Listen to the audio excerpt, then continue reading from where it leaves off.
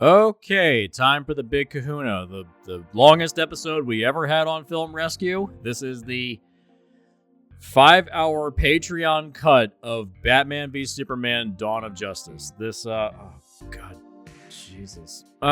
Yeah, 5 hours. I'm not exaggerating. You can listen to this one in chunks. It's a long one. It was a very long night of drinking for me. I don't remember the back half of the night. And I got very angry. Some things I actually kind of regret saying. Zack Snyder, I'm sure, is a very nice man. But yeah, twice the movie, twice the crap. Yeah, this is a very long episode. This was probably my most hated cinematic experiences I've ever had in my life. This was a miserable slog in the theater. And yeah, the extended edition does improve things. It does clean up some stuff, but it in many ways it causes more problems. The reason we did this is because it was stated in the Man of Steel episode, which was the episode before this. It was stated that if we were able to get to a certain retention rate on the episode and get a certain number of people listening to it, I would have to go do Batman v Superman. The retention rate on Man of Steel was 300%. It was one of the most listened to episodes we ever had. I think Jack Packard's fix of X-Men Apocalypse topped that. And then Batman v Superman, I think, is just below that. So yeah, it was kind of foisted upon me that it's like, well, you got to do this one now. And so I am happy with the pitch. I'm happy with the way in which we got it done. It was also, I apologize for my sound quality on my end of the episode. This was in the middle of COVID. We were still figuring out how to do streaming. We were still figuring out how to do COVID recording. We were all separated from each other, and I didn't have the proper microphone, and so my audio is a little... yeah, I apologize. But overall, I'm still happy with the episode. It's a long one. We had MovieBob, Bob Chipman. He joined us. He did a long takedown of Batman v Superman as well called... yeah, it really is that bad. And yeah, it is. There are things to like in the movie, but there's a lot to not like. And it's, in many ways, it's a crappy adaptation of John Borman's Excalibur. That's basically what it is. And it's also filled with a lot of Ayn Randian libertarian philosophy. It's a loose adaptation of Ayn Rand's The Fountainhead. Neither of these things really apply to these DC characters. And that's when I kind of realized these are not really superhero movies. It's Ayn Randian propaganda in many ways. It's meant to make you believe in the Ayn Randian philosophy. It's like a candy-coated bullet, and it's meant to sort of trick you into thinking that it's about superheroes, but it's actually about libertarianism. It's very weird. It's generally considered propaganda. I'm sure Zack Snyder's a nice man, but it's just his politics really, really rubbed me the wrong way, and it rubbed the audiences the wrong way. Yeah, it made a lot of money, but audiences after this began to reject these movies, and it's because of the libertarian stuff. Libertarianism is not very well accepted in the United States, and for good reason. It boils down to the fuck you, I got mine philosophy. It's not a great way of getting people on your side. So yeah, audiences rejected this. There's great stuff to like in this movie, but yeah, it's a mess. So yeah, here it is. Here is the big one. The 5-hour cut of our film rescue of Batman v Superman: Dawn of Justice. Enjoy.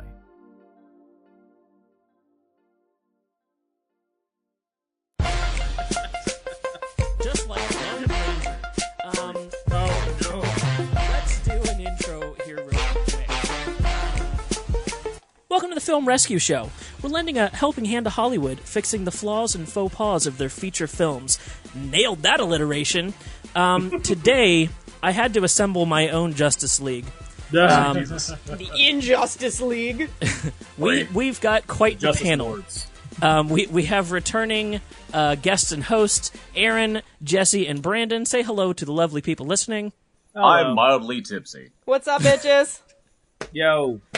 I'm getting there, Brandon. I feel you. Sorry, I was pouring a drink as I was talking. I got half a bottle of Jack Daniels to go through, and we're gonna do it. God damn it! Yeah, I just caught pouring. See, I don't have to drive for this drink one, on the mic, so I apologize, Seth. Oh, crap. We also have esteemed guests. I say guests with a question mark because Chris, I think, will be joining us in a little bit. But in the meantime, we have, should I say, internet legend, MovieBob on with us. Hey! He is back with The Escapist, currently putting out the Big Picture bi-weekly and Escape to the Movies on the weekends, or Friday, excuse me. I do have Friday notes here. nights. On Friday nights. And also you can catch his Big Picture Classics on YouTube. Yeah. MovieBob, thank you so much for joining the show. Hey, how's it going, guys? This is Bob Chipman. Very, very glad to be here. Big fan. Thank you. Thank you. It's a nice endorsement. In all seriousness, I have been a fan of yours for a while, but weirdly, I got into your stuff through Gems.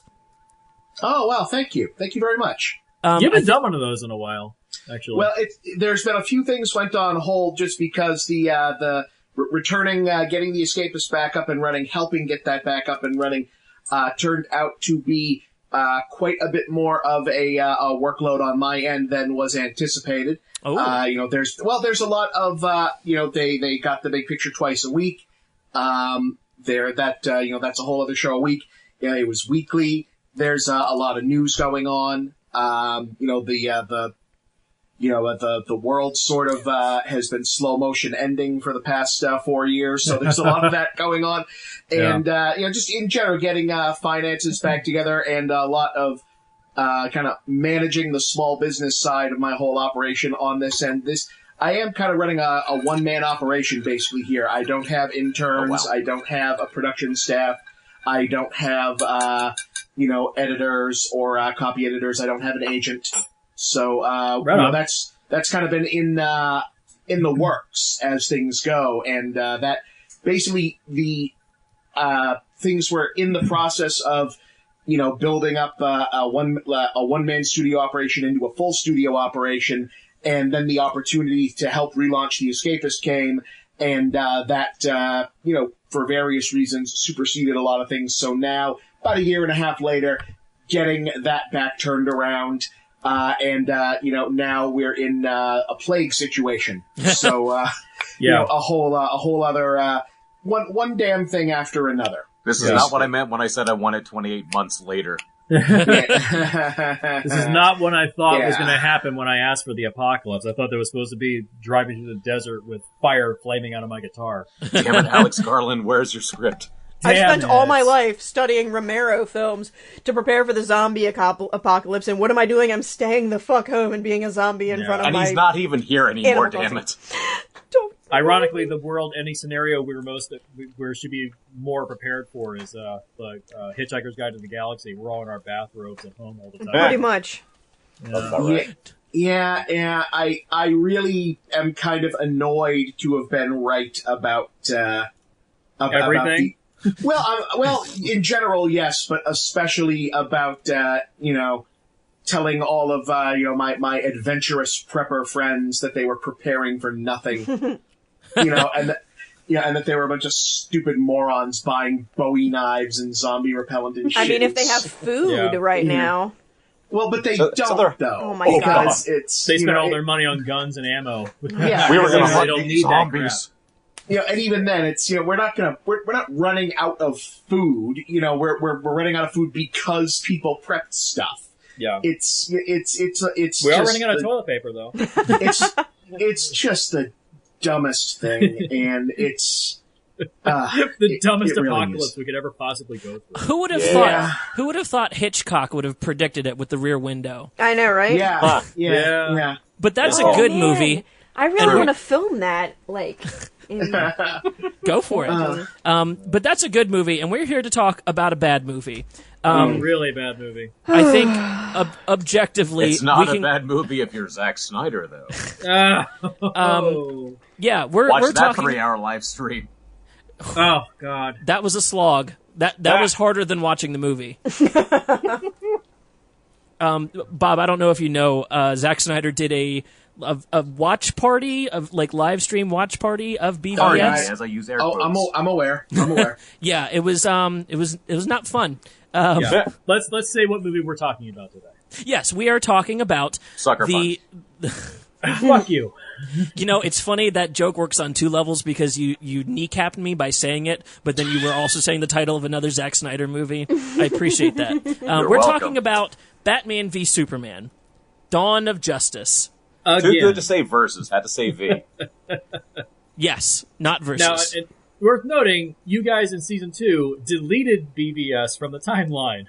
We did. Yes, that's canon to season 2. But as seasons of shows go, they can change season to season. So it's back. It's like Star Trek Discovery, where at the end of season 2, all of it didn't matter, and then in season 3, now we're going 300 years in the future. I mean, they're bringing Superman back to life, for fuck's sake. It's like, not like... very all of it didn't matter. Yeah. None of it mattered.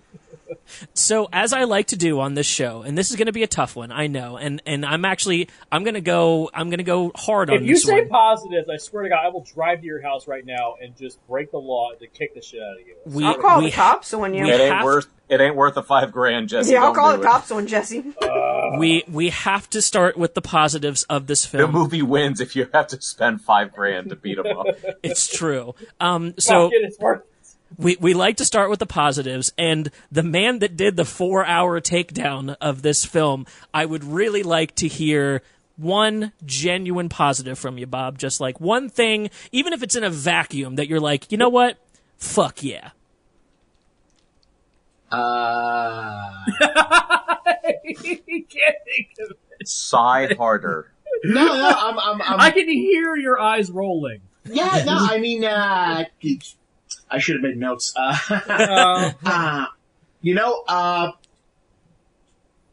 It's not right for this movie. The cinematography is not like inherently bad. It's not good. It's not good for shooting any of these things. Gal Gadot is smoking hot. I mean, like I'm also drinking because Good. I wish Gal Gadot had a character. I mean, that's not even like for this. This is just because we're gonna be indoors for a month and I can. So Yeah. fuck it. yeah.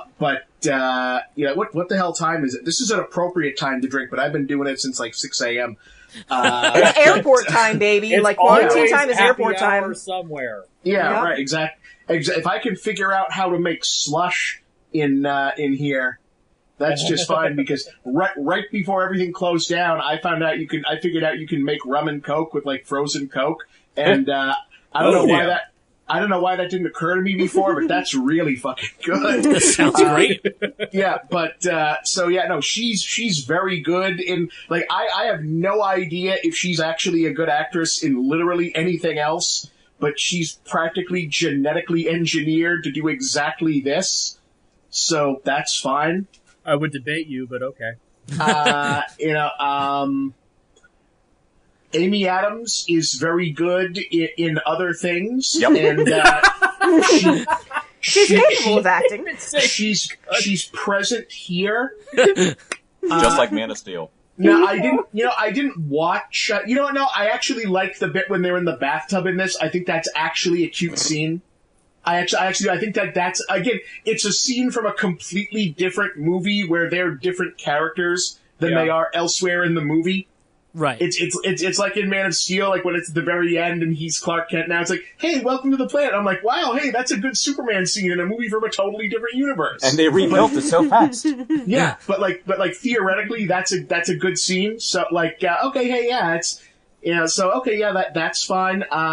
Did I hear right that during this Zack Snyder live stream I didn't watch that during certain scenes of this movie, apparently Martha Kent is actually is actually the Martian Manhunter in disguise, and we weren't going to find it out until like credits or something. No. Yeah. No, stop. It's Harry Lennox. Well, I know. Yeah, the actor Harry Lennox. That is Martian Manhunter. What about Annie Lennox? No, Harry Lennox, the general from the end of Man of Steel, the one who the wasn't black guy. Christopher. Yeah, the one who wasn't Christopher Maloney is Harry Lennox is like one of the greatest living actors, and he's completely wasted in that movie. Yeah, but he's Martian Manhunter. Yeah, which is like I feel like I assumed that in one of them because I was like, why the hell is Harry Lennox? Okay, he's John Jones, but supposedly I think Zack Snyder or someone else said that in his Justice League, at some point we were going to find out that Martha Kent, at certain points of Batman v Superman, was actually John Jones doing the shapeshifter thing. I hate it. Which feels like I know this is just one of the reasons to have the Martian Manhunter in the plot of anything, is that if you need to go back and erase things, just say, "Oh no, I was there the whole time. I was standing by the water cooler disguised as Jimmy Olsen, and I walked in a closet at some point and did that." Like it's really like, I like the Martian Manhunter as a character, but because he's basically Superman with also other powers, the only reason anyone ever uses him in Justice League stuff without breaking the plot is to go and do shit like this. Yeah. Is if they need to rewrite something and say, "Oh yeah, no, Martian Manhunter, who is Superman with one other better power that Superman doesn't have, is to have him, turn out to be someone else." Why do you think I and change relegated the plot. him? Why do you think I relegated him to being a post-credits teaser for Man of Steel in my BBS pitch? Because I don't know. I don't know what the fuck to do with him. Look, I don't know what the hell to do with him. I said this in the Patreon episode we just recorded. If you have Batman and Superman in your movie, and to make it more interesting, you have to wedge in the Flash, Martian Manhunter, and Wonder Woman, you're not doing your movie right. Like, you already have good pieces to work with. Work with those pieces, friends. Yeah. Hey, that justice had to dawn at some point. And it's almost frustrating because, like, I know we're supposed to be in the positives, but it's like, the idea of like digging for positives. Fuck this movie. Okay, we all agree this movie is garbage. Well, but even then, I can honestly say when they said we're doing Batman versus Superman, I said, okay, fine. and then like when I said, okay, like Warner Brothers was like I've been in this game. I don't know how old I am, like to everyone else, but I've been doing this for, like, professionally, I've been doing this for about a decade now. And before it was like my job, it was a hobby. So I've been, like, following this shit long enough that, like, I read the Wolfgang Peterson Batman versus Superman script when that was a new thing that was going to happen. Right. Like, I didn't even know that existed. Oh, It yeah, did. no, that was teased in I Am Legend. In I Am Legend, which was a Warner Brothers film. That poster you see in Times Square, that was supposed to be the teaser for the Batman v Superman film that Wolfgang Peterson was going to make. And then the film collapsed. By the time they did that, it had already collapsed. That was a joke by the time they did that. This was about 7 years before that, when they were Warner Brothers has been trying to do this since the actual tease was in Batman and Robin, when he says, "This is why Superman works alone." Yeah. That wasn't supposed to be a joke. That was supposed to be when they thought that was going to be a hit.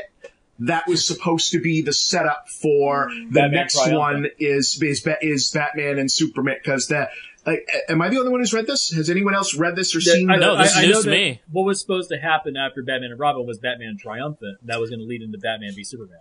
Yeah, because remember in Batman and Robin, he has the completely extraneous Elle Macpherson character who's engaged to Bruce Wayne. Yeah. In Batman versus Superman, she was going to. They were going to retcon that Superman has been around this whole time and no one's brought it up, and that they're very good friends. Yeah. And a clone of the Joker was going to kill Bruce Wayne's fiancée. And it was going to come out that Superman had a chance to stop the Joker from doing this and doesn't, because it would kill the Joker, and Batman was going to go nuts and try to kill and that was Batman versus Superman. Yep. Mm-hmm. And they didn't. And they didn't make this. I mean, that's not a good plot either.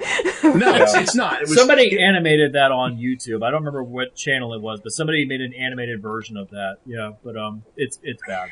Really it was like, I'd take it now, but it was going to be terrible. It would have been terrible. Like, they've been this happened, and then because that didn't happen, then they almost made the Nicolas Cage thing. Yeah. Like, that's how long this shit has been. Yeah. So, like, I could almost, yeah. The fact that everybody has been so obsessed with, like, hey, Batman should fight Superman. Like, look, even with, I even said this in the Man of Steel episode, like, that suit that he wears, like, you even pointed this out in your massive beatdown of this movie. If you even if you have a suit like that, one punch you're dead. Yeah. It doesn't matter. Like, logically, if you're trying to be a realistic version of these characters, even if you got hit with that suit on, the force of it would still, like, break your ribs and explode your organs. Like, when people get shot wearing bulletproof vests, they still feel the impact. Right. So, it's like, it doesn't matter if he's wearing that suit at all. It's still gonna hurt. Right. There's no reason for this fight to even occur. It was satire in Dark Knight Returns. It's not meant to be realistic. It's differing political ideologies. It's American conservatism versus fascism. That's what it is. Yeah. And even in Dark Knight Returns, which has aged like milk, but even in Dark Knight Returns, the point of it is that he doesn't die for exactly long enough for Superman to get some kind of message out of it, so that he can, quote unquote, die and fake his death. The point of the suit is that he doesn't die immediately in a fight that lasts about 10 minutes. Yeah. Like that's it. It's not actually like it's not the Lex Luthor kryptonite armor. Yeah. You know, which is from space, but that's a whole other bit of this. Right. Yeah. Well, I got that in my pitch, though. Yeah, right, yeah, which is, the Lexoran armor is always a much better version of that whole thing. I will say this. As a really broad plot structure if your trilogy really is Superman movie, Batman versus Superman, and then Justice League, Superman dies, oh shit, the guy who can do everything is dead, so let's make a whole team of superheroes, and that's the Justice League. Yeah. That's not a bad structure. Like, if I'm pitching a movie to Warner Brothers and I say, okay, here's how we get to the Justice League. Okay, you want an Avengers movie and you want Death of Superman, which they've wanted since they published it. Yeah. Right. Like, even though they already did an animated version of it, so, like, why bother? Well, right, but if I'm in the room and, like, the sad fact of these things is you get the movies made by being able to be in the room and give things to people. Yeah. Like, like Black Widow is in the Avengers instead of the Wasp in the first movie because the people at Disney and Marvel at the time insisted we think that the person who shrinks down and has wings is stupid. Give us the chick with big boobs who's in leather who kicks people. We want her. We want her in the movie. Scarlet is literally the biggest star that we've got in this right now because at the time they're pitching it, they didn't know Iron Man was going to explode.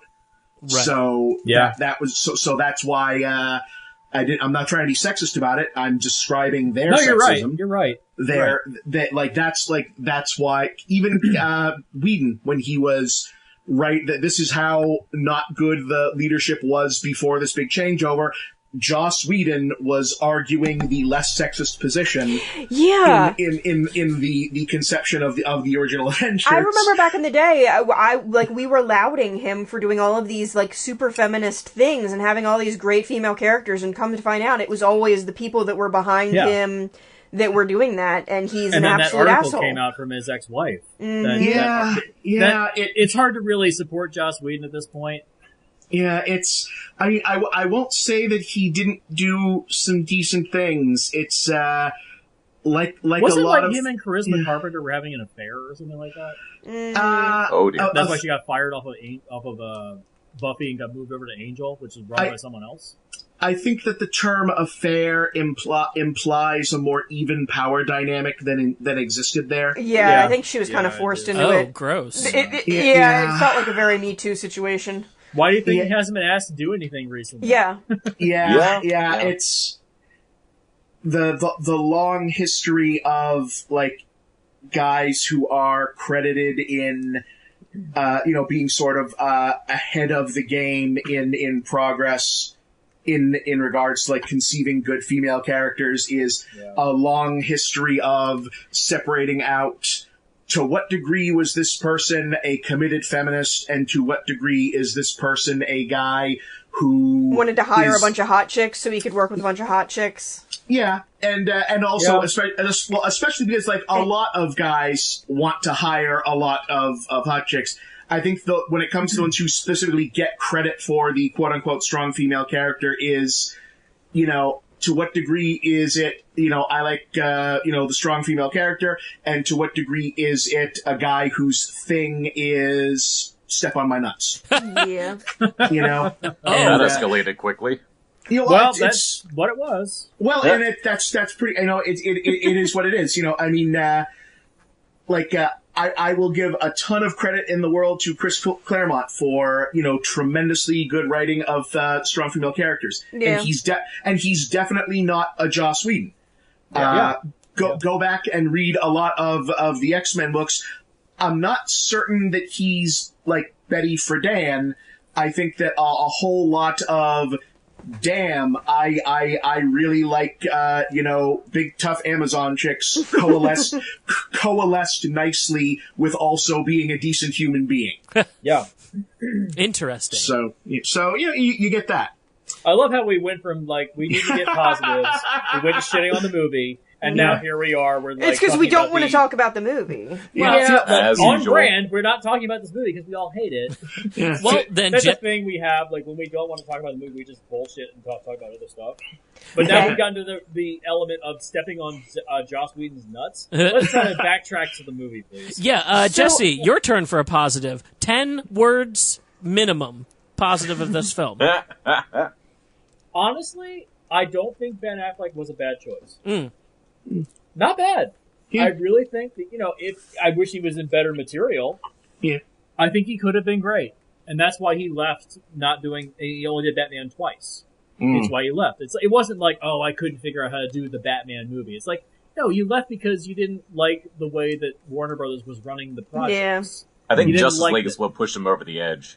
Yeah, it's like you can't stand how the corporate element overrode the creative enterprise of Zack Snyder's style. And I don't know whether he approved or disapproved of Zack Snyder's film. I don't know. No one really knows. But him, like I've said, if you cut out all the Batman stuff, you have a really good 20-minute Batman movie. Yeah. The Batman stuff is fine. In isolation, I don't mind Batman killing. It's just that he doesn't... It's the fact that he doesn't care about killing is the problem. Sure. He's basically just the Punisher in a cowl.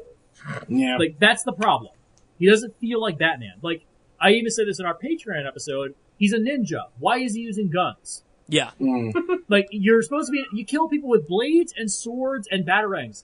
Don't kill There's with an guns. anime about this. Yes, there's no reason for you to kill with guns. I've never understood this at all in any of the Batman films when he ever has, guns on his car or guns on his Batwing. He's a ninja. You're supposed to be quiet. God damn it. It's just amazing to me. You have a really good actor who clearly can act. Yeah. And, and I wish that he was just in better material, Yeah. It's pretty much every actor in this film. He's a decent person. I've met him in person. He's nice. I worked on Argo for a day. All right. He's a nice guy, and he was out there in the cold with us working at Dulles Airport. We were shooting those plate shots at nighttime with Bryan Cranston. It was fun. Nice guy. I almost killed him by accident. Jesus, Jesse. What happened Jesse. we had a 20x20 frame that was up for bouncing light back down to the car that we were filming, and the wind came up. And I was standing as a human sandbag on the actual stand. Oh my god. And I wasn't paying attention. And so somebody said, whoa, whoa, whoa, whoa, and I caught it. And I stood on the frame, and I didn't move for another hour. So it sounds more like you saved him rather than almost killed him. Right underneath of it. If that thing fell, it would have bonked him in the head. It wouldn't have killed him, but it would have really hurt, and I would have looked like a complete asshole. But I caught it, and yeah. Yeah, see, but they didn't really know you to call you a complete asshole. He's a big guy. He would have been fine. I am a below the line employee. I am not essential. Therefore, yeah. Right. Aaron, how about you? Positive or two takeaways? So, I really like the outfits that they put Diana in, and another thing that I really enjoyed You're is digging so deep on this. that there was this really nice scene with this modern style manor, and it was a single floor, and it was right on the side of a lake, and there was some nice rolling fog, and I'm like, I could see myself retiring to a place like that. You are digging so deep for something. Hey, whatever. I came up with something positive. He didn't tell me that it had to be something, like, really good. I did not say substantial. You're not wrong. Brandon. Hey, you know what? In fairness, they, costume design and locations are things that you get awards for, so they are not trivial matters in a film. Ergo, they are not trivial matters when I bring them up as positives. Just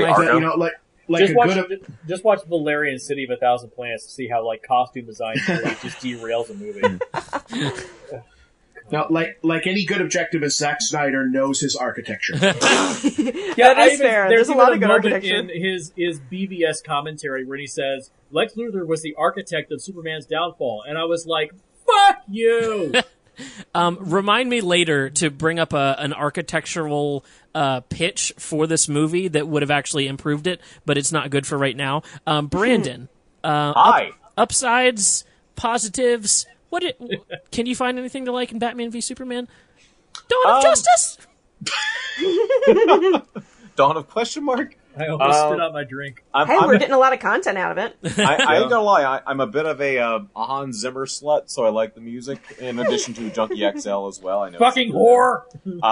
Yes, I am. Yeah, yeah, I mean, I like their work on Man of Steel more, but there were some good cues in this one as well. I remember the rising crescendo when Doomsday killed Superman. Cave Troll from Lord of the Rings? Exactly. A reject from the Michael Bay Ninja Turtles. But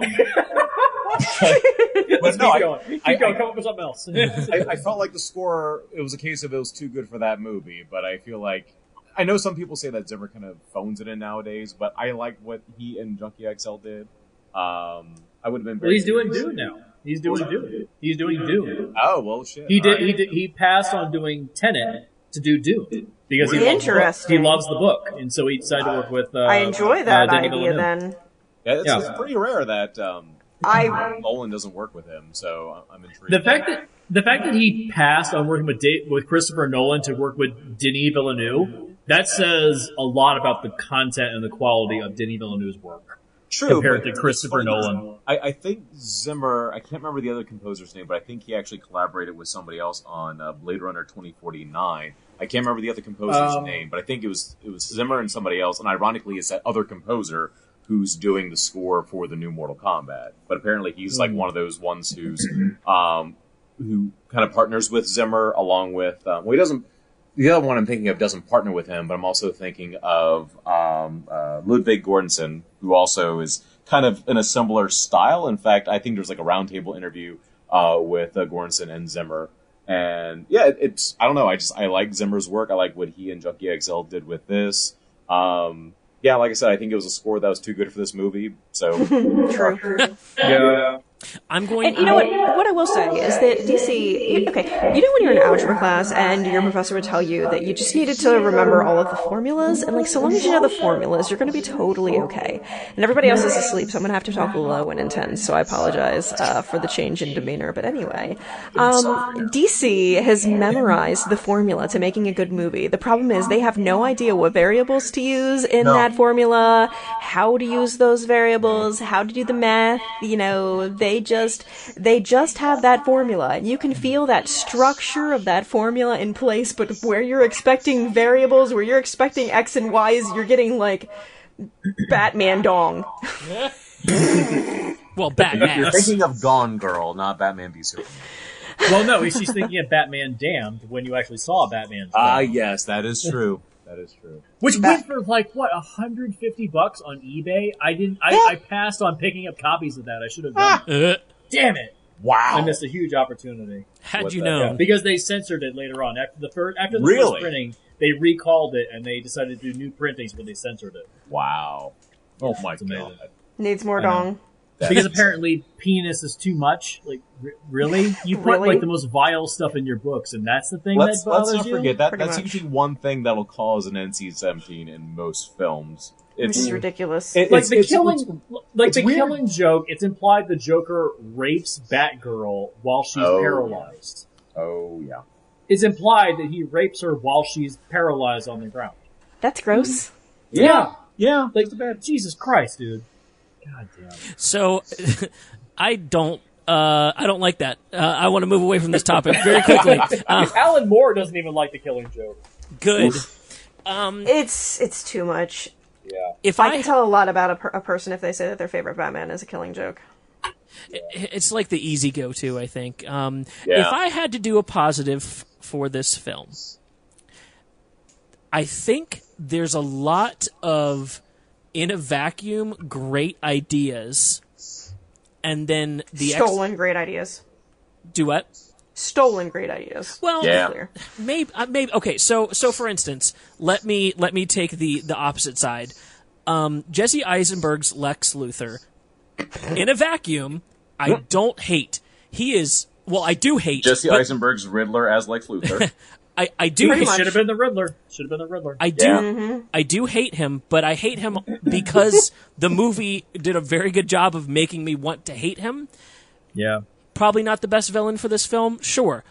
Who am I to say? I hate him for the wrong reasons. But the thing is in a vacuum, in the first half of this movie, Lex Luthor is the good guy. He's not the bad guy. Like, if you don't know anything about the franchise, he looks the best out of all of the characters we're introduced to initially. I disagree, because the Jolly Rancher scene happens in the first half. Sweet baby. But, like, everything he does makes him so weird and so out there. And so, like, I want to see more of him, but kind of in the same way I want to see more of Joaquin Phoenix's Joker, but not in a Joker movie. Yeah. If that makes any sense. I agree. I can see that, yeah. But we never want to see Jared Leto's anything ever. Oh, that's done. That's not happening. Oh, you're not going to download Morbius for $20 on Amazon Prime? We're not fixing it, dude. We're not. Look, Sony, they're forever banned from this show ever again. I'm stunned that the trailers for Morbius are still playing, like, in front of everything. Yep. I'm amazed. I mean, like, not for nothing, because of, like, the origin of Morbius' powers. Like, because, I mean, right before everything went into lockdown, the last movie that, like, I saw, the last two movies that I saw, that I guess everyone saw, was the Invisible Man and Bloodshot. Yeah. And the big trailer for Morbius is in front of both of them. Yeah. Because it's a Sony movie. They don't have to pay for rights to put it in front of the trailer. True. Right. Right, so it's a Sony movie, but, like, I saw the reaction on whichever one of those was first, which I feel like was the Invisible Man. Yeah. Was the first time was just people just snickering and laughing when it was revealed that it's like a superhero type movie where he gets his powers from the bat, and people look around and it's like, wait, so he's like Batman, but like literally Batman. And then the second time, once, you know, the gross rumors about the virus thing had gotten around, everyone gets really uncomfortable. Yeah. The minute that the whole thing with going in the cave with the hand with the bats, and it's like, I didn't even think about that. Is this the movie? Like, why are you showing this to us? Probably because by that point they had already decided that anything that was good that they were going to release, they weren't going to release. Yeah. Or Sony is just desperate to make franchises at this point. And it's like, at least in the Spider-Man things, it's like pared down, and he's more like a leech, and he just kind of like jumps around. And in this, he's literally Bat-Man. Yep. Oh, yikes. Nightcrawler. Yep. Remember that scene in X-Men 2 where Nightcrawler was bamfing all over the place? That was cool. Yep. Yeah, I'm not going to nix Sony, Jesse. They are a deep well for us to pull from. No, I don't want to. You don't have to be the one to fix it. You do have to watch them, though. Something occurs to me, Brandon. If you like don't the we have music, like RoboCop and Total Recall on the docket? Oh yeah, they're both on there. Yeah, the 2014 RoboCop. There was a 2014 RoboCop. RoboCop? Is my favorite movie. That is my favorite the two movie. PG-13 remakes of Paul Verhoeven films. Wait, somebody remade RoboCop? You don't. Yeah, Jai Kinnaman Bull was in it. No, Jai Vin Kinnaman Bull. Oh, did we put Vin in there? Jesse, that's why we did the Nintendo review, because we didn't catch the movie in time. Yeah, Bob, you don't know this. We have an amalgam human being going on right now. Where we have these charisma-free actors all mashed into one human being.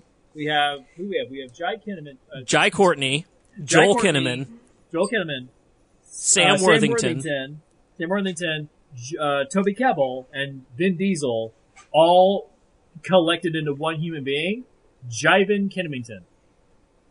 You need someone for Joel Edgerton in there. Oh no! That's what the ton is for. No, I'll give him a pass because he's a good director.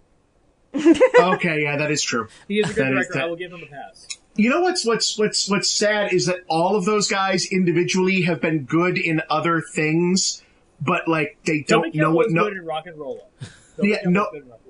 No one knows what to do with them in things here. Yep. It's the Tom Hardy problem, where as soon as he got like really built up and people realized he could be an action guy, they don't want him to do anything else. Right? Yeah. It's the idea that if it's an action movie, it needs to be dumb. Like, no, the best action movies are actually really smart. They're actually really clever. Yeah. And Look he at had Fight like. Club. Well, and he like fled back into the decidedly straight closet. Yeah.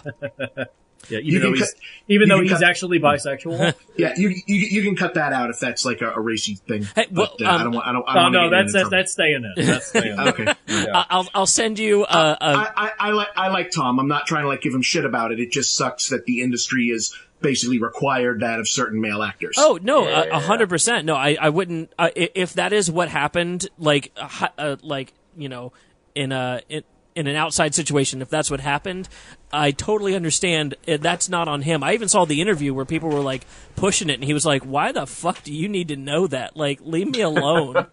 Yeah. That'll be Patreon content. You got to pay for that. So I think now negatives. Now it's time for us to walk the rich up to the guillotine. It is time for the gauntlet. Everyone, what is your biggest, like, I can forgive a lot, but this is the hill I will die on. I don't need a laundry list. The Justice League trailer that's not actually a trailer but feels like a trailer. Yes. Holy balls. You made trailers inside your own movie. How desperate are you? Like, it just brings it to a screeching halt more than anything else in the film. It's not even part of the story. It's just there. Like, the idea. Look at these cool icons I made in Windows. Lex Luthor formed the Justice League. How back-asswards is that? I mean, the thing is that the way they did it was terrible, but they could make that super cool. Like, there are some ways that they could make it how Lex was originally going to do some deep and twisted thing with it, but then they, like, take it back over and, like, they fight for what it means to be the Justice League and everything like that. Like, that could be really cool. The way they went about it, not at all cool, though. Yeah. If you had it in the plot that Lex was searching for these people and had somehow identified them and was keeping tabs on them, and then somebody in the part that's going to be part of the Justice League, like Wonder Woman or Cyborg or somebody, comes across that information and then realizes, oh, there's other people like me out there, and that's what gets them together, that would make sense. Yeah. But instead, it's just Batman just finds it and says, oh, hey, I found you in this photo from 1918. This whatever. So, where Bloodshot felt like a lot of the plot was lost on the editing floor, this film feels like a lot of the plot just wasn't even written about. It was just like, they don't need to know that. We'll just be like, yeah, this was happening in the background. We don't need explanations. Yeah. Thanks, Nobody Chris Terrio. cares about Appreciate it, man.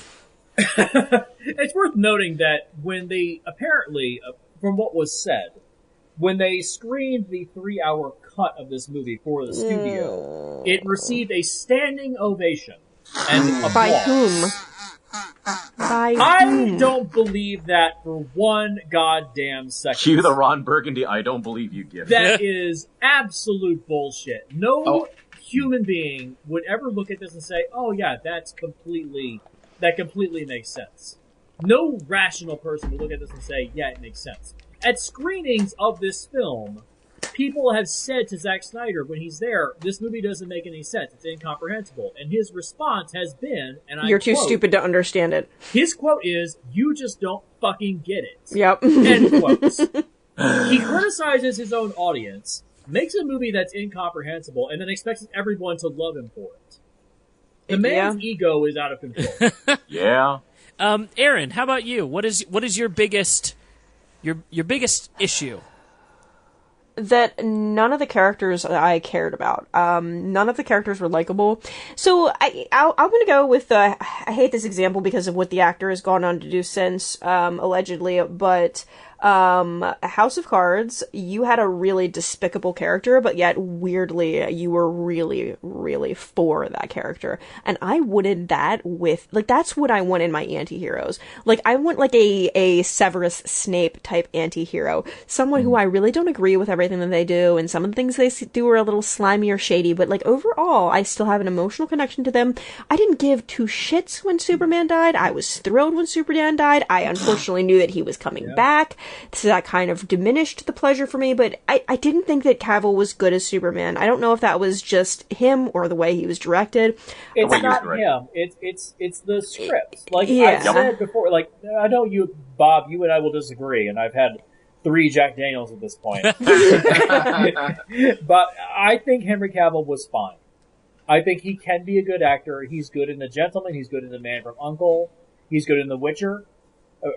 Was he The Gentleman? No. No, you're thinking of Man from U.N.C.L.E. Man is from what I was U.N.C.L.E., thinking. yeah. I'm sorry. Yeah. Like I said, I've had a few. It's okay.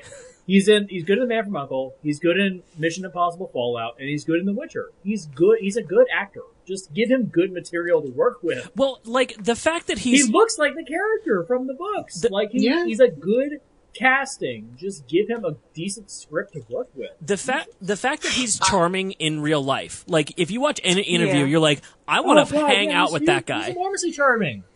I don't like his GQ interview where he said, after the Me Too incident, he's like, well, now how am I supposed to approach a woman? It's weird. Yeah, like, it was a little yikesy. Like, backtrack from that a little bit, bro. But, like, you can just talk to them. It's okay to talk to women. You don't have to hound after them. Like, creepy pervert. Tone deafness is different than, like actual perviness. Yeah, maybe tone deaf is different from being dumb. Sure. You know, whereas Zack Snyder is dumb. I don't necessarily agree that he's a great actor, but I do agree that he's well cast. If that makes sense. He could have done the role well if the material was good. He's an actor with a certain character trait that's appropriate for the character. Well, like I don't know that he's like I mean, he does. He looks the part, and he can. Like, I think he's better in parts of Justice League that are not his fault. Oh, than he is in Batman v Superman, because if nothing else, there's a lot of that where he's in a lot of that. They're basically just saying, "Look, stand there, look like Superman, and say a quip," and that's kind of like if you watch The Witcher. He's really good in that, and The Witcher really doesn't have aspirations above being an NC-17 rated Hercules: The Legendary Journeys. That's a good take. That's why I like it so much. Not bad. He is basically perfect at exactly that level. Just like, look, you're so kind of like Greek sculpture designed handsome, and that it almost looks like you're like someone built you in a lab. Yes. And that's, you know, that was one of my complaints about Man of Steel is that Henry Cavill's too big. Yeah, I mean, he's too big. Yeah, but you know what's odd is that Ben Affleck has a good 1.5 on him, which is yes. Yeah, like the number of boxes people are standing on across this various series to make like Ben Affleck look like a kind of average size member of the Justice League, when in reality he and Ezra Miller are giants next to other people in this series. It is really kind of something, but that's a whole other thing. But like Henry Cavill is, I think that I don't understand why, other than the fact that they cast that I feel like Zack Snyder, who I don't think is a bad director, but I don't think is a great director of humans. We will disagree. I think he kind of looked at this guy and said, yep, that is an Alex Ross drawing of a 25-year-old Superman, and I want him in my movie. And that was the end of it. Bob. And, yeah. Do you have the objectivist philosophy of, hey, that's what visually I'm seeing. That means that's what I want. Like, but not understanding the deeper context of it.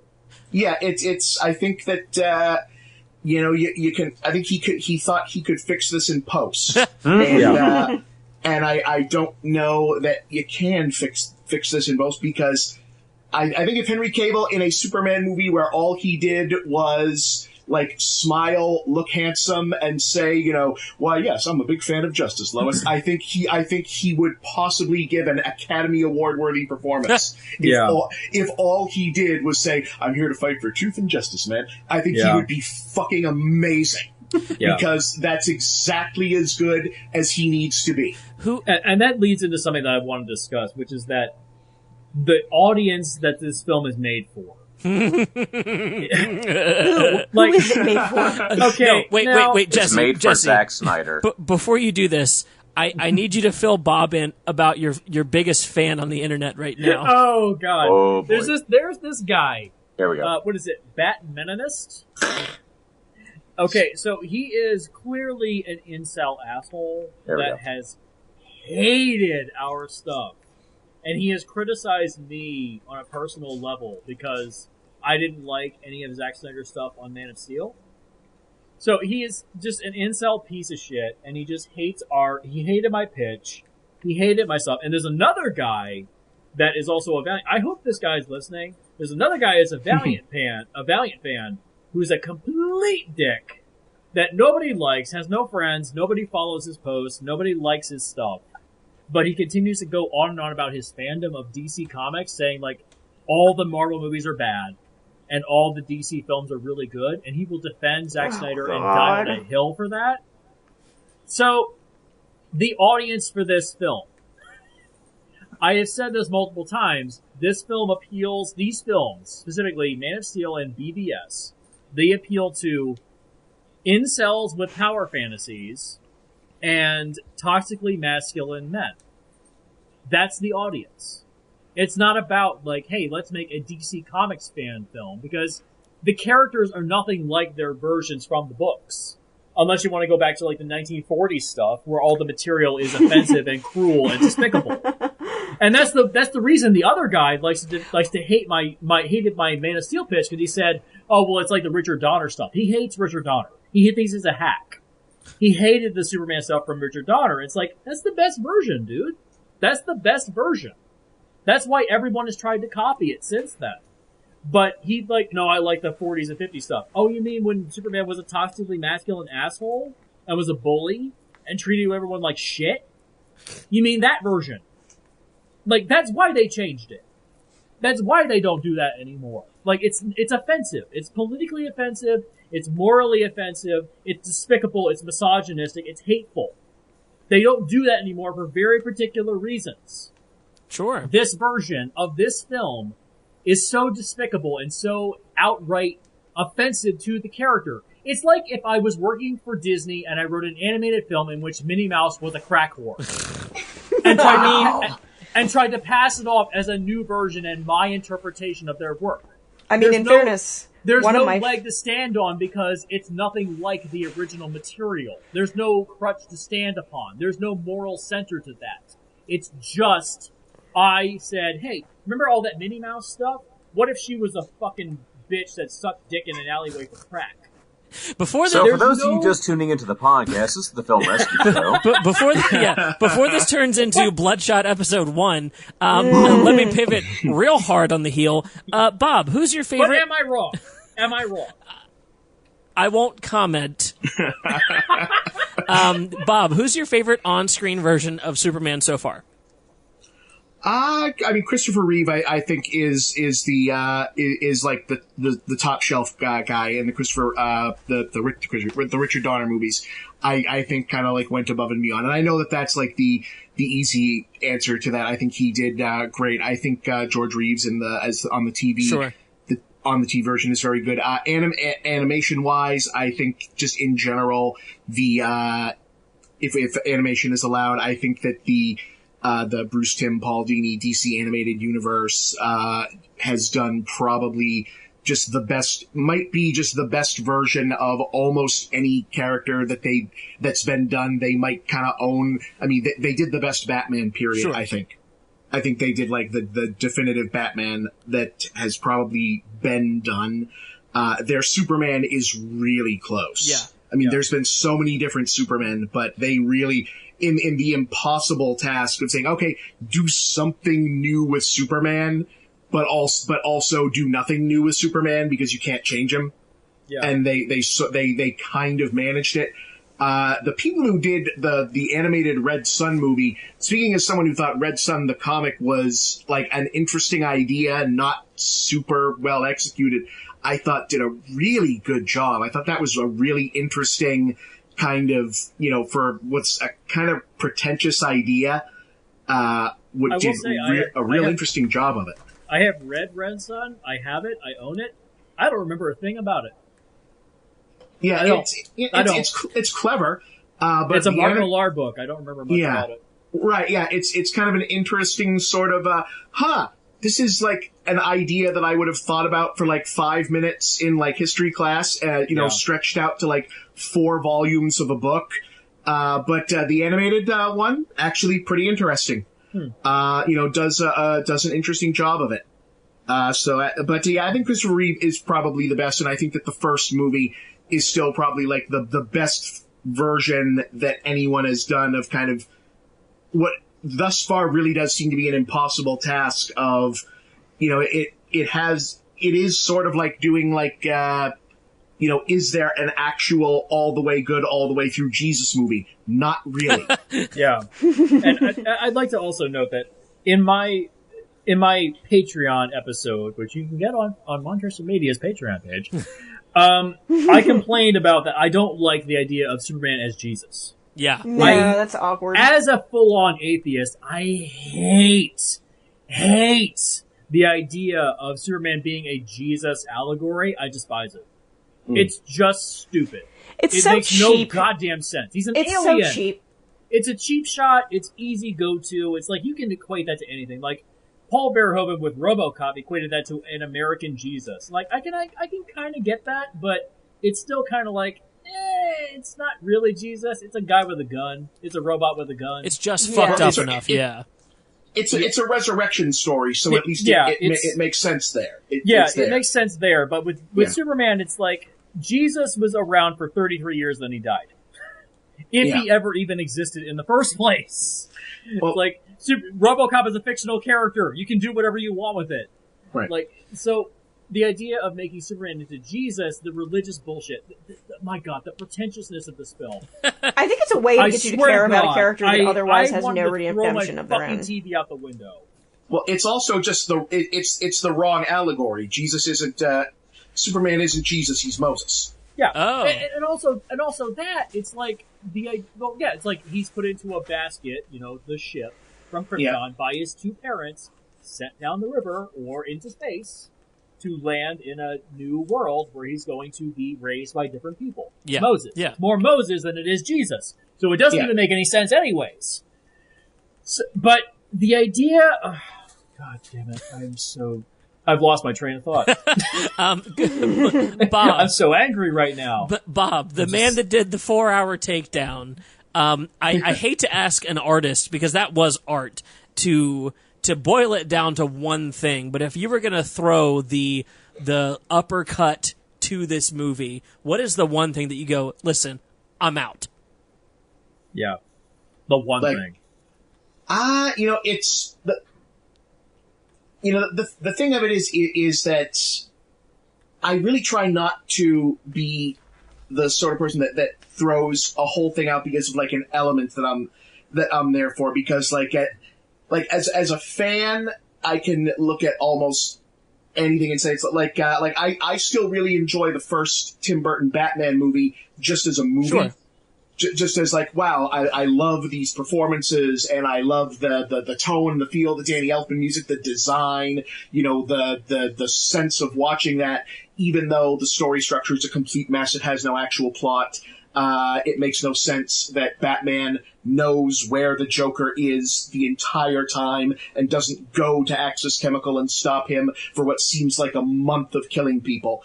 But it doesn't, it still bugs the shit out of me that the Joker killed Batman's parents. Like, that's a really stupid decision. Sure. But like, I don't want to throw the whole thing out because it's a different medium. the fit, like the element of the movie that I think really is just the stupidest thing, like film wise, is the whole concept of like a scene that says, nope, this is the stupidest thing I've ever seen and I can't believe you're hinging the whole movie on it, really is the Save Martha thing. Yes. I hate that. I honestly hate that everyone else picked up on how bad it was and it became like the meme of the movie, because when I saw it playing out in the theater, like I was already checked out by that point because the rest of it was bad enough, and I was prepared to go home and just, write a whole review about, Lex Luthor peed in a jar and blew up Congress. Like that's like this is a real thing that happened to not only Lex Luthor pees in a jar and blows up Congress, but also the whole plot thing leading up to this involves tricking one person in a wheelchair into disliking Superman so that he will have to be in a better wheelchair because that's an easier way to hide a bomb, because for some reason that's the only possible way for the richest and most powerful Silicon Valley billionaire, who for some reason is in Metropolis, wherever that is, to put a bomb in Congress, even though there's like alien weapons in this world and it doesn't make it, whatever.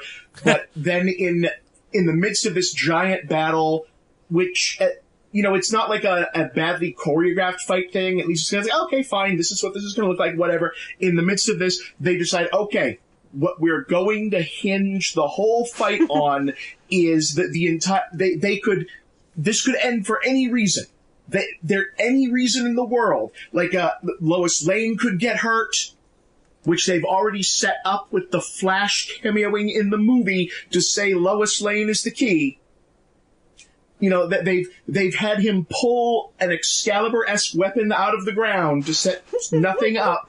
There are a million metaphors that could happen here.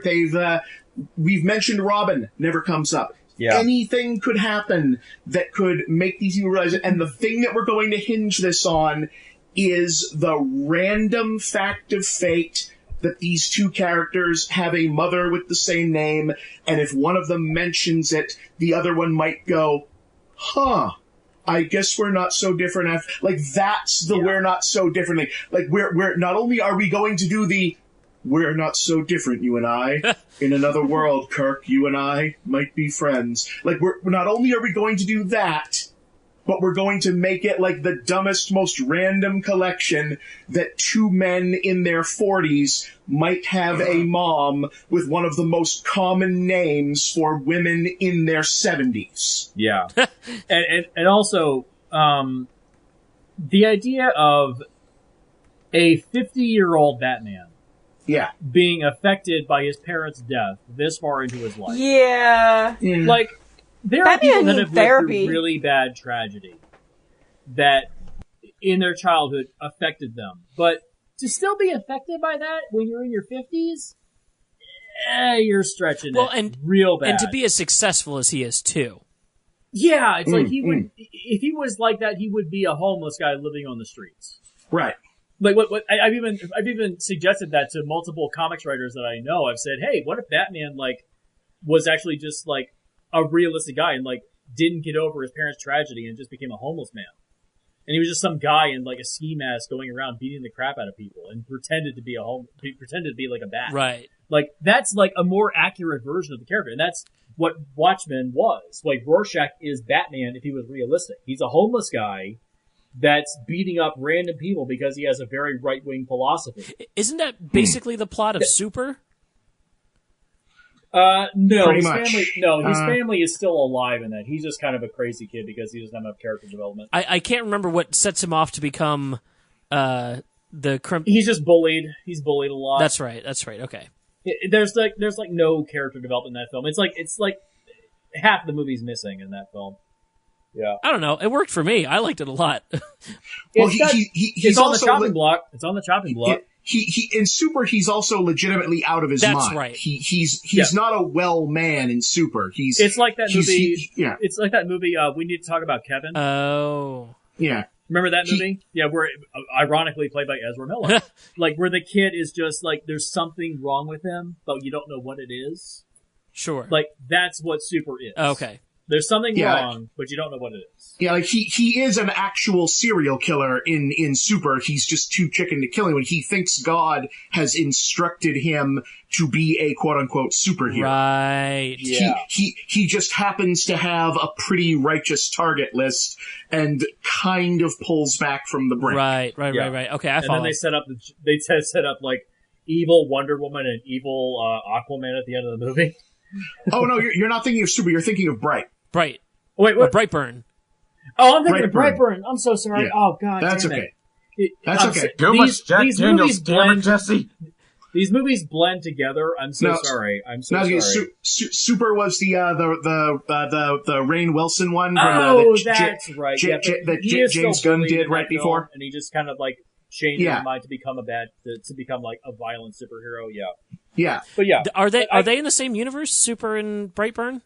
They're both Gunn films, yes, aren't they? They are. They are in the same universe. Produced okay. by. No, they are. They are confirmed to be in the same universe. Yes. Oh. They mentioned that the Crimson Bolt is active in the Brightburn universe. Interesting. Yes, it has been confirmed. I know that's on the chopping block too. I think that's coming up next month. Yes. Interested for that one. Hey, let's cut to a break real quick. Yeah. So we can get into a pitch.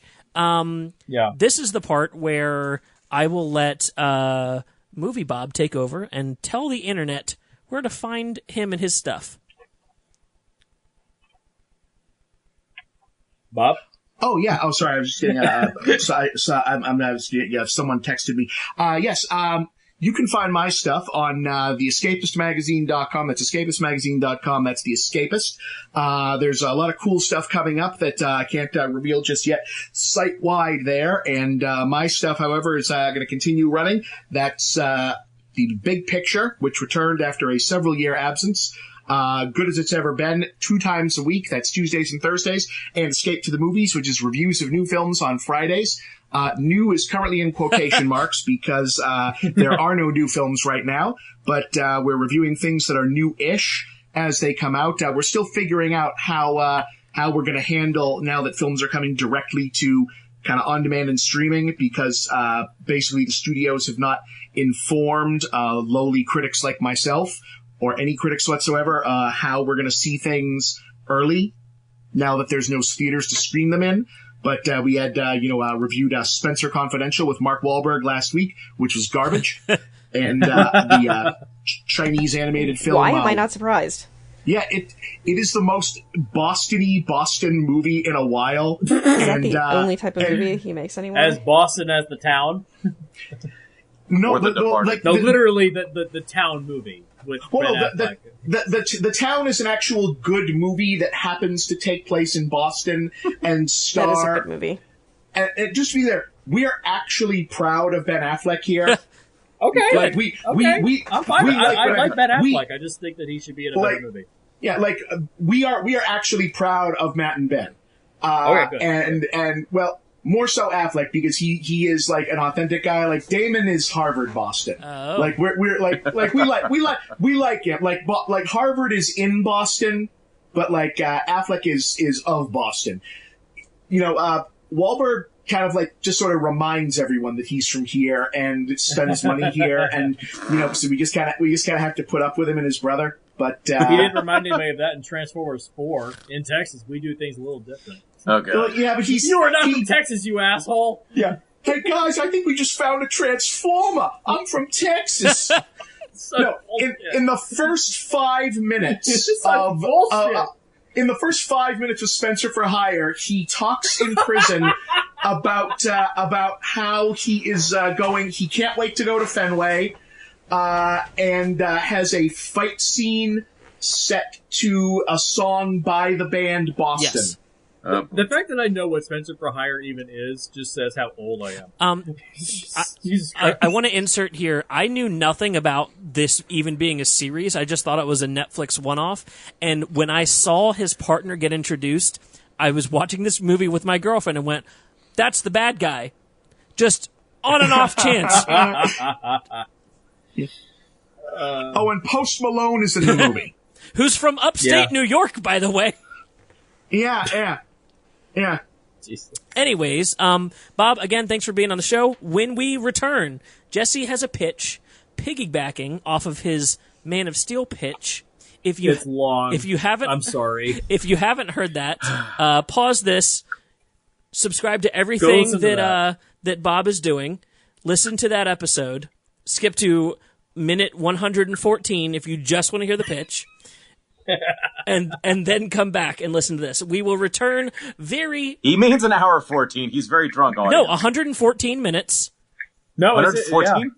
Because we actually did the complaints episode was inside of the Man of Steel episode. Brandon, we did it as a separate. God, we did it as a separate Patreon. If you wanted me to do my complaints, I can do it. No. How about not happening? Not happening. How about no? I will break my laptop in half. No, I'm not, Brandon. I'm not kidding. 114 minutes into that episode is where the pitch is. We will be right back. Welcome back. If you're listening to this, you are listening on Patreon. Welcome to the bonus because round. This is this really is bonus round. Yeah. If in case you didn't get enough from the episode that's posted everywhere else, this is where we're taking Jesse off the leash. Yeah. He's going off the chain. He's man, he's gonna lay into it here. What a movie, huh? What a movie! I just poured more Jack Daniels. I'm hydrating through this part because I know we're recording this before we actually record the episode, and I know I'm going to drink heavy, so I want to make sure I'm well hydrated. And by hydrating, we mean alcoholizing. So yeah. So I mean, that's what you'll be doing. yeah. I've already got my Jack and Coke right now. So for Man of Steel, I had 80 complaints. This one I had 170. And I watched the film, and I took notes down, and this is what I came up with. And I don't think my complaints are petty. They are actually, like, legitimate complaints. These are legitimate problems. So, and even... By your definition or by our definition? Our definition, because you and I had the same first complaint, so I guess I'll throw us off at number one. Number one, do we really need Batman's origin again? Oh my god, yes. Fuck, God. Like, seriously, we just did this, like, so 10 years time. ago. We don't need it again. And it wasn't really that relevant to the movie, okay? He was sad about his parents dying. I listened to the Zack Snyder commentary track that he just did on YouTube recently, and he said, the film opens with a funeral, now it ends with a funeral, but the context is different. So it's like visually, yes, it's a funeral, but it's not... It doesn't matter because it's not the same scenario. Exactly. And you could have had a more pertinent funeral to the character of Batman in this film. Yeah. Pick any of his sidekicks to kill off at the beginning. Exactly. And, like, whet the appetite. Or Alfred dies. Yeah, something. kill off a good Robin. Yeah, that's... how old is Alfred supposed to be? Because, like... He's as old as he needs to be for the sake of the story. I was going to say, because Alfred didn't seem that much... I don't know what the age difference between Jeremy Irons and Batfleck is, but, like... I know. I got the I've always gotten the impression that, he was old when Batman was a kid. Yeah. Like, wasn't he Batman's father's, like, person, too? Like... Yes, he was there with the Wayne family as well, all the way through, yeah. Yeah, so. Like, so he's old. He's old. He's crusty. He's old. He's up there. Yeah. The 47 to 71, that's the age difference, IRL. There we go. All right, number two. Opening credits are too hard to see and tonally don't fit. Title card is pathetic at the bottom right-hand corner.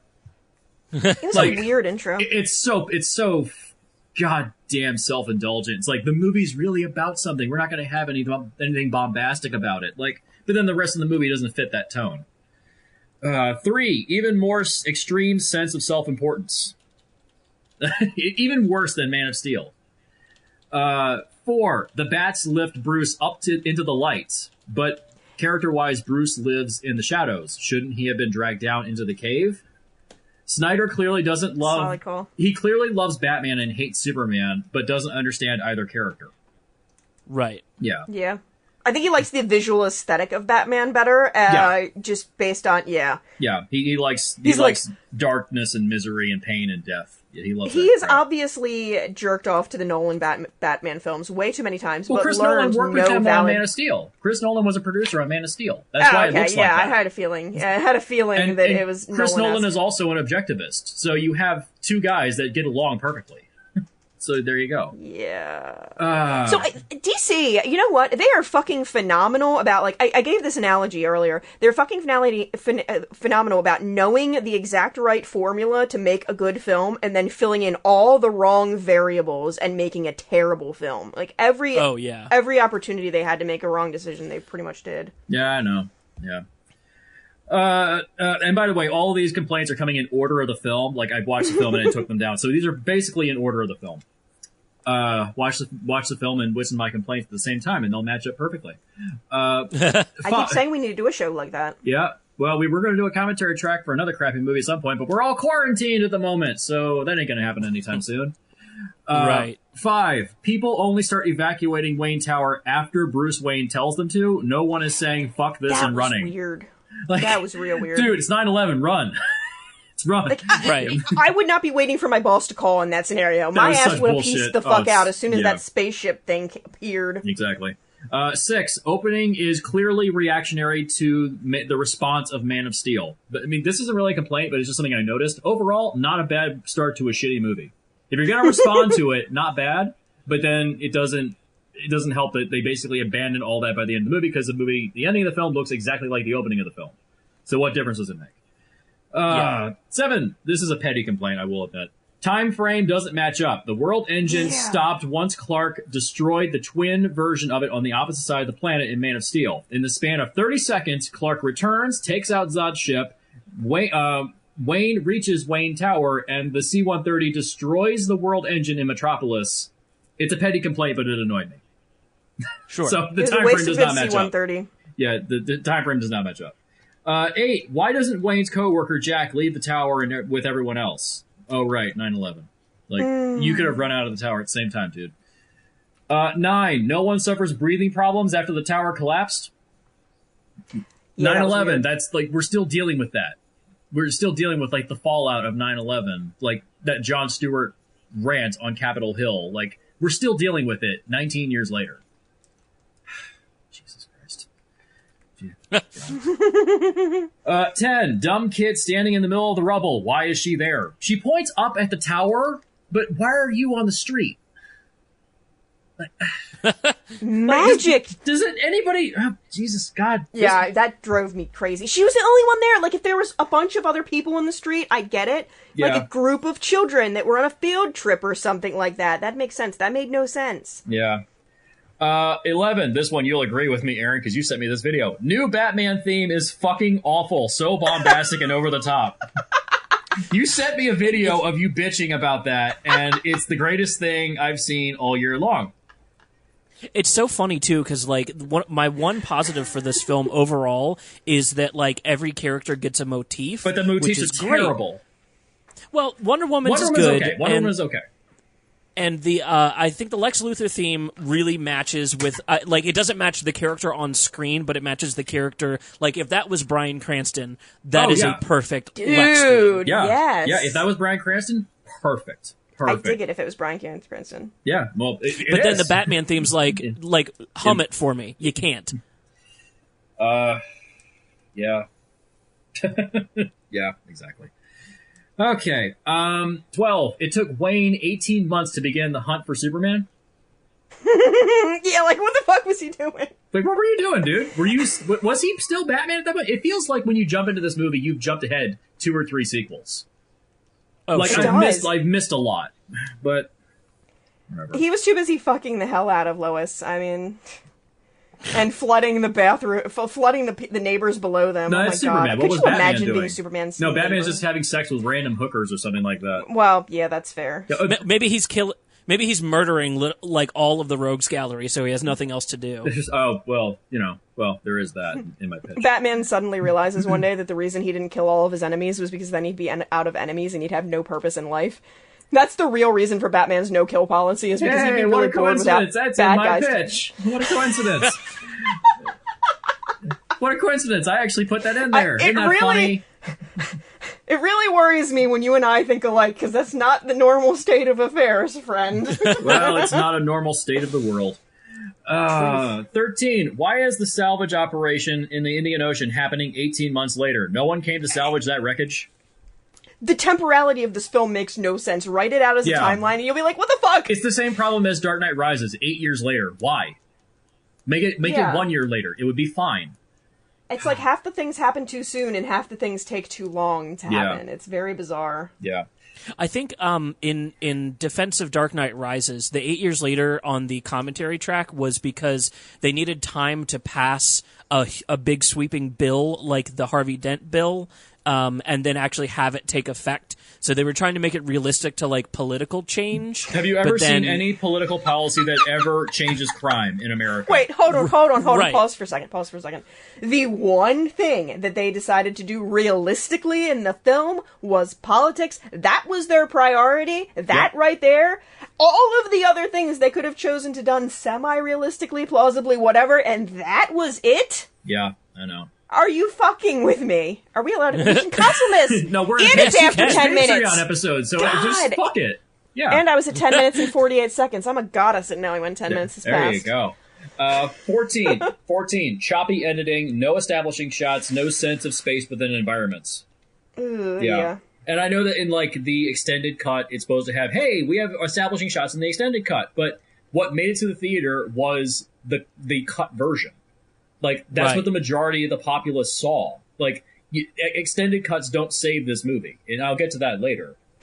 It's already too long? Yeah, it's already too long. I watched the 2.5 hour version, and I was like, God, this is boring. Can you just end? 15. Are you a terrorist, General? No reporter would ever start a conversation like that. Does she want to get shot? Do you want to get shot? Like, don't do that. Ooh, you know what would be Mr. a much Putin, better... are you a murderer? You know what would be a much better movie than this?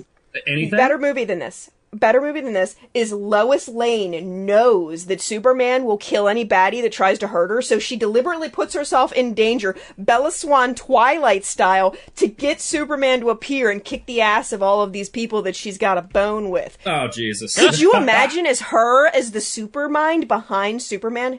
That seems like a plot they should have done in the comics. That's got to be a comic book plot. Like, Lois Lane just uses him as her, like Bloodshot style. That's a better Bloodshot movie than Bloodshot. Jesus.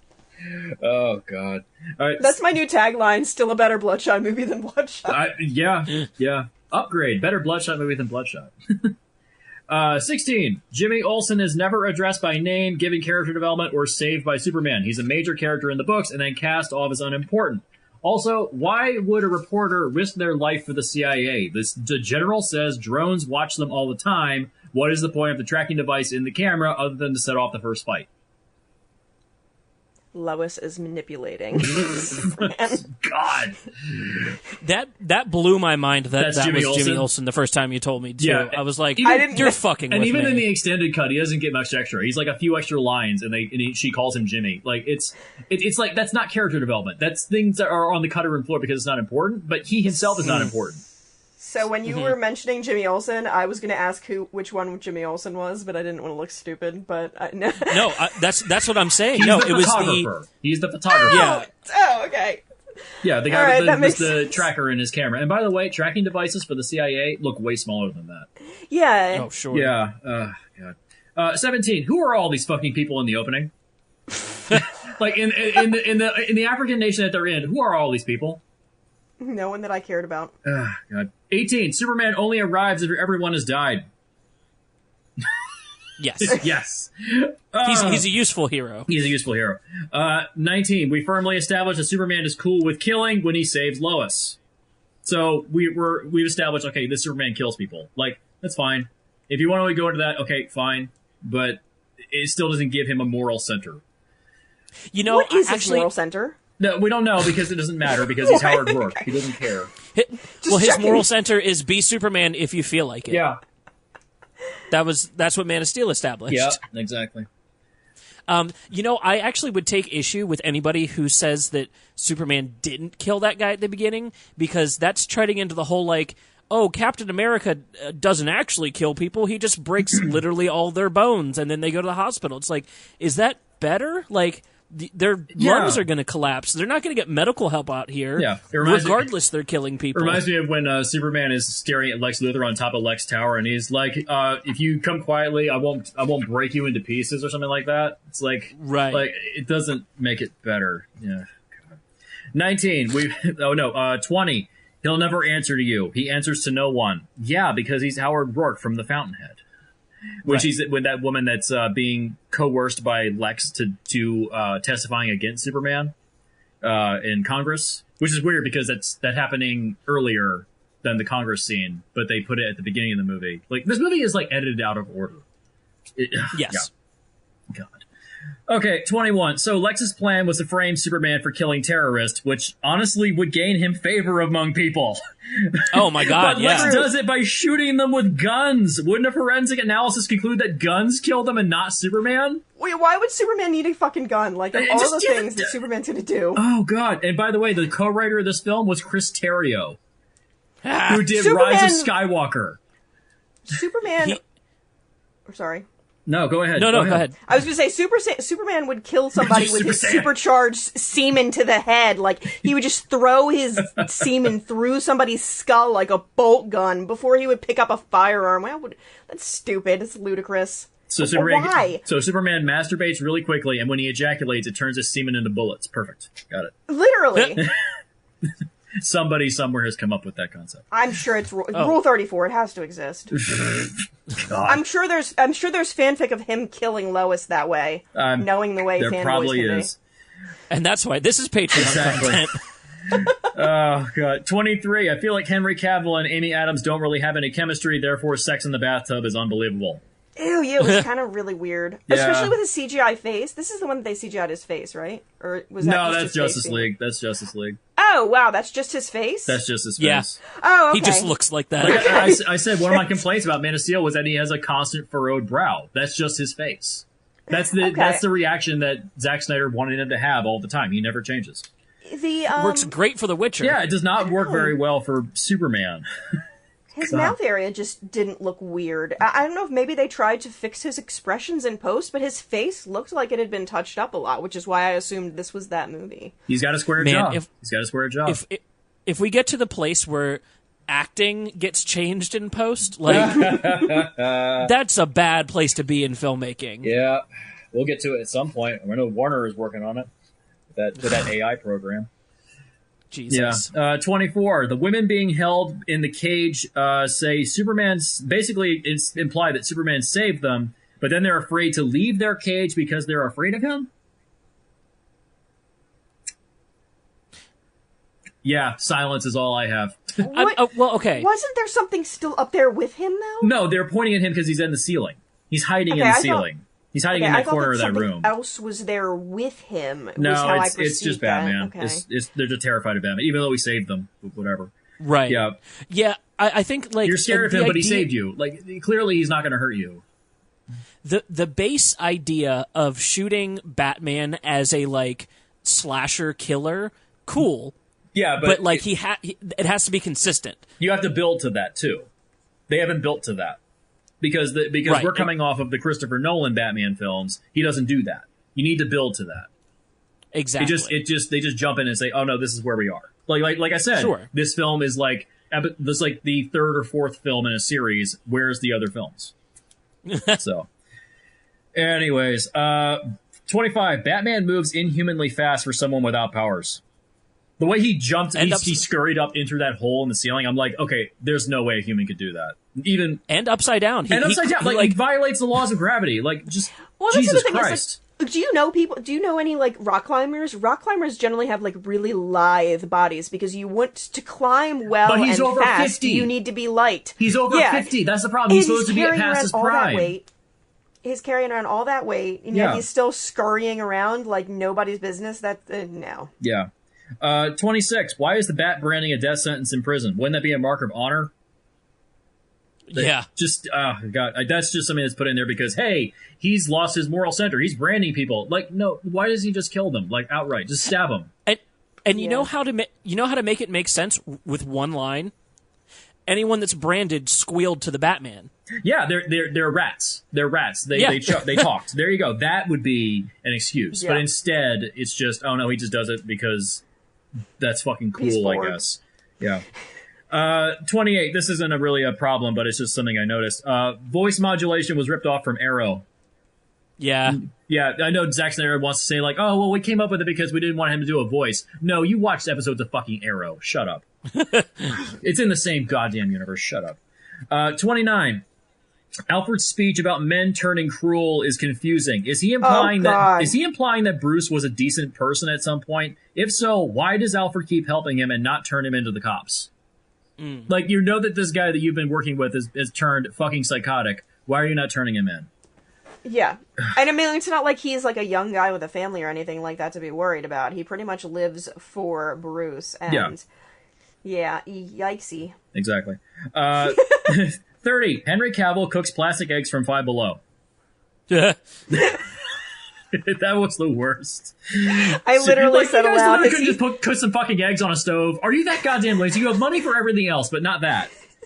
Jesus fuck.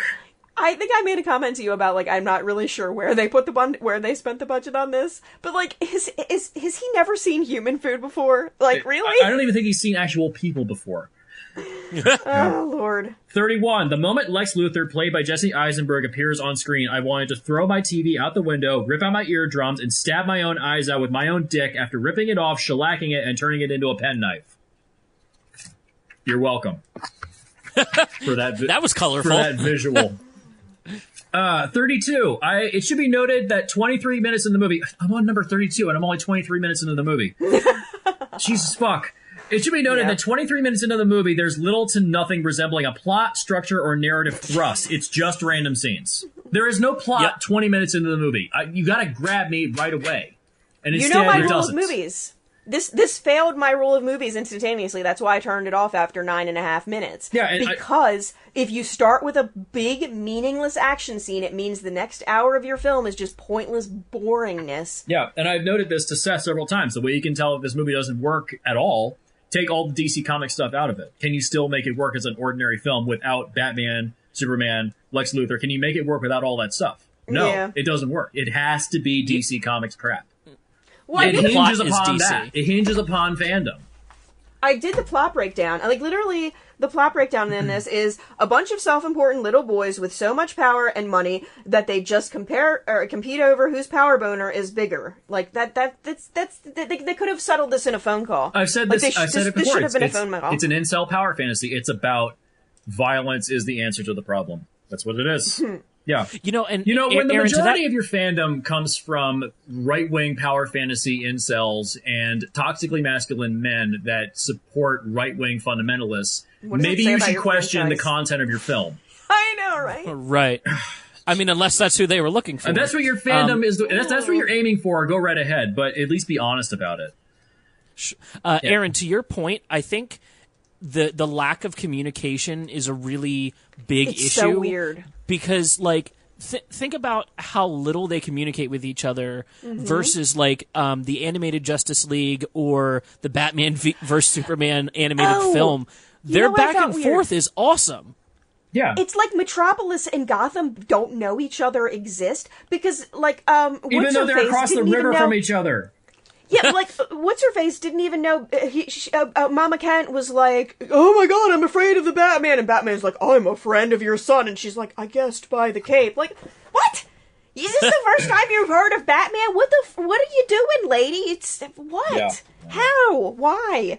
Like, and this is, again, harkening back to those old school movies where we didn't have instantaneous, like, text messaging technology where somebody could be like, yo, I heard you was talking trash. You know, like, Lex Luthor in a modern world should not have been able to turn two quote-unquote superheroes against one another. They should have been able to FaceTime, squared it away right quick, and been like, all right, man, let's pound this motherfucker into the ground. Yep. Right. Exactly. Like, with cell phones, this movie what a does coincidence. not work. That's also in my pitch. That's funny. Oh, God. Like, I literally answered every question that the movie poses in my pitch, but we'll get whatever. 33. Why would anyone ever consider exposing Zod's body to kryptonite? It's like Star Trek Into Darkness, where Bones randomly injects a dead Tribble with Khan's magic blood. It's just there for stupid plot convenience. Yeah. There's a lot of plot convenience. Oh, and the whole movie is convenience. The whole movie is convenience. 34. Superman statue resembles the book cover of Atlas Shrugged. Yep. It's Atlas Shrugged. That's not what it looks like in the books. It's just him standing upright with his arms at his side. That's what Superman looks like in the comics. But in the movie, they went with Atlas Shrugged. Also, it's tacky. It's really tacky. It's self-indulgent. It's Howard Rourke. That's what it is. 35. Why would humanity build a statue to someone that caused such outright destruction? Why would you do that? That makes no sense. You know, it's like making a monument to Timothy McVeigh. It's like, dude, really? Jesus Christ. 36. I realized 26 minutes into the movie that in the majority of scenes, if you can call them that, involving characters, if you can call them that, are watching TV or looking at computer screens. Nothing feels like genuine storytelling. It's just doling out information to people staring at screens. Like, I can imagine like the production on this being so boring because people staring at like X's, green X's on a wall. It sounds like such a boring movie. Most of this movie was made in fucking post. Yeah. God. And it had such a huge CGI budget, and the CGI, they spent too much time on the wrong things. Yeah. Ugh, God. Yeah. 37. Daily Planet doesn't feel like a real place because so little time is spent there. Like, does it feel like an actual office building?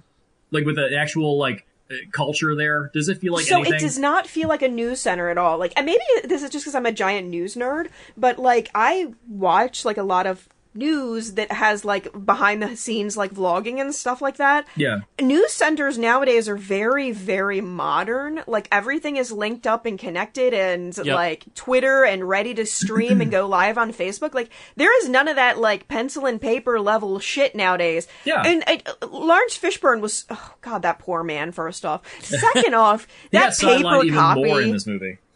That paper copy that he just tore apart, and I'm like, I got this out of your Dropbox, and I printed this blank sheet of paper that you were supposed to write.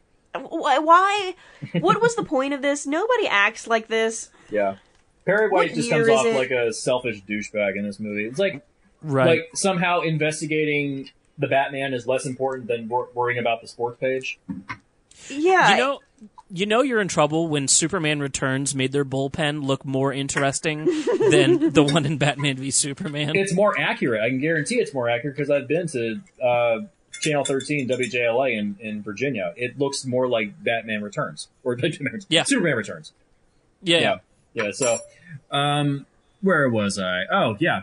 38. After seeing one person complaining about Superman, Perry White decides to run a story about the city losing its love for Superman. What, is he running Fox News now? Jesus Christ. Like I said, Perry White is he's like punching bag in this movie. 39. 28 minutes in. God, I'm on 39. I'm only 28 minutes in. I asked myself. The beginning was particularly shitty. 28 minutes in. I asked myself, what does LexCorp actually do? What do they do? That's an issue with, I think, film in general right now, is like this whole just make it a corporation, and that's this ambiguous. Yeah, but you got to define what it does. 100%. No, I agree. I think it's an issue in cinema right now, and then it's like it's level 10 with this because not only are they a corporation, but they have to be at least partly in league with the government because they're on the alien ship. Yeah, like they have access to it. Yeah. I was thinking biotech was my guess, just based on like the visual aesthetic and the eccentricity of Lex himself, I guess. I don't know. It's like it matters. It's none of it matters by the end of the movie. 40. Why does Lex take Zod's fingerprints? He doesn't know what security measures are inside the Kryptonian ship. See, that's something that's the thing. I was confused. Like, is the government under control of the Kryptonian ship, or is it LexCorp under control of the Kryptonian ship? Like, exactly. Is there a difference? Is there? There not be a difference. Is there a difference? Is LexCorp like one of those Jason Bourne things? It's like it's its own Treadstone entity, but or Black Rider or whatever. Yeah. I don't know, and it doesn't matter. Let's just get to the more punching later on. 41. Lex shoves a Jolly Rancher into a senator's mouth. Why does he seem like a creepy sex pervert? No. I mean, are you guys Redditors? Just creepy and just fucked up and just weird. Okay. Any Redditor in this that watched that would remember a story about a Jolly Rancher from Reddit. I don't know. I don't remember. I don't go on Reddit very often. Okay, so a guy thought that his Jolly Rancher went up into his girlfriend's coochie while he was eating her out, and he tried to play it cool by removing it with his tongue and then biting down on it, but what he actually retrieved was a gonorrhea blister that exploded into pus in his mouth. Jesus. So whenever I see someone shove a Jolly Rancher into somebody else's mouth, I think it's a gonorrhea blister into somebody's mouth. So there you go. I hate that. You have topped Jesse for things that I hated to hear on this show. Oh, yeah. I hate my life. I'm so glad I wasn't drinking. I may have dry heaved. Oh, God. And you, I am drinking, and I'm on the verge of dry heaving. Oh, God. If I make either of you puke, that would make my life. I'm just gonna put that out there. God. Oh, God. I don't even know. Where was I? I've lost Jolly track. Rancher. There it was. 42. Bruce Wayne attends Fight Club. This scene is meant that was awkward. This scene is there to be for the male gaze. Manly men doing manly things in manly ways. Also, why does no one know who Bruce is? Could he at least have dressed appropriately? You're there in a suit and tie? Like, really? Yeah, what the fuck? Which is, I mean, that's a power move if people know who the fuck you are, but nobody seems to know who Bruce Wayne is, even though, I mean, like, I see him as an Elon Musk type. Like, we know, like, everybody knows who he is. Yeah, so. Exactly. So... and I'd also why like does Bruce have like no social media in the modern? Like, you ever wonder why these people don't have social media? Isn't it weird? It's just odd to me. I don't know. I don't know. It's just something I noticed. It'd just be funny to me. Yeah. I also want to point out in that Fight Club scene, the guy that he talks to is KG Beast from the comics. Like it matters. Again, it's like reference for reference sake, but do nothing to actually like lend a it. little bit of credence to the Batman comics. Yeah, exactly. Like I said, this film hinges upon fandom. Yeah. 43. Perry White says that covering football is more important than Batman and crime waves in Gotham. Why? It's yeah. 44. The red capes are coming is an awful line. That was so painful, that dialogue. It should be red coats, not red capes. It's a reference to the Paul Revere ride, which technically was Israel Bissell in actual history, not the fake history that we have. But it sounds awful, and the music in the scene is so boisterous that I wanted to fucking stab my eardrums out. 45. Pompous pondering of gods among men. Lex needs to die, or I will snap. 46. Overuse of slow motion. It never fucking stops. You know what the sad thing about Lex Luthor is? That he was one of the more tolerable characters. You clearly skip past a lot of the dialogue scenes. Yeah. Yeah, that's why. By the end of the movie, you would be like, nope, he was the worst. Oh, God. 47. Too many dream sequences to provide plot and character. Poor storytelling. And to break up how boring everything was. Yeah. Like, again, like my theory about if you're doing a lot of that kind of stuff, it's just because the regular plot that you have is boring. Yeah, the movie itself is too boring, therefore throw in something that's visually appealing. 48. Lois investigating the weird ammunition is just to give her something to do. It's ultimately pointless. Also, asking if America is providing weapons to terrorists and rebels outside of America, that is something that happens every day in the real world. Our knowledge of our world makes Lois seem like a dimwit, but Zack Snyder likes it when they're dumb. Yeah. Ben Affleck constantly 49. Ben Affleck constantly looks like he's hungover or fighting off a hangover. Yeah. Maybe that was intentional, but Jesus Christ, like at least try to look like you give a shit. Maybe he read the script and realized he was already under contract. Right. 50. 40 minutes in, it hit me that this feels like we missed 2 or 3 sequels after Man of Steel. Too much is happening, yet nothing is happening. I think we've covered that. 51. When Bruce pulls up to Lex's party, there is too much handheld camera movement. It's irritating. No, that was weird. When the car is just pulling up, it's like constantly shaking. I'm like, dude, you used handheld camera movement to imply being anxious, tense, nervous, or in danger, etc. But nothing's happening. No one knows each other, and there's no danger. It's just bad filmmaking. Right. You need to have time to set up a fucking dolly? Like, a dolly shot with that sexy car? Like, that would be amazing. Jeez, like, how has Batman and Superman never met? Because, like, if I'm Superman, the second I realize that you light that fucking light up, Batman comes, I'd be like, alright, I'm just gonna go to Gotham City, light the light, and talk to the son of a bitch. Yeah, like, and that's another problem with having those two cities across the river from each other, which I'll get into a little later. And having so much time pass. Like, it would take him 3 seconds to actually meet with Batman face to face. On a worst case scenario, if Batman was being slow that day. Yeah, I'll get into that a little bit later. 52. Why is Wonder Woman in this film? I thought the focus was Batman and Superman. Oh, right. Eye candy. Otherwise, it's a sausage fest. It really is. There's like no other women in this film that are sexually appealing. But Lois Lane for one scene in the bathtub, but then the rest of it, she's not sexually appealing. Like, the movie has no other characters to look at besides, like, men like to look at men that look really ripped, but they also like looking at women that are hot. This is all Zack Snyder's mindset. Zack Snyder's misogynist view of women. This is Zack Snyder's opinion. This is Zack Snyder's misogynist view of women. Have you seen Sucker Punch? And by the way, we're not fucking fixing that. You know the way you fix it? You take it outside, you burn it. That's how you fix it. Don't even ask. I'd rather do Ghosts of Mars. And by the way, yes, I'll do Ghosts of Mars. But when I told you my pitch, how I wanted to do it, yeah, you were like, that'd be the darkest thing ever. And it will be. 53. Ben Affleck and Jeremy Irons are great casting. It's a shame they're in such a wreck of a movie. Right. I actually think Ben Affleck's not bad. He's not bad. He's not the same in my pitch, but he's not bad. I'm on the same boat. I enjoyed what he was capable of doing, I guess. Yeah, but, you know, you can't keep giving credit for, you know, potential. If that was the case, everything would get a pass. True. Right. 54. Known terrorist Anatoly is seen socializing at Lex's party. Does he want to get caught? Yeah, the governor's there, like they mentioned. Like, fucking really? What? Fucking really? Oh, God. Jesus Christ. 55. Clark complains about Batman being above the law and being a vigilante. He's a complete hypocrite because he does the same thing. Right. Yeah. God complex much, yeah. 56. How does Lex Luthor know who Clark Kent is? Has Clark become a popular journalist in Metropolis? We don't know. Like, it doesn't really seem like it by the way he's treated. He's not treated like he's some hotshot journalist. Yeah. He's not given the kind of... Even Lois is treated better than he is, you know? Yeah, it's implied that he knows that Clark Kent is actually Superman, but if that's the case, why not expose him? Yeah. Like, there you go. Yeah, you've gotten rid of your Superman problem. There you go. Done. That whole scene where they all meet, where Batman and Superman meet, and then Lex is like, "Oh, I'm glad to bring you two together." It felt weird. Like I wasn't really sure why it was happening. It's fan service for fan service's sake.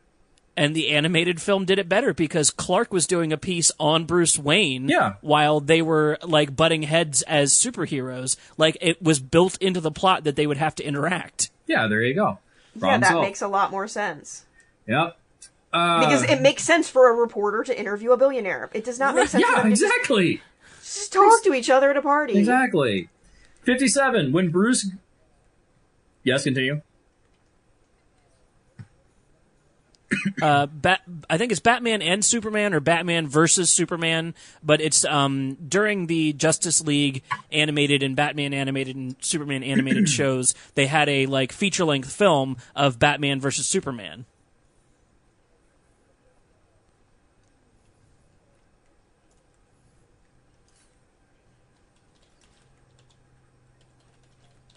Oh, this is how they crossed over and made the crossover TV show Batman slash Superman. Sure, that sounds right. That's how they did it. Yeah, that's right. Yeah, it's something like that. Yeah. Right. It's so stupid.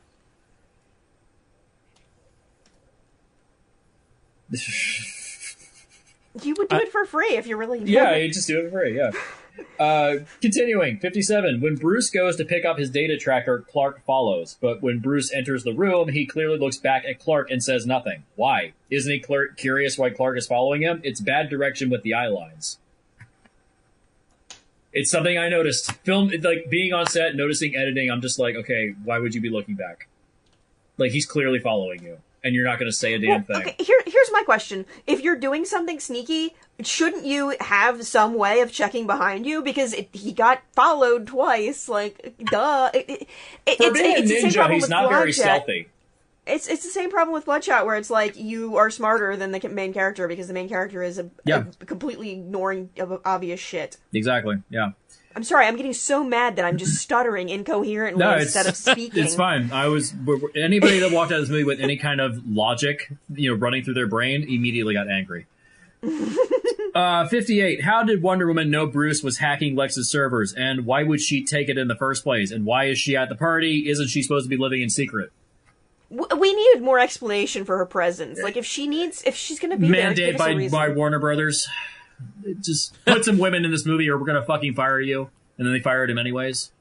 Oh, God. Jesus Christ. 59. Awkward framing of the crowd when Superman saves people from the factory. It's held too long and it's weird.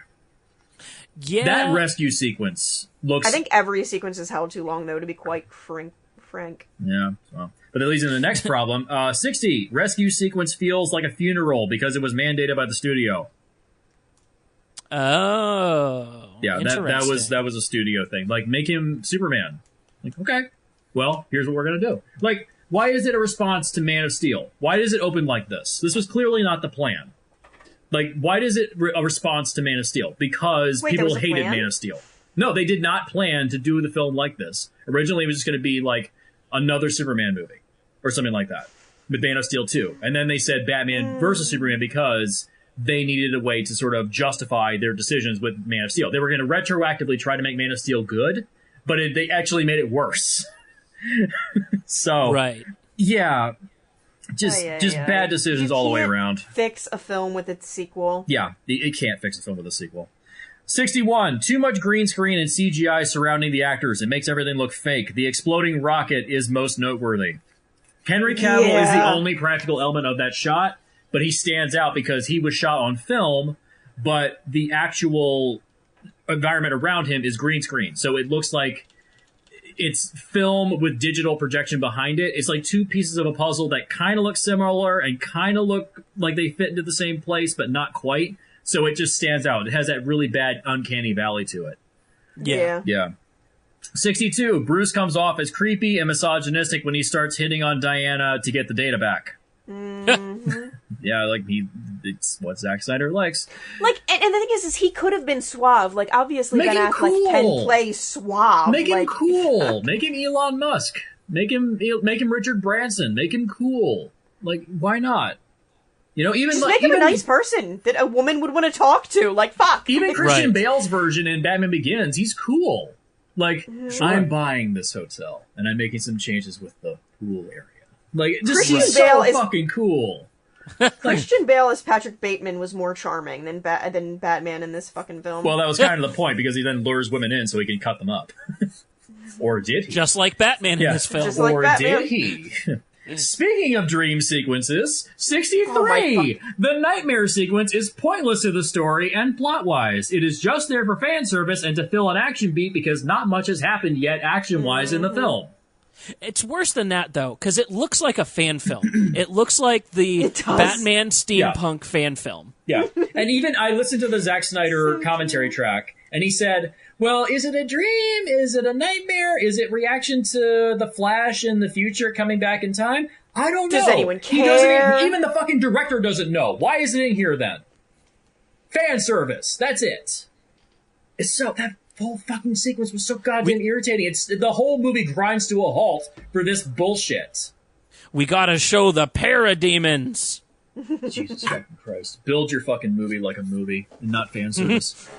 64. In the nightmare sequence, men with assault rifles rush at Batman rather than shoot him from a distance. That one shot, that oneer, if you watch it on YouTube, if you look at it, a guy literally runs right up to Batman, even though he has an assault rifle, to aim at his head, as opposed to actually shooting him from a distance. That's what a gun is.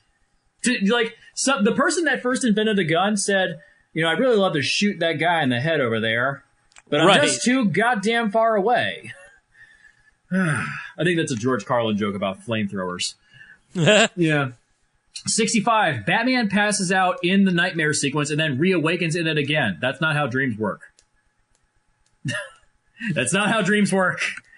When you pass out, oh God, Jesus fucking Christ, It's like even in Chris Nolan's Inception, they cover that, the kick, the sense of falling that wakes you up. Right. Like if you have a nightmare and you get killed in a car accident in your dream, you wake up. Like if you get hit, you wake up. Like that's how it works. It jolts your body awake. Yeah. God. 66. If this is a premonition of the future, why is he experiencing it now? Premonitions happen before an event occurs, not after. Wait. What? Excuse me. Sorry, I've been drinking. If this is a premonition of the future, why is he experiencing it now? Premonitions happen before an event, but not after an event. So is it implying that the future that it was in place, because the Flash is apparently coming back in time, the future is therefore inevitable? Oh, gotcha. I was like, but it is the future, right? Okay, I see what you're saying there. Yeah, that's supposed to be the future because Lois is supposed to die because of Batman doing something or whatever. But save Lois. Am I too soon?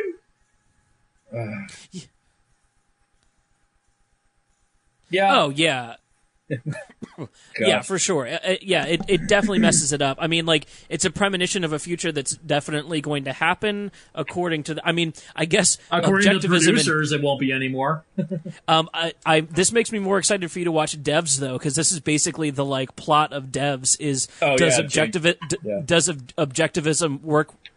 Does objectivism work with telling the future?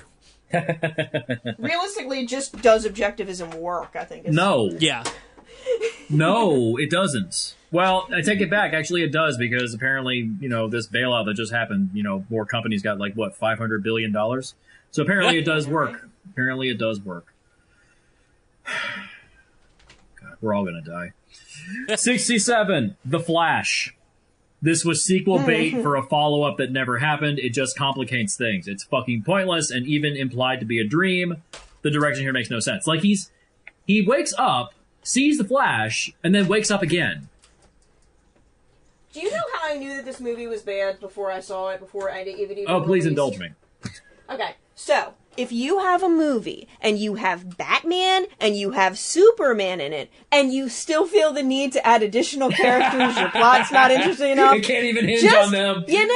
I'm just saying, if you don't have a plot with those two characters, maybe you don't have a plot. It can't even hinge on those two guys. You need to have other shit in it. You can do so much. You can basically do infinite plots with those two characters, and you chose to do this? Yep, this is what you had. Oh, Jesus Christ. Chris Terrio, he needs to just be fucking killed. I swear to God. And then this, and then this, and then this, and then this, and then this. And then Emperor Palpatine shows up. In Fortnite. I made smoke. God. 68. God, we're not even halfway through. Yeah, you need to we need to hoof it. Pace, yeah, we gotta hoof it. 68. Batman saying there's even a 1% chance of Superman turning evil, and that's a reason to kill him is a bit extreme. All people are capable of becoming murderers. Yeah, that was also really he's a murderer. Awkward. He's a murderer. Yeah. Like it's like Jeffrey Dahmer calling out Timothy McVeigh. Like bullshit, dude. Come on, man. I do think, though, that part of that scene's justification is that Batman realizes how dangerous Superman is because he knows how dangerous he is. He knows that he started out as this idealistic hero that was perfect and good and everything like that. And then he went down this dark path. Yeah, so, like, he yeah. God.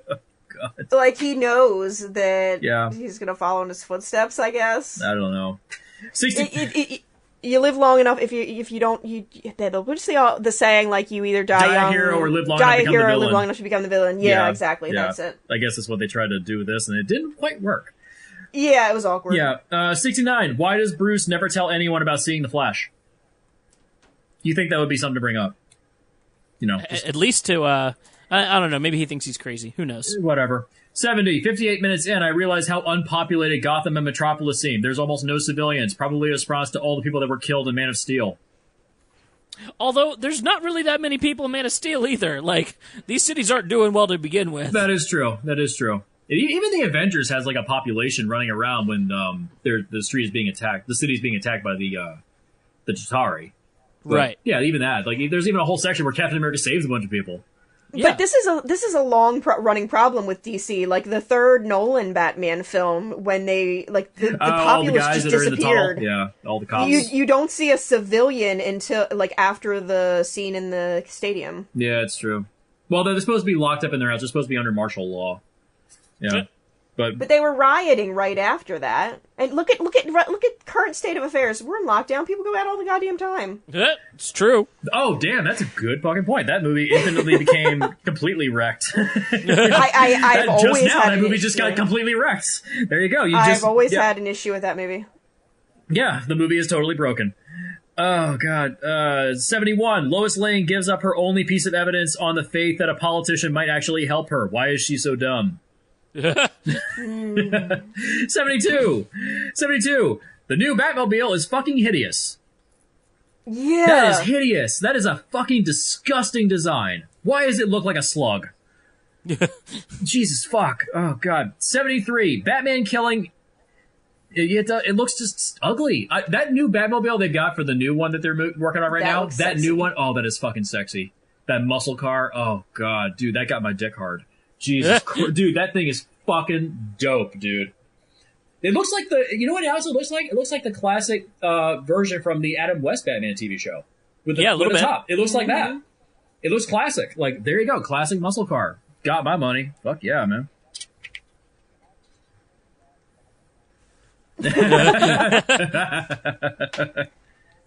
Yeah, there you go. 73. Batman killing is fine, but why use guns? He's trained in the art of ninjutsu. Why isn't he using blades and traps? Guns make you not very stealthy. Sure. He's a ninja.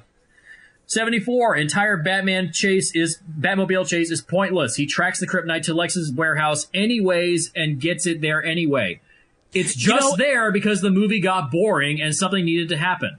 That frustrated me in the theater, though, because it's like, why show me this whole chase and not the heist of him stealing the kryptonite? Exactly, that's more interesting. That was the part Show me Batman shit, not Fast and Furious shit. Why is every movie that we review the Fast and the Furious right now? What? Oh, you cut out there for a second. Everything that we review right now. Everything that we're reviewing right now is the Fast and the Furious, basically. Because everything is copying that formula. They copy everyone else's formula. Well, yeah, I guess that's true. And then throw cars into the mix. Yeah. Yep. 75. How did Superman know Batman would be at the docks? The answer is he didn't. The reason that these two guys need to meet in person is so they can somehow know each other before they have to fight. It didn't matter how contrived. Right. Yeah, they just need to meet before that. 76. Why does Batman need to track the LexCorp truck to LexCorp's tower? Like he didn't know where it was going? Yeah. like Batman isn't very bright and takes too many chances. Mm-hmm. Yeah, like he's going to LexCorp Tower. Why? Like, where else would you think it was going? Yeah. The truck even has LexCorp's logo on it. Like, are you fucking serious? Martha Kent says to Clark, "You're not a killer or a threat." Apparently she forgot about the last movie, and also Clark never told her about that fight in the desert. Mama Kent, you don't know what your kid's done. Right. He's a fucking stone cold killer. Why does he give me Anakin vibes in this film? Oh, he's so Anakin. That's the point. That was what they were going to do. He goes to the dark side. Originally in Justice League, Darkseid was going to turn him into his servant. That was the plan. Oh. That's what the black-suited Superman was supposed to be. That was the plan. That would have been a better movie, probably. That's why they said, "Oh, it's a 5-film story arc." Like, dude, like you can't. If your first 3 or 4 movies suck, I'm not going to wait around for the good one at the end. Like, make a whole series of good films. Jesus fuck, dude. God. It really pissed me off when I saw his commentary track, and he said at the very end, before it cut out, after the credits finished, he's like, "You know what they should do? They should make a sequel to this movie. You know, where they should kind of form a league or something." And I was like, "Fuck you!" God, what a fucking asshole! I really want to physically hurt this man. I don't even care. I don't even care. Tell me how you really feel, Jesse, because I'm not really quite sure. It's not coming across very well. Jesus Christ. 78. So the CIA knows Lex Luthor had private contractors using his ammunition in the desert, and yet no one goes knocking on Lex's door demanding answers why there was a frame-up of Superman. I got the feeling that he was manipulating the government, and I thought it would be really interesting if they actually showed that. That'd be great if they told me that. But no. Well, he's manipulating it with piss in a jar. Well, then we'll get to that one. Gross. We'll get to that one. Like, who makes tea like that? That's a lot of fucking piss, too. Yeah. That was a lot of piss. Jesus fuck, dude. Jesus God. 79. Also, why does Lex hate Superman? In this universe, they have never met and have no history. It's just fan service. The outside world polluting the film's narrative. We know they're arch enemies in the comics, therefore we're supposed to assume they are in the film. Fandom. It's just fandom. I know the idea is he just hates the idea of Superman because he's got an inferiority complex from his dad. But, like, that's like the lightest possible branch to land on. Why not just make him like he is in the comics? He's a racist with a god complex. There, done. That's relatable. Right. I'm kind of over the eccentric villain. You know what? Heath Ledger did it with the Joker. We're done. It's over. We did a good movie like that. Let's find some new concepts for villains. Let's do some cold calculating villains. Just interesting. Yeah. I'm bored. I'm bored by the little fancy dances and the stupid way of speaking and the quirky hair and the, ooh, look, he's wearing skater shoes. Isn't that trippy? Like, I don't care. I don't want an eccentric villain. You'll like somebody interesting. You'll like my pitch then. You'll like my pitch. Okay, so where was I? Oh yeah, 80. Hey, how about that? We're finally at the halfway point. 80. What does Wayne Enterprise do exactly? Your mom. Also, why is Bruce watching a Senate hearing while at work? Oh, you don't? I was to say, because any excuse to slack off at work, Jesse. Jesse clearly has never had a corporate job in his life. No, never worked in an office. Never worked in an office. Let me tell you, if there is an excuse to slack off at work that your boss will take, you'll take. Oh yeah. If I was slacking off at work, I wouldn't go on CNN. I would go to YouTube. Sometimes you just run out of YouTube. Like you can justify the to YouTube your boss. Runs out. I ran out of YouTube. Clearly, you don't have insomnia either. Well, I've been binging Gordon Ramsay clips from Hotel Hell, and that's been wonderful. I can justify By the way, to my boss. Where was all the fucking Raw moments that you're supposed to put in the Bloodshot episode? Oh, I have that cut. I'm redoing it. I promise with the slipstream and the audio as well. Okay, cool. It was just a funny gag. I told Seth to throw in some fucking Raw moments into the Bloodshot episode because I thought it'd be funny. Yeah, I was rushing to put it out, and then just like it's in the edit, and I haven't closed the edit either. I promise it's there. Okay, cool. All right, we'll upload that. That'll be a Patreon thing then. Yeah, I guess. Okay, cool. 81. Something that I noticed. Lex's assistant is named Mercy. According to Ayn Rand, Mercy is for the weak, so Lex kills her. Get it? Even though there is a character named Mercy in the comics, she is Lex's assistant. It's just, given the context of the film, I chuckled. I'm so over the, silent, deadly Asian lady, sidekick trope. I've been watching, I finally got back into Star Trek Discovery so I can just binge it because I got 30 days free on CBS All Access, and Captain Giorgio, played by, what's her name? Oh god, what the hell is her name? I wish I could help you. You know who I'm talking about, but I know who you're talking Captain about. Georgia, she's like the silent Asian type, but yeah. Was that? Yeah, you know what I'm talking about. No, that's Michelle Yeoh. It's Michelle Yeoh. That's her. Her. Yeah, it's Michelle Yeoh. Yeah, I was thinking Ming-Na Wen, but I was like, no, that's Agents of S.H.I.E.L.D. Agents of S.H.I.E.L.D. Agents of S.H.I.E.L.D. Both shows suck. Yeah, both are terrible, actually. Oh, God. And Picard sucks, too. Where was I? Oh, yeah, 82. Holly Hunter's character is a senator from Kentucky, and yet she's a Democrat? Has Kentucky ever gone blue besides its grass? No. No, there you go. That's a problem. Put her in, New York. Why? Fucking hell. For the accent. You know, she should have been the senator for the state that actually has Metropolis in it. That gives her incentive to, hey, we need to be paranoid of Superman. Because it's her state. Why not do that? Sure. I'm gonna snap. 83. People hating Superman is reflective of the Obama-era reaction to illegal immigration. It's completely wrong-headed. Mm-hmm. It's one guy. It's literally just one guy. 84. A Senate hearing does not look like a court trial. It's the saddest example of a location manager failing at their job. That is not what a Senate hearing looks like. Okay? That is not what it looks like. Yeah. Have you even watched CNN or C-SPAN? And there's been a lot of them recently. There's been a ton of Senate hearings recently. Like, I mean, the Zuckerberg thing was around the same time with this, wasn't it? No, that was temporality. later. That was later. Okay. That was like 2018 or so. Okay.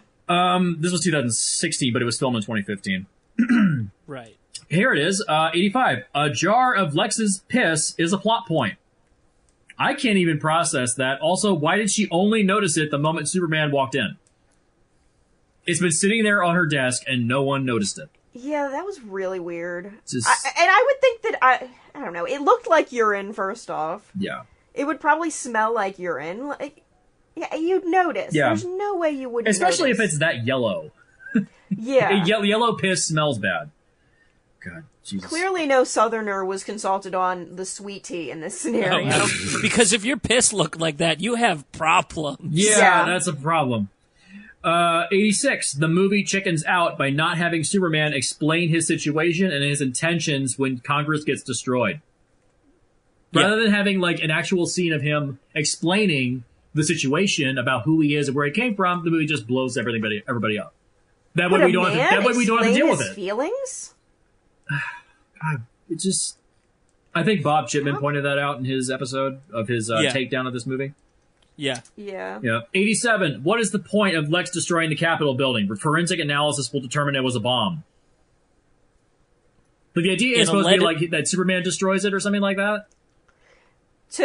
No, the idea was that Superman is going to think that he should have been able to do something, but he didn't, and that other people were going to wonder why he didn't act. Basically, the idea being that how could Superman overlook this? He must have known it was going to happen and just let it happen. You know, that'd be great. That was what the movie was hinting at. That'd be great if they actually made that clear in the narrative. I think they actually did. That is something that I did pick up on in the little bit of dialogue that I was watching. By this point in the movie, I'm so uninvested that I didn't even notice it. Yeah, can see that. 88. Superman didn't see an explosive device in the wheelchair. In the extended cut, it said that the chair was lined with lead, so he couldn't see it. But that brings up another problem. How did Lex know that Superman couldn't see through lead? That's never been established in this universe as one of his weaknesses. It's the equivalency of that cartoon that I talked about where a guy plugs a hole at the front end of his boat so his boat doesn't sink, and then it immediately springs up another hole at the back end of his boat that he can't reach. Right. Yeah. That's what this is. You solve one problem just to cause another. That's why I said extended cuts don't save this movie. The other thing is it's like, if I have this power that can only be exploited by lead, and then there's suddenly lead somewhere lead normally isn't, they don't make lead wheelchairs. Wheelchairs are supposed to be light. Why would anybody have a lead wheelchair? That's heavy. Yeah, you're not making a lead wheelchair, for fuck's sake. I would be instantaneously suspicious. Why? Yeah, exactly.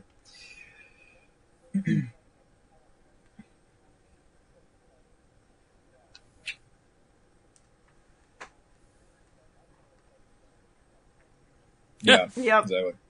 89. Superman blames himself for the Senate bombing, even though he had nothing to do with it. This is the most insecure man ever, and directly contradicts how he behaved when he confronted Batman.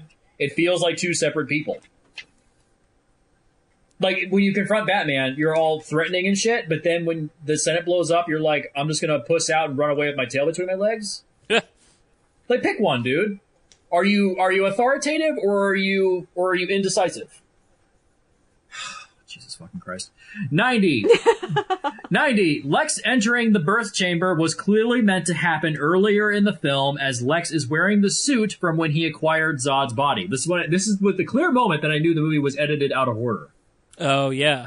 This was clearly moved to the second half of the film because otherwise the film would feel lopsided and you wouldn't see much of Lex. Still makes no sense why he's there, though. Like, why is he there? I guess the establishing scene for that probably didn't make sense in that new order, so they just, like, whatever, people aren't going to ask that question. And then everybody was asking questions after the movie was done. Pretty much. Yeah. 91. Batman does CrossFit. Why do we need this? Oh, right, the male gaze. Yeah, that was weird. It's just fucking God. Why do we like? We get it. He's in shape. He's Batman. We already know. And it was very weirdly filmed too. Because at first I'm like, is this fan service for like people that are sexually attracted to males? And I'm like, no, this is really not, because I like males and I'm like not turned on by this. I've come to the belief at this point, the way that Zack Snyder films men, the way he shows off like oiled up, greased up bodies, I think he's a closet homosexual. It's the Top Gun school of filmmaking. I don't like speculating on people's sexuality. I don't think it's fair, even if they are terrible human beings. I don't have any problem with that, but I just think that the way he films them, and yet his films have a misogynistic slant to them, the way he films them, I think he's hiding some kind of attraction to men, but isn't being very forthright about it. So he makes films that are masculinely dominant in order to show how tough and bro-ish he is, in order to cover up the fact that he may actually like the D. You know, I mean, I just think that it's it possible. shows I have no information to confirm that. It's just what I've seen on screen. Did you hear? I think it just shows a deep insecurity with his films feel. It seems like a massive amount of insecurity. Did you see his quote where he said he's more jacked than Henry Cavill, or more shredded? Yes, I did see that in his commentary track. Oh, but what a motherfucker! Look, Henry Cavill could break him in fucking half. Okay. God damn it. I'd pay to watch Money in that. You can just. I would pay money to watch that. Jesus. Have you watched The Witcher? You could just do that. You could just watch him in that bathtub. There you go. But he's not breaking in Zack Snyder in half. Oh yeah, there is that. Yeah, that. That's what I'm particularly interested in. That's true. 92. Here's a good one. Sequel bait trailers. Why is this shit even necessary? There was so much sequel bait written into that film. It was they're like, this film's gonna be a banger, and we're gonna have like 27 sequels, and we're gonna set up this and that, and yep. Nope. Sorry, friends. 93. Lex designed logos for each metahuman and even gave them names. So Lex formed the Justice League. What does LexCorp do? Like graphic design? Oh, God.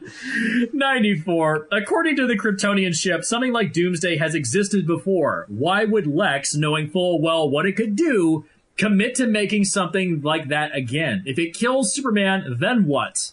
Plus, isn't he trying to get Batman to kill Superman? Why even make Doomsday in the first place? As a backup plan? There's got to be an easier, less destructive way. Sure. It's just there for fan service again. It's not even fan service. Like, the whole of the internet groaned when they saw him. Yeah. Oh, yeah. It's like, even Doomsday fans were like, he looks bad. Yeah. And that's another... I'll get to that. Oh, God. I'll get to that a little bit later. The CGI when his skin was being shredded was terrible. Yeah. It was so bad. I'll get to that a little bit later. 95. Yeah. Superman goes off to the mountains to speak to his dead father in a hallucination. God, this is stupid. And even, like, Zack Snyder in the film has no clear explanation as to what the fuck it even is. It's like a vision quest by a white guy. That does help explain the Rise of Skywalker scene with Adam Driver and Harrison Ford. Jesus Christ, it's the same scene! It's the same scene! It is the same scene! I quit. Chris Terrio's got a thing! I quit. Oh, God. I can't wait to backwards reference that when we do Rise of Skywalker and say, hey, it's the BVS Pa Kent scene. Episode 100! Episode 100. Oh, man. I can't remember if I was volunteered for that episode or not. If you want to come on, we're welcome everybody's on that episode. Yeah, I mean, Jim Maxwell's coming back. We're going to have everybody on. Yeah, it's going to be a party. Maybe a lot of fun. Because it's 3 episodes, so yeah, it'll be fun. 96. I realized something at this point in the film. If Superman is invulnerable, why does he need cold weather gear? Not that I care, I'm just curious. It's just something I noticed. 97. He doesn't like it when his nipples get hard. Ooh. Yeah. 97. So Lex knows that Superman is Clark Kent, which leads Lex to kidnap Martha Kent. Why does Lex never expose his identity to the public? Also, how did Lex figure out who Clark Kent was? He wasn't listed in the metahuman database. Oh. Maybe he's the only one who can recognize when somebody's wearing glasses. I even broke one of the. I drilled a bigger hole in another plot hole. Well, I mean, okay, if that hole was made by a corkscrew, I put a fucking bulldozer on that piece of shit. Okay, he's not even in the metahuman database. World's worst disguise, though. I mean, let's be real. Well, regardless, I can let it go. Regardless, how would he know to cross-reference like facial recognition with Clark Kent? Like even saying the costume works, the glasses work. Like there's no connective tissue between the two. Besides, Katy Perry and Zooey Deschanel look like the same person with glasses on. True. Yeah, they look like the same person. So there you go. It works in general. Where was I? Nice. 98. 98. The Dark Knight Returns suit looks ridiculous in live action. Yeah. No one, no matter how well designed, could ever survive a fight with Superman. Dark Knight Returns is satire. It's not meant to be realistic. Oh, God. 99. Batman could have created any number of weapons to kill Superman. Bullets, knives, swords, brass knuckles, etc. But instead he makes a spear because Jesus upon the cross. Snyder even said that. Snyder even says in his commentary, well, it's like the Jesus upon the cross reference. It's much more brutal. It's like we wanted to have like an allegory to religion. So he is Jesus. There was so much religion in this. And which is fucked up because objectivist philosophy forbids religion. Well, and that's like pick one.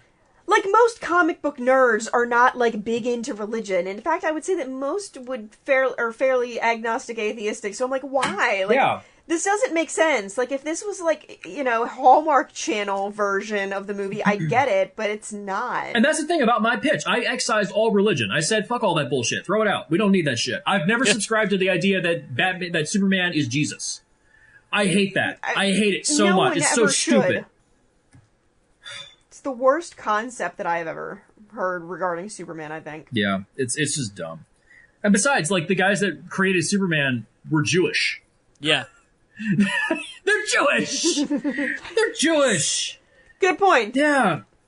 Good point. Oh, God. Okay, so, finally, hey, 100. Oh, God, man. 100. If you want to call Superman to your location, why would Batman light up his own signal? Wouldn't you want a Superman signal? Didn't Superman say by that point, like, the next time that signal lights up, you shouldn't go? Wasn't that after that? Well, but that still doesn't matter. It's like, that brings into the other point right here, 101. By this point, hasn't Superman disappeared? What's the guarantee Superman's actually going to show up at all? Like, how do you know he's even going to show up? I mean, all of the plot is convenience. That's why they have the signal turning on in the first place, because that's why the two cities are across the river from each other, because otherwise Superman's not going to see the fucking thing. Right. That's it. It's just there for convenience of the fucking plot. That leads into 102. 102. Gotham and Metropolis being directly across from each other is fucking dumb. It just provides the excuse that these two guys could have met up frequently and fought. Has there ever been in the history of humanity where one major city was directly across the river from another major city? No. Well, yeah. No. Because they infringe on each other's economies. Minneapolis and St. Paul. How far apart are they? How far apart? They're across the river for each other. That's why they're called the Twin Cities. Oh, but that's like integrated. That's integrated. They're integrated to each other, though. I'm talking like Metropolis and Gotham are literally two completely different towns. Metropolis is a city of tomorrow. Gotham is a city that's like riddled with crime. Like, they're two completely different cities. Yeah, I mean, I'm aware of what Metropolis and Gotham City are. Well, I know, but I'm trying to make the point here, but it's like... Yeah. Like, imagine if... But I'm just saying, it's not completely unprecedented. It is unprecedented that they have had so little communication. But, I mean, cities can be close together, but people would be traveling to and from to work, and when you know... And it also doesn't help... It would be like Baltimore and D.C. Yeah, well, but that's like... Those are divided up between, like 30 to 40 miles. Looking at the map here, Minneapolis, excuse me, I'm not even drunk, and St. Paul actually like share a metropolitan area. So they're technically the same. Yes. Technically the same. The river runs in the middle of Minneapolis, and then St. Paul is to the east. They just it looks like they have two they're not even like beltways, just like two intersecting highways, but they're the same metropolitan area. So it's kind of like if they merged over time. It's like if Towson was bigger, I guess, compared to Baltimore. So technically they're the same city, just divided by a river. Fuck you, Aaron. No, they're not. They're different cities. They are absolutely different cities. Yeah, I know. Yeah, well, we're in Glen Burnie, the city of Glen Burnie, and then the city of Baltimore is definitely different, but it's like the Baltimore metropolitan area, whereas Metropolis and Gotham City are their own metropolitan areas, and they're separated by more like a large lake if we're looking at the geography of the film. That's a big body of water. You were using the word city in terms of an entire metropolitan zone, and I was using it in terms of just a city. Right. Is where I think the confusion was coming in. It's all semantics. Yes. We're never going to make it to 170 before 11. I'll just blaze through it, dude. Okay, 103. The rule of threes was not followed leading up to the fight. Batman and Superman have only met once prior to this, which doesn't provide enough personal incentive for the fight to resonate emotionally with the audience. 104. Why kidnap Lois Lane? Just kill her and be done with it. All right, Superman needs a saber. 105. No real motivation for Superman to return. 106. How did Superman know Lois was falling? He's been late for literally every other crime or accident in the film. Guess he's getting good pussy later that night. All right, he dies at the end. 106. How did... Oh, wait, no, I did that already. 107. I've had a little whiskey. 107. So Lex equates hating Superman to this philosophy. My dad beat me. My dad was a God worshiper. Therefore, it was God beating me. Superman is a godlike being worshipped by people. Therefore, Superman caused my dad to beat me? These are the logic points of Lex's motivation. Why not just make him like the comics? A man with a god complex, an out-of-control ego, and a fucking racist. That's easy to understand and relatable for the audience. Yeah. Yeah. Pretty much. I am the one who knocks. That's why you should have Bryan There Cranston. you go. Yeah, there you go. I am the danger. So much a better bit. So better. Yeah. 108. Lex could have used a gun with kryptonite bullets to kill Superman. The end. Yes. You have him there with his mother, and then you could have just killed him. There you go. Problem solved. But Batman Literally, doesn't problem use guns. solved. Yes. But he does. Batman doesn't use guns. He does. Yeah, I know. That's in this movie. I know the fanboy. I'm just trying to upset some fanboys. God. Yeah. 109. Lex's plan at this point makes no sense. It's based upon so much coincidence and happenstance that if he was this good at premonition, he could have just picked the fucking lottery number. Wait, it made sense at any point? There's no point at which his plot made sense. 110. The fight has no real point because we have no emotional investment with either character. It's not a conflict, it's just a fight. Since they are basically the same person, it feels pointless. 111. So if Superman kills Batman, then what? Superman will probably just kill Lex and fly all over the city looking for his mother. Lex isn't thinking very far ahead. Isn't that why he made Doomsday, to get rid of Superman after the fight? It seems like overkill.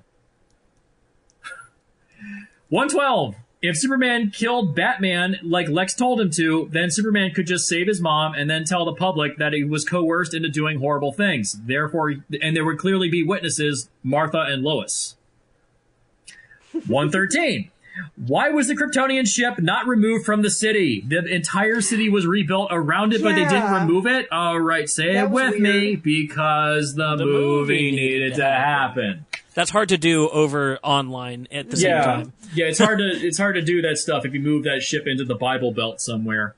Right. 114. Superman is the ultimate defeatist. He is equivalent of Howard Rourke on the verge of selling out by this point to conform to the will of society. 115. Was Batman texting while inside the Iron Batsuit? Is that why Wonder Woman gets an email at this time? This is so fucking dumb. And how did he have her contact info? But he didn't have any of Superman's. It's just... 116. More looking at screens, specifically trailers for future movies that never happened. Aquaman happened. Fucking God. 117. Bruce, please, I was wrong. You have to listen to me. Copying dialogue directly from Dark Knight Returns is fucking pointless. The fight in Dark Knight Returns is based upon these two men having 30 years of history to each other. This is a pathetic ploy at fan service, but DC fans nutted immediately. 118. Superman doesn't ever really explain the hostage situation about how they were both manipulated. He begins to explain, but once the fight starts, he stops talking because fight. It's called Batman v Superman. They have to fight. 119. Why does Batman use anything other than kryptonite? He knows Batman is invulnerable to everything but that. 120. This is my favorite one. Batman uses a smoke grenade to escape. Superman has X-ray vision. Why is the writing so bad? 121. The visual of tough guys fighting in the rain is a pathetic cliche.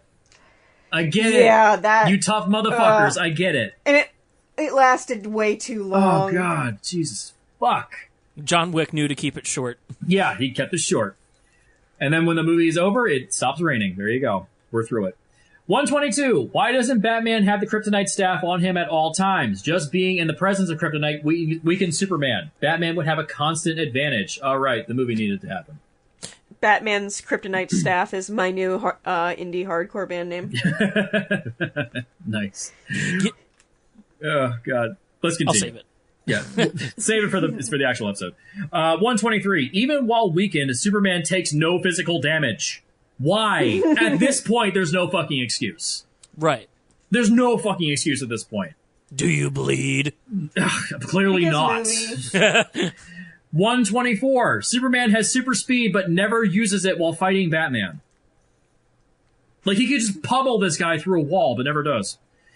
125. This isn't really a problem, but I just noticed this. This made me laugh. 125. Batman hitting Superman with a bathroom sink will be by far the funniest thing ever put on film. Also, the sound effect they use, I swear to God, was the Kerwin-Nesker from Star Trek. You seen that Mr. Plinkett episode where he talks about the Kerwin-Nesker sound effect? Yeah. Yeah, that pot breaking sound effect. I swear to God, they used that sound effect. That had to be it. It was layered a little bit, but it's in there. And here's the really good one. 126. The Martha moment is possibly one of the worst and most infantile moments in cinematic history. If that somehow made your dick hard, then you clearly have never fucked a woman. It's always Martha, Martha, Martha. Was that a Brady Bunch reference? Yes. Okay, I thought so. Golden Girls, Brady Bunch, this episode has everything. This has everything, yeah. This is the old lady episode. Yeah. Hey, we're getting to Seth, I keep telling you that I'm too old for your friend group. We're getting to the friendship stuff. 127. Why does Clark refer to his mother by her first name? Bad writing. 128. So suddenly all is forgiven. Batman and Superman decide to team up, be best buddies, and fight together and fuck this movie so fucking hard, to quote Bob Chipman. I wonder what Zack Snyder calls his mom. I don't know, and I don't care. Bitch. Bitch, make me a sandwich! But he says it like Joe Exotic, so it's like, bitch!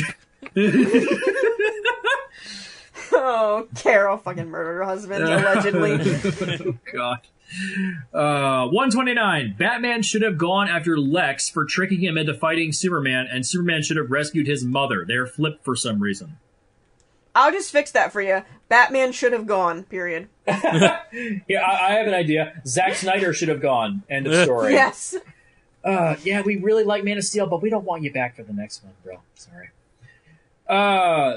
130. The Batman and Superman fight should have been the climax of the movie, but after it's over, the movie starts up again and drags on for another 40 minutes. This proves that the film doesn't allow a proper 3-act structure. In fact, there is no structure. You know what this film was? Yeah. You know what this film was? Mess. This film was Mess. was a visual example of premature ejaculation. What is premature? This is like it nutted too quickly, and now it can't get it up again. That's what it is. That's what it is. This movie is premature ejaculation. 131. Like the Batmobile, the Batwing is fucking hideous. The Batmobile and the Batwing are both fucking hideous. Shouldn't the Batwing look like a bat? The Batwing doesn't even make like aerodynamic sense. Yeah, it makes no goddamn sense. Like, Oh, Jesus fucking Christ. 132. It feels like the whole movie exists to have an Arkham-style fight scene because it's the best thing filmed in the movie. Yep. That's it. Much. Just we wanted that's why I said the best parts of this movie are the 20 minutes that actually include Batman doing stuff. 133. Batman physically moves faster than an explosion. He does. 134. Lois Lane throws away the spear, then retrieves it later on, despite not knowing that it is needed in the Doomsday fight. Yeah. What the... We need to give her something to do. I wasn't sure if I fast forwarded through the point No, that's or it. not. That's literally okay. it. That's it. That's it. 135. I thought Superman destroyed the birth chamber in Man of Steel. Oh, whatever. Just 136. Why does Doomsday have 0 elements of Zod's personality? He's made from Zod. Like, Yeah. That's a good he's point. made from Zod. Why does he have no personality? I don't know if him talking would have made it better, but if he would have said, I will find him and I will kill him, like in Man of Steel, like maybe, but I don't know. That would have helped. Bow That would have before helped. Zod. Give him some like he even Doomsday can even talk, talks. right? He talks in the comics. He talks. He has some personality. He has some personality. God. 137. Why does Doomsday look like a cave troll from Lord of the Rings? You're not wrong. It is hideous. Oh God. Where's Frodo? Where's Sting? 138. Why is Doomsday inherently evil? His origin is totally different from his comic book counterpart. Yeah. He's never been like the way in which he becomes Doomsday is he's repeatedly tortured by a scientist. Like is just born and he's just inherently evil. Just God damn it. And inherently wants to kill Krypton. And wants to kill Superman for some reason. Who knows? 139. More outright destruction that bombards you.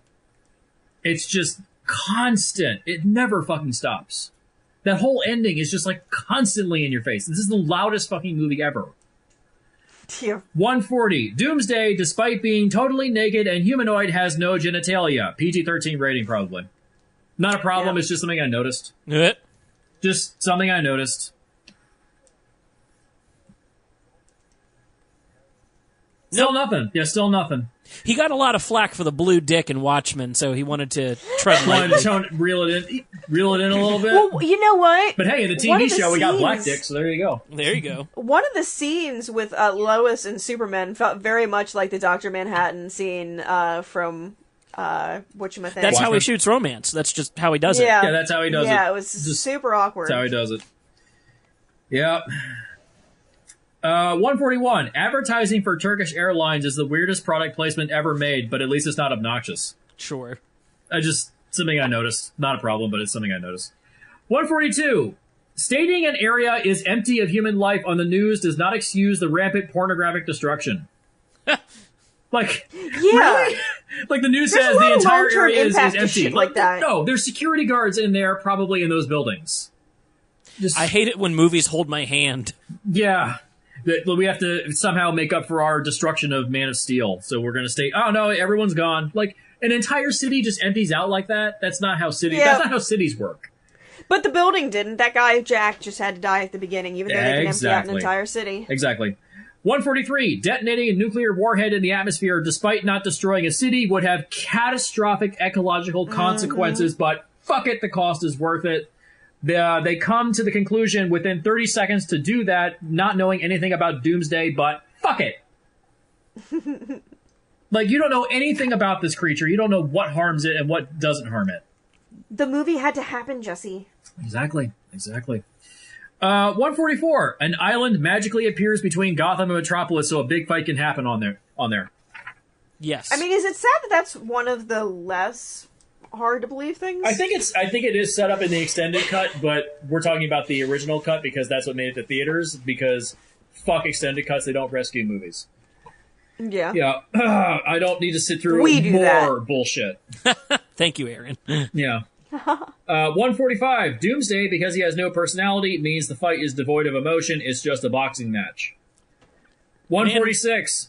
Why does Batman want Doomsday to chase him back to the Kryptonite? Doomsday is marooned on the island. He's not going anywhere. And if that was super awkward. Yeah. It's just increasing the collateral damage. Yeah, and if he does, it's like he's got a. If he does, he's not that hard to find. Just go back to the warehouse, get the spear, and kill the prick. Right. Bruce Wayne has a fetish for collateral damage. That is the only thing that makes sense about this movie. That is the only explanation. They're just collateral damage fetishists. Yep. 147. Wonder Woman just shows up. How did she know to find them, and how did she find them and know Batman's plan to go back to the port? Jesus fuck. She shouldn't even be in this movie. 148. The port is abandoned. Abandoned does not equal unpopulated. Plenty of areas of Detroit are abandoned, but there's still people squatting. Right. 149. Superman's kryptonite scar magically disappears. 150. Is she with you? Moment. Makes no sense. Batman texted her an hour ago. Yeah, that was weird. Yeah. Also, the music steps on the vocal audio. The trailer had better audio. Yeah.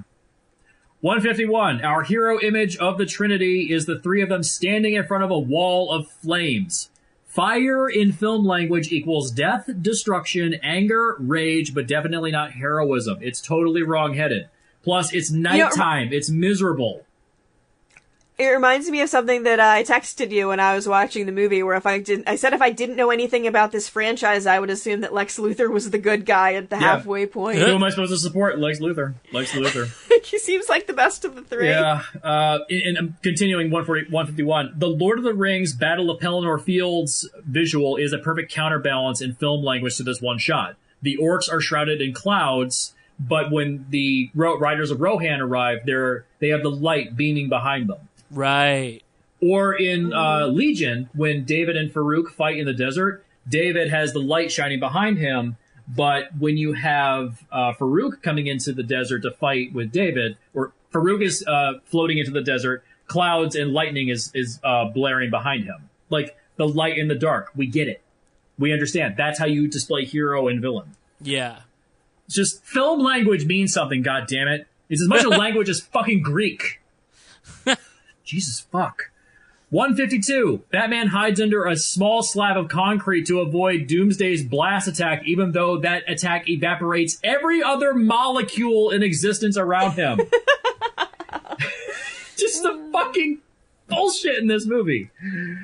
153. Lois once again needs to be saved. She's drowning in that pool. Fucking save her. Womp womp. 154. Like, seriously, if I was Superman and I knew that she was my weakness like that, I would have her, like, harass home confinement. I'm sorry. I know, it's terrible. 154. Batman is useless in the Doomsday fight. He runs. That's it. Yeah. He runs. He has one kryptonite grenade left, and he runs. Like, you know what? That's why they had the kryptonite grenades. Because if you killed Superman with a bullet, you couldn't have the fight with Doomsday. Yeah. Yep. There you go. It's plot convenience for the sake of plot convenience. God damn it. 155. Clark's sacrifice means nothing by this point in the film because it's totally devoid of any shred of emotional investment. Only incels are getting off to this dumb shit. Also, doesn't, like, the whole world hate him right now? Exactly! Like, you've established... You know what? That's another one of my problems. I'll get to it in a second. Jesus Christ. Zack Snyder's... 156. Zack Snyder's excuse for killing Superman was, quote, I wanted Batman to form the Justice League. Quote unquote. He figured, now that dumb shit is out of the way, I can make the stuff I really want to make. He doesn't like Superman. He clearly hates Superman. Clearly. You have displayed it on screen. We get it. You killed him in the second movie. And then you hide the fact that he's supposed to show up in Justice League? Like, and even in this commentary track, he's like, well, we had people hiding stuff that, we didn't want to give away the fact that Superman dies in the movie. Like, you put Doomsday in the movie and you think people aren't going to guess that he dies in the movie? Are you fucking serious? Are you that thick-headed?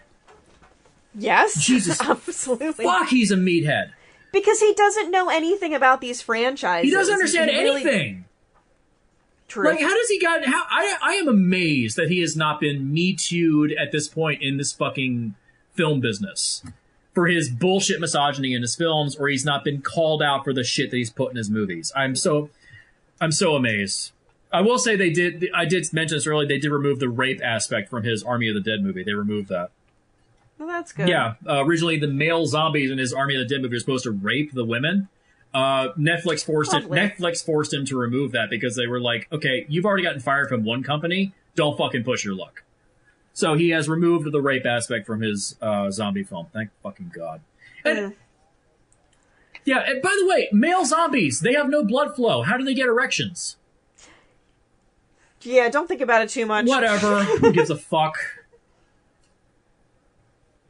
Hey, I made something that's even more disgusting than what Erin was coming up with her gonorrhea pustules. I don't know. I think I still win on that one. Erect zombie cock? Yeah, that's nah. I mean, I've seen Rule 34 of that online before. I'm sure it exists somewhere. 157. The Trinity shot with Superman dead is film student level bullshit. that shot of the Trinity with Lois Lane holding his dead body. Yeah. Yeah. 158. Steppenwolf scene is more sequel bait bullshit. This was in the extended cut where Lex Luthor is apparently communing with Steppenwolf somehow. Yeah, it looks awful. And also, that's not even what the Steppenwolf even looks like in Justice League. They changed it. Yeah, it is unmotivated and makes no sense. Incels, you can come now. God. 159. Why is Clark's obituary placed next to a story regarding Lex Luthor's imprisonment? That's not how newspapers are structured. Just show 2 separate pages. Yeah. It will take an extra 5 seconds. Yeah, that was weird. God. 160. How did they cover up Clark's death? There had to have been an autopsy to reveal he was Superman. Someone had to come knocking. How would you autopsy him? You can't cut him without a kryptonite blade. There you go. There you go. 160. The government suddenly holds a military funeral for Superman despite the damage he may have caused. Okay. I mean, we've held military funerals for worse people. 162. What was in the military casket if Superman is supposed to be in Kansas? Is the military aware that Clark is now Superman? Maybe? Who the fuck knows? Who knows? Who the fuck knows? 163. Black casket with the silver logo was foreshadowing the black suit resurrected Superman for Justice League that never happened. You may come again, incels. Oh. 164. I failed him in life. Again, ripped off from Dark Knight Returns, but makes no sense here. You knew him for all of 90 minutes, and you spent a good portion of that hitting him over the head with a sink.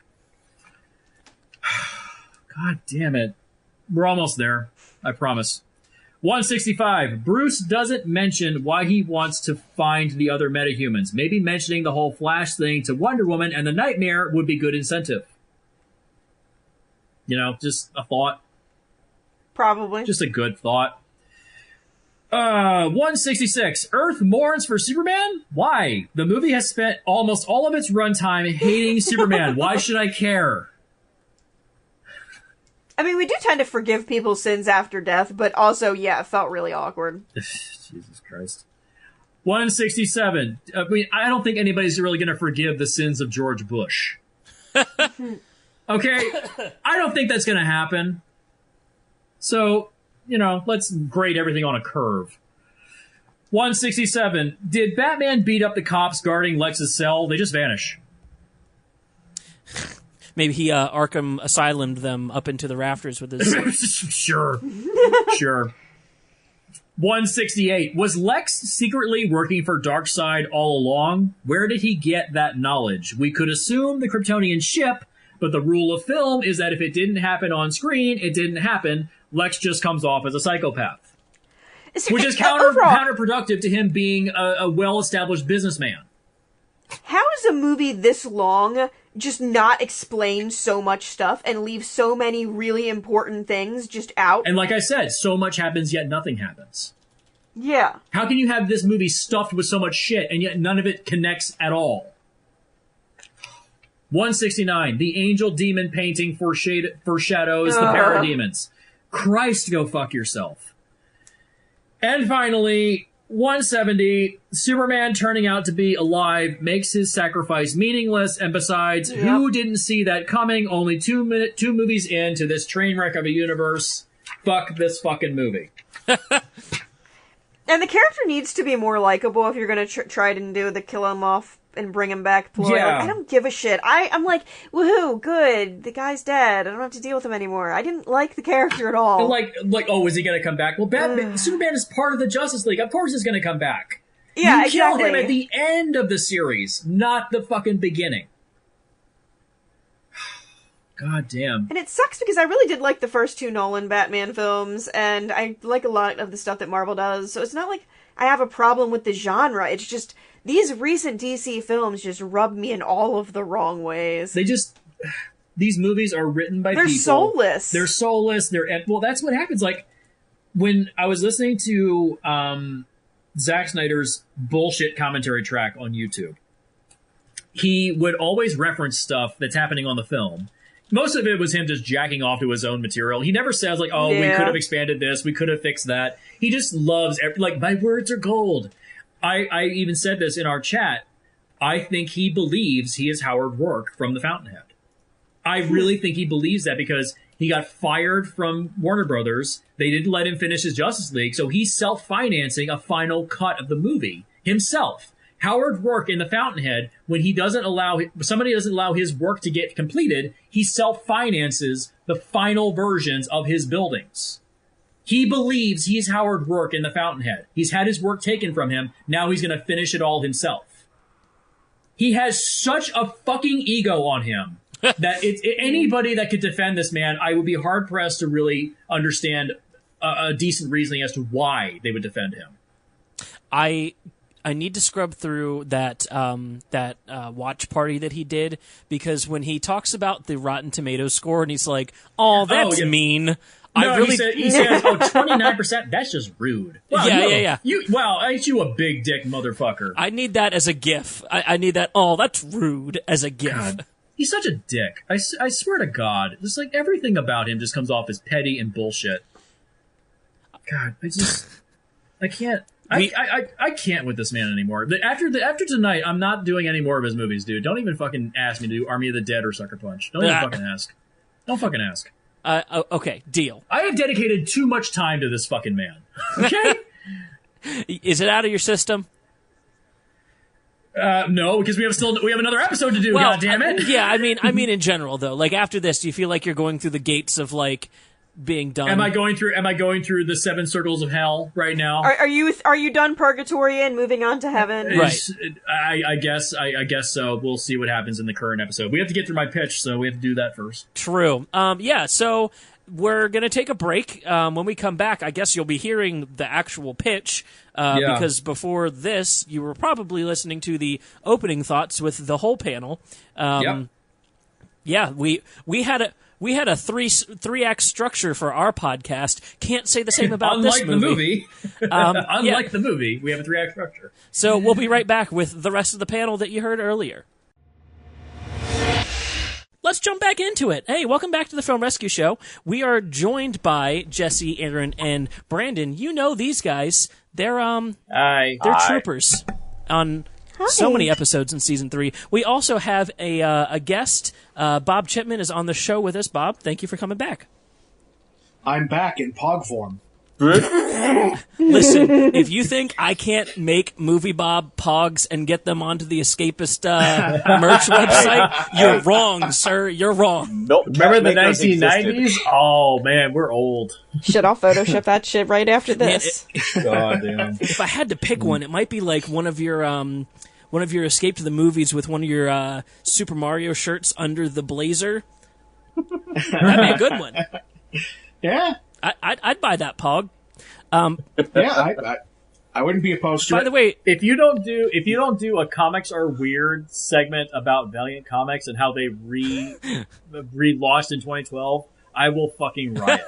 I swear to God, I'm gonna do it. For anyone that is part of our majority audience, 20 and under, Pogs were a weird game from the 90s that you guys should Google that I can't really explain to you because it's going to sound too dumb.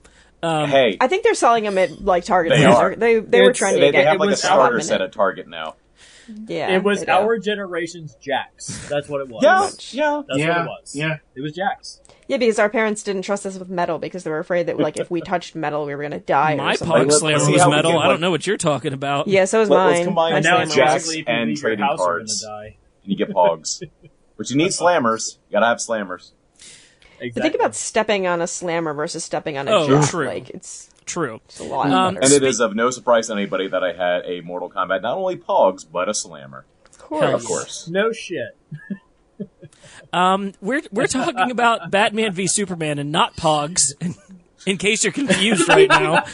No, let's keep going with the Pogs. Let's keep going with that. That's the whole episode now. Let's keep going. I wish I could. I have a bunch of Pog stories, but they're not really film related, so they're not good anecdotes. I think I have some in my basement somewhere. A lot of my Pogs were film themed. I really liked my Lion King ones. Nice. I know I had the Super Nintendo Jungle Book Pog at one point. Oh, wow. That is specific. Yeah. Closing thoughts on Batman v Superman before we jump into the pitch. Does anybody have any, like, hey, I thought of this during the break, I really want to say this, or I'll explode? I'd like to say, I mentioned this to Seth multiple times. The way in which you can tell this film completely, fundamentally doesn't work. Pull all the DC comic stuff out of it. Does the film still have a structure that works as a Mission Impossible film or as like a Disney animated film? Does it work in any structure that works with anything else aside from DC Comics? Can you pull the DC comic stuff out of it and it still functions as a movie? I mean, I'd watch this as Frozen 3. Jesus Christ. Oh, God. But that's what I'm saying. Like, the movie doesn't work. No. That without the DC comic stuff, the movie doesn't work. And that's the thing. Like, if anybody wants to criticize the Marvel movies for like, oh, well, they're all generic. Like, you can pull the Captain America stuff out of Winter Soldier, and it still works as a political crime film. Right. It still works as like 3 Days of the Convoy. It still works as something like that. You can even or like Ant-Man is a heist movie, or like Thor Ragnarok is an adventure caper like set in space. Like, you can set this stuff in other environments and it still works. I mean, some films are better than others. I mean, I don't think Thor: The Dark World is anyone's favorite movie, but they still work in general as movies. They have a structure. They have a framework to hang the character upon. You can't hang anything upon Batman v Superman. You have to have Batman. You have to have Superman. You have to have all these other things in the film to make it work. But not only that, just to piggyback off of that, you also have to have an understanding of these characters outside of the film. Like, you have to have a comic book, at least cursory familiarity with these characters for it to work at all, because it's all references. That's frustrating. And Bob, that's the frustrating thing, because you mentioned that in your review. You said you have to come in with prior knowledge. Like, and that's a problem. Like, if you're gonna say, like, when people were complaining about Iron Man 3 and how they changed the Mandarin, like, oh, it's not the Mandarin from the comics. Yeah, but the Mandarin from the comics is fucking racist. Well, okay, you can't. We're gonna be getting him regardless now. Well, but hold on a second. Played by Cantonese speaking actor. I don't understand in a film that's definitely built for an audience that is familiar with the material, it needs to have knowledge coming in. Why do you still start with the Batman origin story? Like, why? We've all seen that a billion times. That's what Marvel got right with Spider-Man Homecoming. Well, because it was meant to be a simple bookend. From Zack Snyder's perspective, he mentions this in his commentary track. He mentions, well, the film opens with a funeral, it ends with a funeral. It's meant to be a simple bookend. But the problem is, the funerals are for different reasons. Right. The metaphor doesn't link together because they're for different reasons. But from an objectivist perspective, simply seeing what you're seeing, oh, that's what it is. There's no deeper than that. Well, when it eventually comes to, again, it doesn't work, but like structurally I can see why it's in there. Like when I first saw the trailers, I was, again, it's, oh good, okay, we're I think I'll quote Jenny Nicholson, who's a wonderful YouTube personality. So and a delightful human being as well. was also at Comic-Con 2 years ago. Wonderful human being, great person. Had a reference about this of, the time has come again to sacrifice the wane so that we must increase the harvest. And I understand, at least in this, why he felt that we had to do it again, because it actually is part of the plot in this one that he ironically is actually trying to do a Bruce Wayne gets over something in this. It's like, oh, okay, well, yeah, I have actually gone too far, and this reminds you of this. And it's like, oh wait, like it doesn't work, but at least it's there for something other than going back to the umpteenth time to explain why Batman is dark and angry. Okay, fine. Like, I get it. It's like so much else that's in this movie. I understand why it's there. Structurally, this makes sense. I don't think that Zack Snyder is unintelligent. If anything, he is perhaps overly well-read and pretentious for the material that he sort of digs down into for these things. But it doesn't work. Yeah. So I can give it to them there. Yeah, and I've said multiple times, you can't take an altruistic character and apply objectivism to it. It doesn't work. It's an altruistic character. Like, altruism and objectivism they're diametrically opposed to each other. You can't make these two things work in tandem. Yeah. So I can't. Yeah. It's irritating. It's a frustrating bit of. It's why the episode just kept getting longer and longer because I couldn't stop finding stuff to go into. Like your entire review, you don't ever tread any other ground you've already covered. You never retread. You cover, like, the movie is so...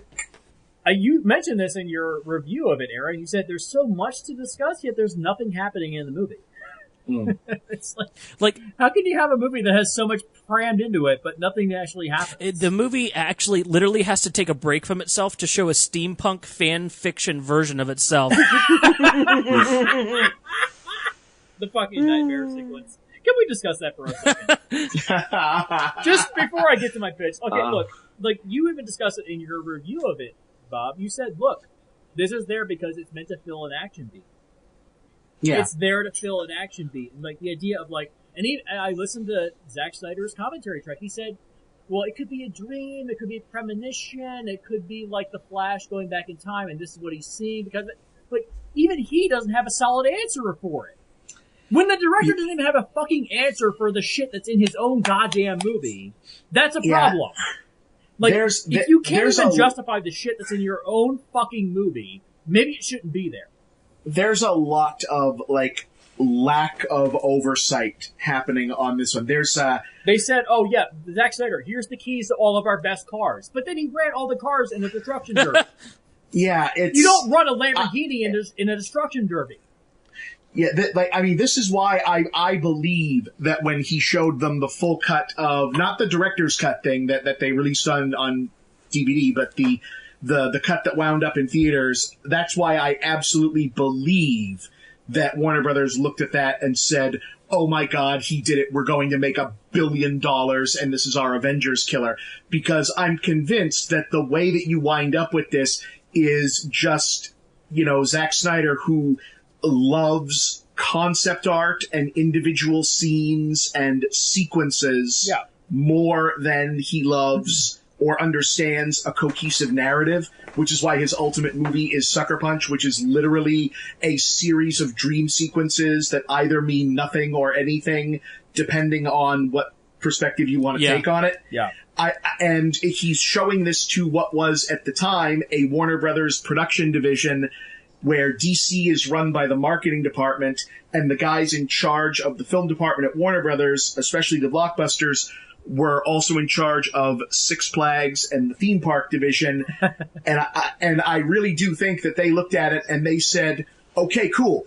We have a Batman who wears 6 different costumes so we can have great toys. Superman looks cool. Check out that awesome cape.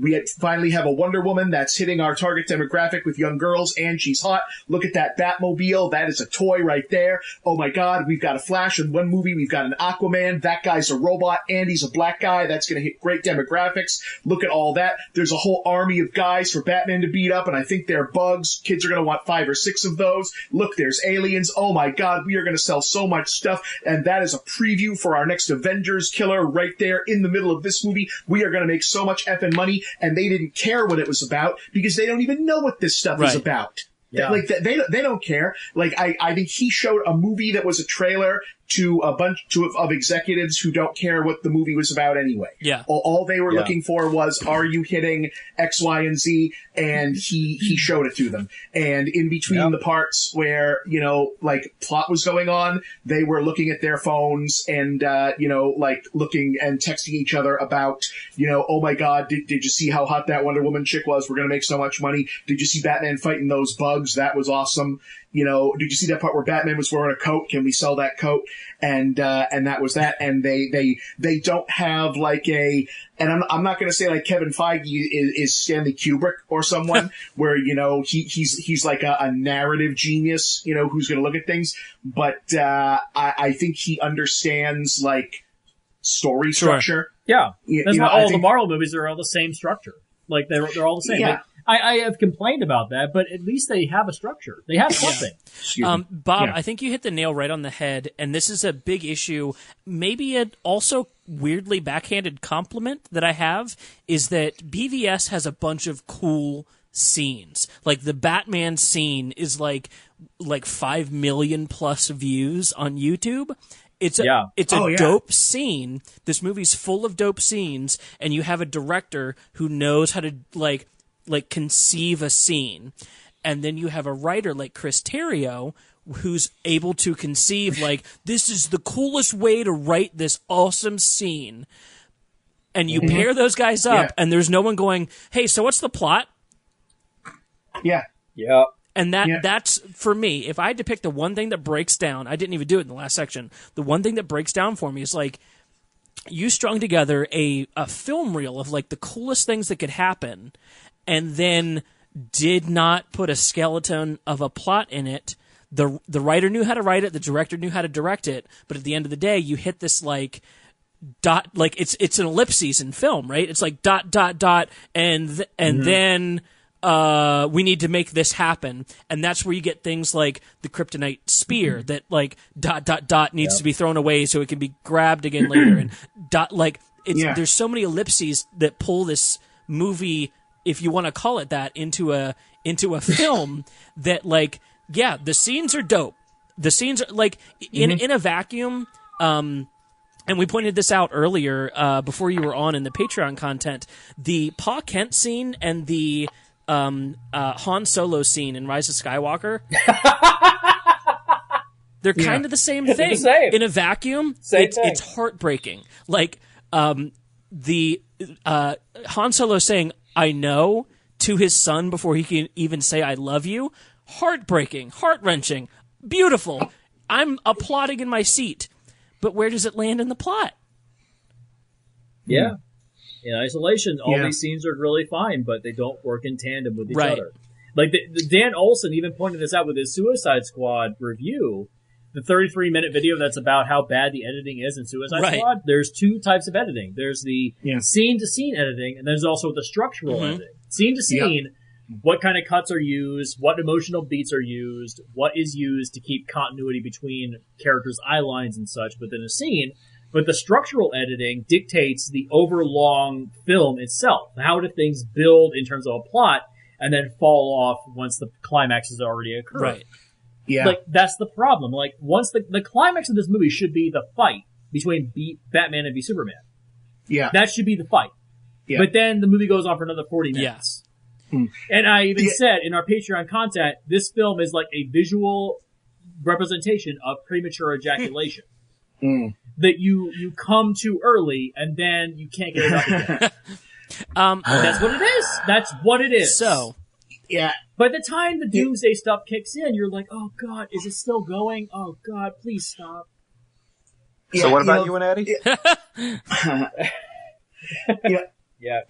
A less interesting, and I mean legitimately interesting director than Zack Snyder probably would have done like a better job storytelling in this, because they wouldn't be trying to fit all of this like ham-fisted metaphor about like gods and demons and like charity and altruism and objectivist philosophy and Marxism and freedom and all of this business into the movie in the midpoints, because all of the points where the characters in this are stopping to like wax philosophical about the meaning of strength and Superman and why he should exist or not are the same points in any other movie where like the story would be happening.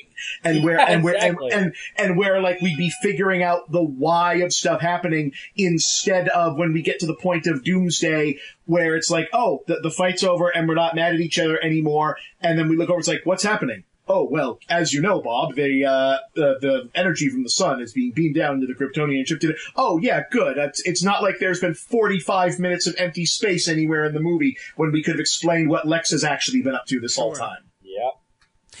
I think it's pitch time. Yeah, I think I'm done shitting on the movie. Look, the movie's not good. What do you mean? It's only been an hour and a half. It's not even good for a drunk watch. We even usually say like, oh, this is a film you can watch with an asterisk. Like if you're drunk or if you're high or if you're like want to shit on the movie. This movie is not even good enough for that. You know, it's maybe like watch the Batman stuff on YouTube and that's it. I'll get presumptuous. I do want to plug, we've mentioned it a couple times, MovieBob, Bob Chipman on the show here, has done a literally 4-hour review of this film. You somehow beat me. Watch it in hour-long chunks. Watch it, you break it down by like section to section. Watch it that way. If you really want to see this film broken apart, do it that way. We're not going to do that. We're going to pitch a sequel to a movie that doesn't exist, but exists in season 3 canon. Jesse, take it away. I have yet to hear this pitch. I'm coming in cold, so I'm ready for this. I have said hold on. But I have not. Hold on a second. Can I piss before we do the pitch? Yeah. Sorry, I didn't think this was going to take an hour to get to the pitch. Are you kidding? Sorry. It's a Jesse-led episode. What do you mean, Aaron? You needed a bathroom break? Okay. Is that what it is? I think Aaron just went away for a bathroom break. I missed that. I think she just stepped away. Well, if that's the case, I'm going to use one bathroom too. So, I'll be right back. I'll cut this out so we don't hear it happen. Okay. That's just silly talk.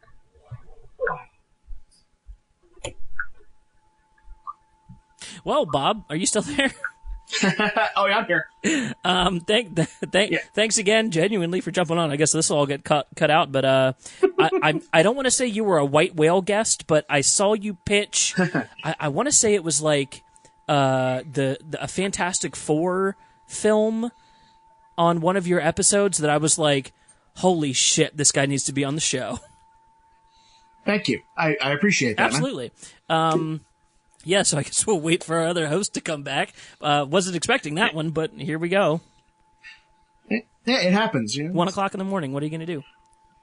Yeah, I don't have anything better to do. I'm glad to know you're drinking, because that's like a going thing for me. I kind of started the show just so I could drink and talk about how movies could be better without sounding pretentious. That's funny. Sorry about that, guys. Seth, by the way, I left you some presents when you were gone. On Animal Crossing? On Twitter? On Facebook? On audio. On the audio track in between she did. The two segments. Okay. I will hear them when I'm editing. Okay, I'm back. I'm back. Yeah, so... Is everybody back? Yes, we're back. Jesse, I think it's time for a pitch. Take it away. Okay, so... For setup for my story, if you have not listened to my Man of Steel pitch, you need to do that. Because this is a sequel to that, because trying to fix this movie in and of itself, in isolation, is impossible. The fundamental core of it is broken. There's no way to fix it. So I decided to do a sequel to my Man of Steel pitch, but it is still generally following the plot structure of this current film. I know that sounds weird, but it is what it is. In terms of like books that I did do a lot of research in terms of like, I did read a lot of Superman books prior to this. I read some of the Golden Era stuff, which I didn't care for. It's so fucking outdated. I'm sorry. It just does not work today. I also read Superman, Son of Krypton, Last Son of Krypton, which was written by Jeff Johns, which was kind of like trying to merge the movie stuff that Richard Donner did with the comic book stuff that Jeff Johns was writing at the time. It's not a great story, but it's okay in terms of the Brainiac stuff, and I did get Brainiac into my pitch. Another thing I read was Superman, The City of Tomorrow, which is a compendium of stories that lead up to a book, a miniseries called Superman Y2K, which was set just before the turn of the century, where Brainiac 13 takes over Metropolis and infects the city with a virus, turning it into a literal City of Tomorrow. Basically, a tech metropolis of tomorrow. It's not a great story, but it's a great idea. How much of the audience is even going to remember Y2K? So, if you don't remember Pogs, let me just let you know, around the year 2000, we thought everything was going to collapse. We were wrong. We were 20 years early. Yup. Yeah. But anyways, in terms of like inspiration, like Brainiac is in my pitch, Lex Luthor is in my pitch, but it is a sequel to my Man of Steel storyline. So if you have not listened to that, go back, listen to that first. I think it's like, what is the time code? An hour and 14 minutes? No, 114 minutes. 100, do I talk that much? Yes. Jesus Christ, Jesse. Did we not just do an hour and 45 minutes of Patreon content before this? You know what? I've been sitting on my ass listening to your voice for like 4 hours, dude. God damn it. All right. Jesse, I can't hear you from how high your soapbox is right now. I can't hear him from how much he wishes right now. Brandon, I don't have anything to throw that far. Shut up. Get on with this. Pitch away. My pitch for Batman v Superman. Here we go. All right. So we open on a child's face, reminiscent of the opening of my Man of Steel pitch. The child is plugged into the ship and is heading through a wormhole back to Krypton. He arrives and sees it destroyed. With no other options, the boy pilots the ship through a wormhole and emerges near Earth. He documents the planet from orbit, but loses control of the ship due to equipment failure. The child has green skin. The ship crash lands on Earth in the mountains. Days pass until an excavation crew finds the ship, digs it out, and loads it into a truck. We see the logo on the truck, and it says LexCorp. We then cut into a hospital room that glows green with kryptonite surrounding the child. We see, from the child's perspective, a man with a sinister stare looking down at him. He has a face mask on, but from what we hear in his voice, we know who it is. It is Lex Luthor. He says, "You're a very privileged child, you know that? You don't know now, but you will be our salvation. You're going to save us from him." The child leans his head up and sees a large photograph of Superman floating high in the sky on a television monitor. Lex pulls a circular saw emblazoned with kryptonite teeth. The blade spins, the child screams. We see from the child's vision once again. Above Lex, we see a large, glowing cube floating and shifting its shape. It is a mother box. Cut to black, title, Batman v Superman. So there is our opening before the credits, before the title starts. Bum. Yep. Dawn of Justice is it going to be excised from the title because it's too long and fucking stupid, and it's too early to build the Justice League. It is only Batman and Superman in this movie. There is no Wonder Woman. None of that crap. So, we cut back in. We see Clark Kent moving through the street, heading to work. Everything seems fine. He's happy. He walks past the statue of Superman, takes a glance, and moves on. He goes about his day, filing papers, editing articles, etc. Lois smirks at him from time to time. Clark, using his super hearing, hears a person on a cell phone somewhere in the building, pleading with their daughter on the phone. The daughter is about to commit suicide. Yeah, we're going dark real quick. Ooh.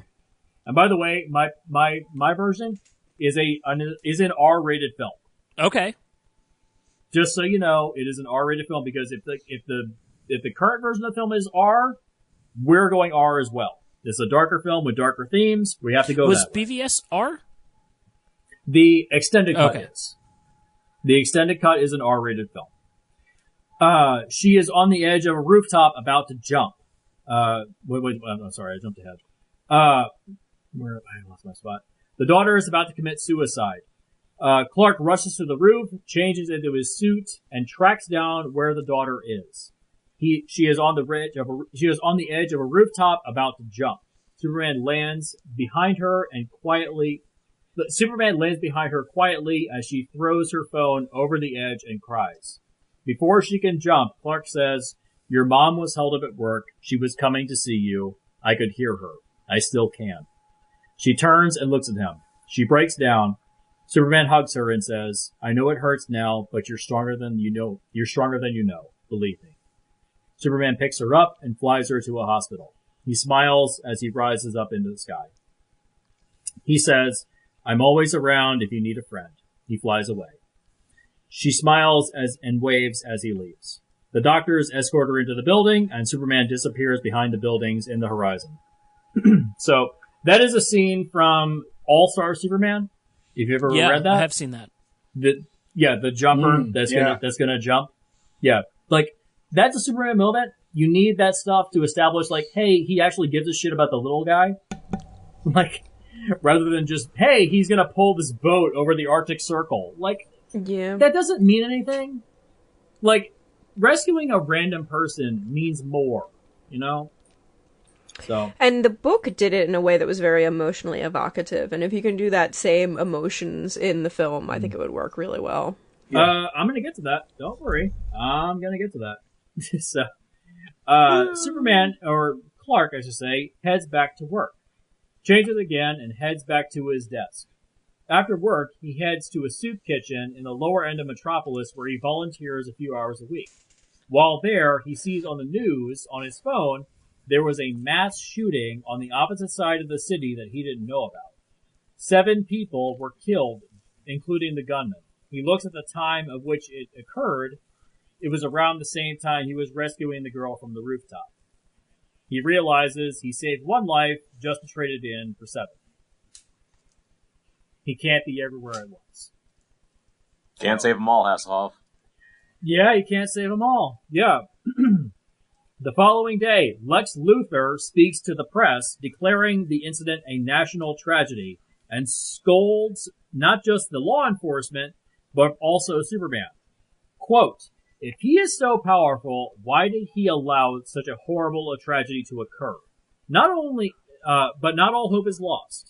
In the coming days, I will be unveiling a new plan to protect not just our city, but the whole world, and prevent such an obscene event such as this from ever occurring again." Unquote.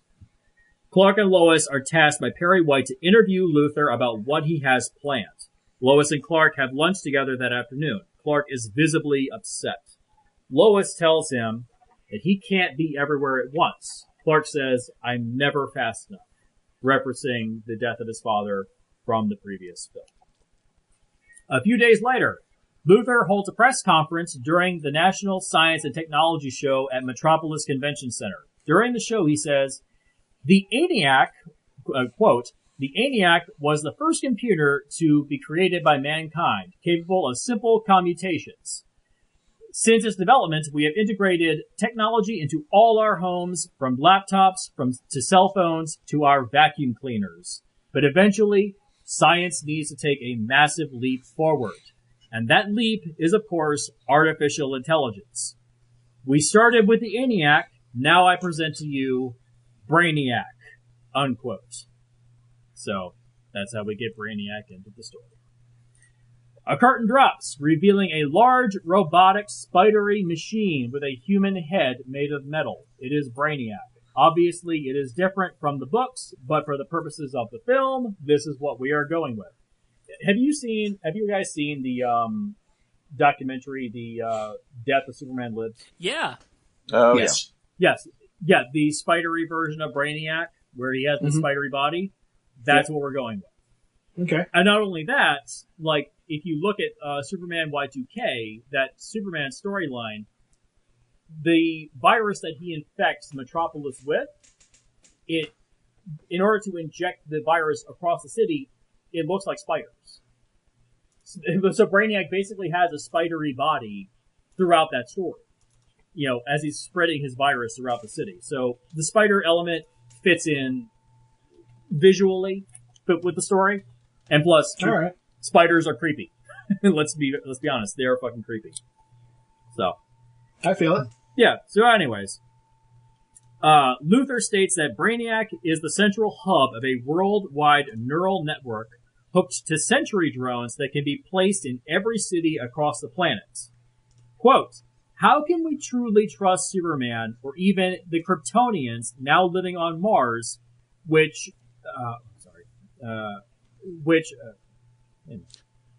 Yeah, you sent the Kryptonian embryos to Mars at the end of your last movie, right? That's right, yes. The Kryptonians are now living on Mars. Yeah, there you go. I've had a few whiskeys in me, so I'm... So, how can we truly trust Superman or even the Kryptonians now living on Mars, which they took without asking to not betray us and attack again? Brainiac can be here 24/7, always available, always on call. And the sponsor and the co-sponsor and co-financier of this project is here with me today. Ladies and gentlemen, Bruce Wayne. Member FDIC. Yeah, there you go. Like, it's the Tony Stark thing. Let's build a shell around the world. It's the Tony Stark thing. Let's build a shell around the world. Like, let's be paranoid. Why not be paranoid? You're not paranoid about this guy? So, and anyways, my Bruce Wayne is in his mid-50s, a bit more grizzled, lots of more mileage on him. Bruce walks out on stage, smiles, shakes Luthor's hand, and states that Luthor's project could be the very thing to bring peace and order to all mankind. No more Kryptonians in Metropolis, no more crazy clowns in Gotham. The audience applauds, and the two begin to walk off stage. Before Lex leaves the stage, he turns back and says, and one more thing I forgot to mention. It's completely free. Our gift to humanity for your safety. Thank you. And so if you haven't noticed yet, I have turned my Lex Luthor into Steve Jobs. Interesting.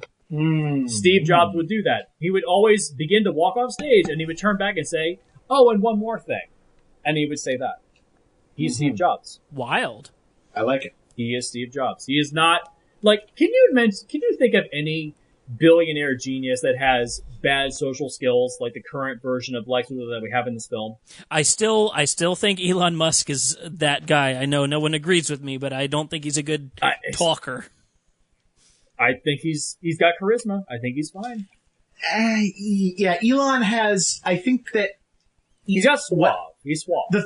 The thing about Elon is that he gets. I think what gets interpreted as having bad social skills is the fact that, one, he's not actually as bright as he claims to be, and also it's the fact that he's speaking English as a second language. Yeah. And that's not like he has a lot more business smarts than he does science smarts. He's more of a rich guy who is compelled by science than a scientific genius, and also he's speaking English as a second language. Fair enough. But there is, I mean, like, I'm not saying he's not bright. He knows a lot of what he's talking about, but my family owned a colonial emerald mine is doing a lot more of the work than I also went to school and listened very closely to my science professors. Yeah, and he didn't necessarily, like, get the best moral education from the family side of things, and that makes me wonder, like, deep down inside, how he views other people. Yeah. Yeah, So a lot like Steve Jobs, he takes credit for people's work, but didn't actually do it himself. Well, I mean, like, Steve Jobs actually did know how to, like, he came up doing the actual work. There's not a lot of indication that Elon is himself. Like Steve Jobs could build a computer. He couldn't really code to save his life, but he knew how to build a computer and understood the workings of them. Elon understands science and he understands the business of it, but he's more like a really expert football fan, sportscaster who thinks he can coach and becomes an owner than he is like a scientist who starts a company. Oh, that's a good comparison. I like that. Not bad. That's pretty good. It's pretty good. But for my pitch, I have turned him into Steve Jobs. No, regardless, no. Lex as Steve Jobs works much better than Elon or Mark Zuckerberg as Steve Jobs, as Lex Luthor. And the Mark Zuckerberg thing hits home a little bit too hard, obviously because of previous films that Jesse Eisenberg has been in. It's too much of a cheap shot. It's too much of a cheap shot, yeah. Zuckerberg is an asshole, but it's an easy way to go because he really does seem to have a few problems. Exactly, yeah. So anyways, so after they finish the speech, they walk off. Clark and Lois meet with Luthor and Bruce immediately after the presentation. They talk, discussing the political implications of instilling an Orwellian new order across planet Earth. Luthor states that Brainiac is directly under the control of LexCorp in partnership with the Department of Defense and several other national security agencies. A planet-wide network won't occur until trial runs of 3 months. Clark speaks with Bruce, stating that it seemed odd that Wayne Enterprises would be so willing to back such a high-risk investment. Bruce says that he felt that the world needed a little charity. Clark asks how instilling sentry drones, any different from vigilante tactics, would be used by people such as Clark asks how instilling sentry drones would be any different from vigilante tactics such as what Superman or Batman performs, especially since Superman used his powers to help humanity, while Batman uses his powers to instill brutality to maintain order. And Bruce says, "Kid, grow up." And he walks away. So this Bruce is much more of a complete prick, as opposed to the current version where he's like, he's kind of suave, he's a little bit more grizzled, but he's kind of got social skills. Like, no, my Bruce is like, nah, it's all a show. He's an asshole. He hates everything. He really hates everything. So, after the conference, Clark is in a bit of shock. Lois asks Clark if he's okay. Clark walks off, leaving Lois alone. That night, Superman goes out for his nightly patrol. He flies between buildings casually, but very absent-mindedly. His mind is elsewhere. Once Brainiac is installed, he will no longer be needed. Suddenly, a sentry drone flies past him.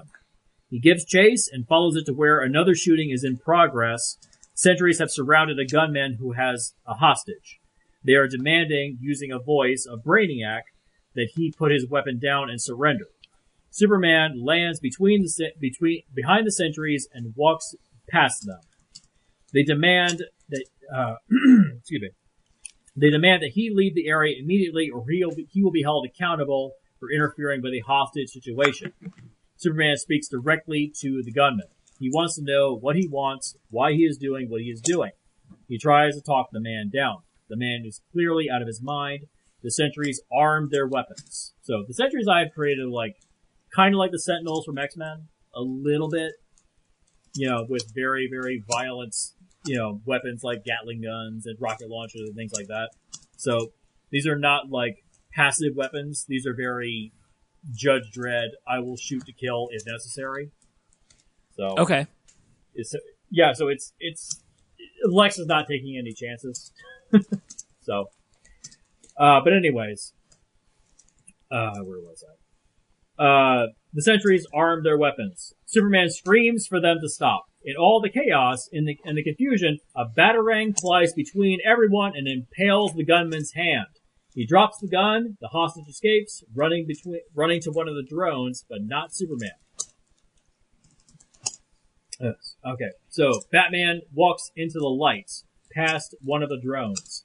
The gunman tries to run. Batman fires a grappling hook, which pierces the gunman's shoulder, and he drags him back to him. Batman curb stomps him, knocking out all of his teeth. Like I said, this guy just doesn't care. Superman intervenes and says, "That's enough!" Batman informs the drones that the police have been notified. The drones confirm that information and fly off into the night. Batman ties the gunman up and walks away.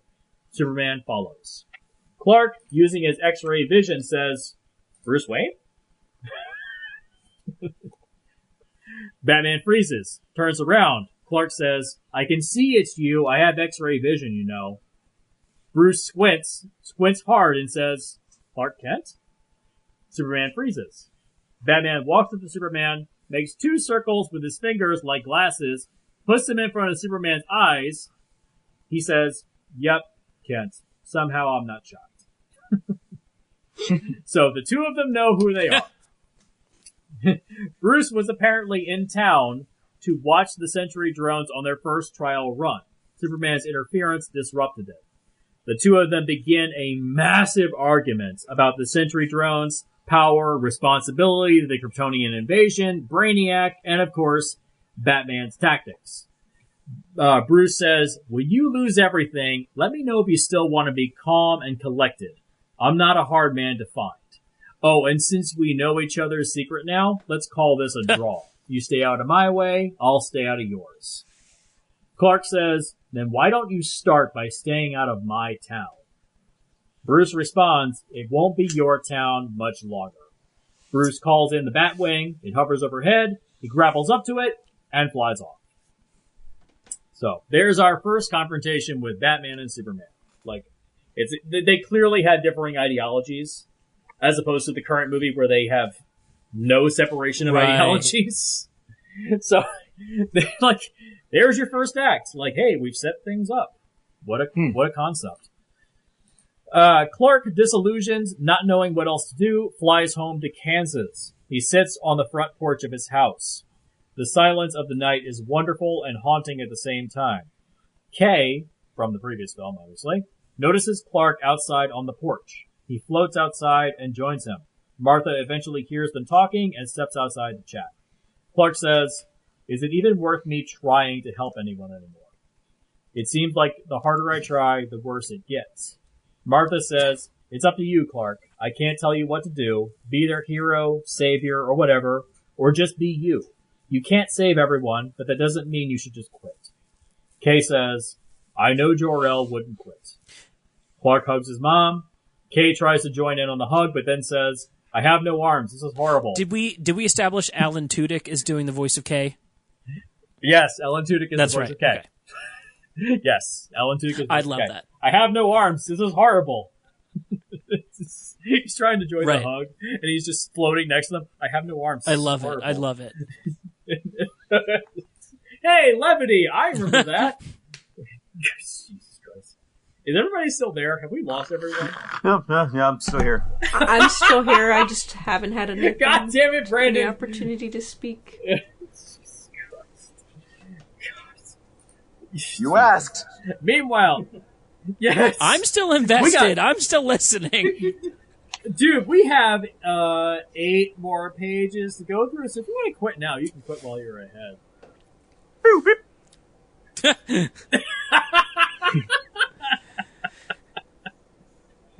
Oh, Jesus.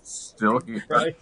You got this. I'm here for Jesse, it. what will you bribe me with to stay for this entire thing? Alan Tudyk can't hug people. Got it. Let's go. Yeah, he can't hug people. Yeah, I'm good. Yeah, meanwhile, back in Gotham, which is over 300 miles away, not across the fucking river. Let's answer that, please. The Batwing descends into the Batcave behind Wayne Manor. The Batcave is reminiscent of the Tim Burton version, where it's an actual cave, not a cheap fucking warehouse. Batman steps out, takes off his armor, and heads over to his work desk, which is covered in computer monitors tracking the progress of the drones. By the way, just so everyone knows, Lex does not know Bruce is Batman. Okay. Let's make that clear, okay? Bruce sits, leans back, and looks at a photo of his parents on his desk. He says, "Hey, Dad." I'm almost ready to retire now. We get a small sequence of Bruce popping pain pills, drinking wine, and showering, which reveals all the bruises and scars of his rough life. As he steps out of the shower, the phone rings. Bruce says, "Can you get that, Alfred?" "Alfred." No answer. He says, "Oh, right." Implying Alfred is long since dead, but he forgot. Aww. He is alone in that mansion. He is all alone. Bruce is alone. Bruce answers the phone. It's Lex. Bruce asks if Lex ever sleeps. Lex says, quote, "There's too much work to do for my mind to rest," unquote. They talk about how the drones were mostly successful except for Superman and Batman intervening in one case. Bruce says every experiment has an outlier. After a few more trials, there shouldn't be a problem. They say goodnight to each other and hang up. Lex hangs up his phone and goes back to work in his lab. He is there alone with Brainiac. Brainiac is in stasis, legs patched into the wall like a spider in his web. There's the obvious visual metaphor of Brainiac, a spider-like being, as the central hub of a neural web for all the Sentry drones across the world. Blah, blah, blah. Hey, I'm good at metaphors. It's blunt, but it would look cool. Lex says, quote, "I suppose this is what it feels like to have a child. Then again, you're not really human. Not one of us. But that doesn't mean you won't be great." Brainiac, in order to speak, is reminiscent of Kane in RoboCop 2. The face opens up to a computer screen where a simulation of the child's face is the only method of communication. The child is clearly a slave to Lex, but can't help but comply. Lex smiles. The next day, where am I? I lost my track. Could the kid be played by the kid from Room? Yes, perfect choice. Jacob Tremblay. Yes, perfect choice. Perfect choice. Yes. All right. Yeah, so he should be a level of innocence to the character because there has been 20 Brainiacs? Yes. Yes. Yeah. So even if this Brainiac isn't your version of Brainiac, there's still 19 others out there in the universe. So it doesn't matter. So, yeah. Yeah, and there's been a couple of kid Brainiacs, so that tracks. Yeah, it tracks pretty well. It works fine. For this version, it's fine. I like it. Yeah. I like it. This version is fine. The next day, Congress begins an investigation into the actual legality of using Sentry drones on American soil. This is the rescuing sequence from BVS, but instead of questioning if Superman should be around, the question is, should the drones and Brainiac be around? So there's actually a reason, is having an Orwellian security net like this legal? Is this right to have this kind of stuff? So, we get various political ideologies and political arguments. Eventually, an emergency hearing is held before Congress. Lex Luthor and Bruce Wayne are being called in to defend the legality and justification of Brainiac. As an opposing viewpoint, several congressmen and women request Superman be invited to defend his political stance upon the methods of aid. Lois and Clark are sent to Washington, D.C. by the Daily Planet. Jimmy Olsen tags along for photos. Obviously, Lois will cover for Clark when he has to be called to testify, because Lois knows that Clark is actually, Superman. Bruce and Clark meet briefly outside the congressional chamber. Bruce leans in, shakes Clark's hand, and whispers, quote, "I'm gonna wipe the floor with you," unquote. Clark says, "You don't need to lean in. I can hear you just..." Bruce scowls and goes inside. After everyone has sat down, Clark, now in his Superman suit, enters. He sits across the aisle from Bruce and Lex. Bruce and Superman glare at each other but say nothing. The entire congressional hearing revolves around Lex making the case that they don't know if the Kryptonians will attack again. They should be paranoid. Superman could just snap and destroy the entire world if he wanted to. Superman could declare war, and they could do nothing to stop him. Lex argues, what if Superman came under mind control or mental illness? How could he be trusted to control his powers And does Superman actually know if the Kryptonians will keep their peace treaty? When pressed about these questions, Clark says, I don't know.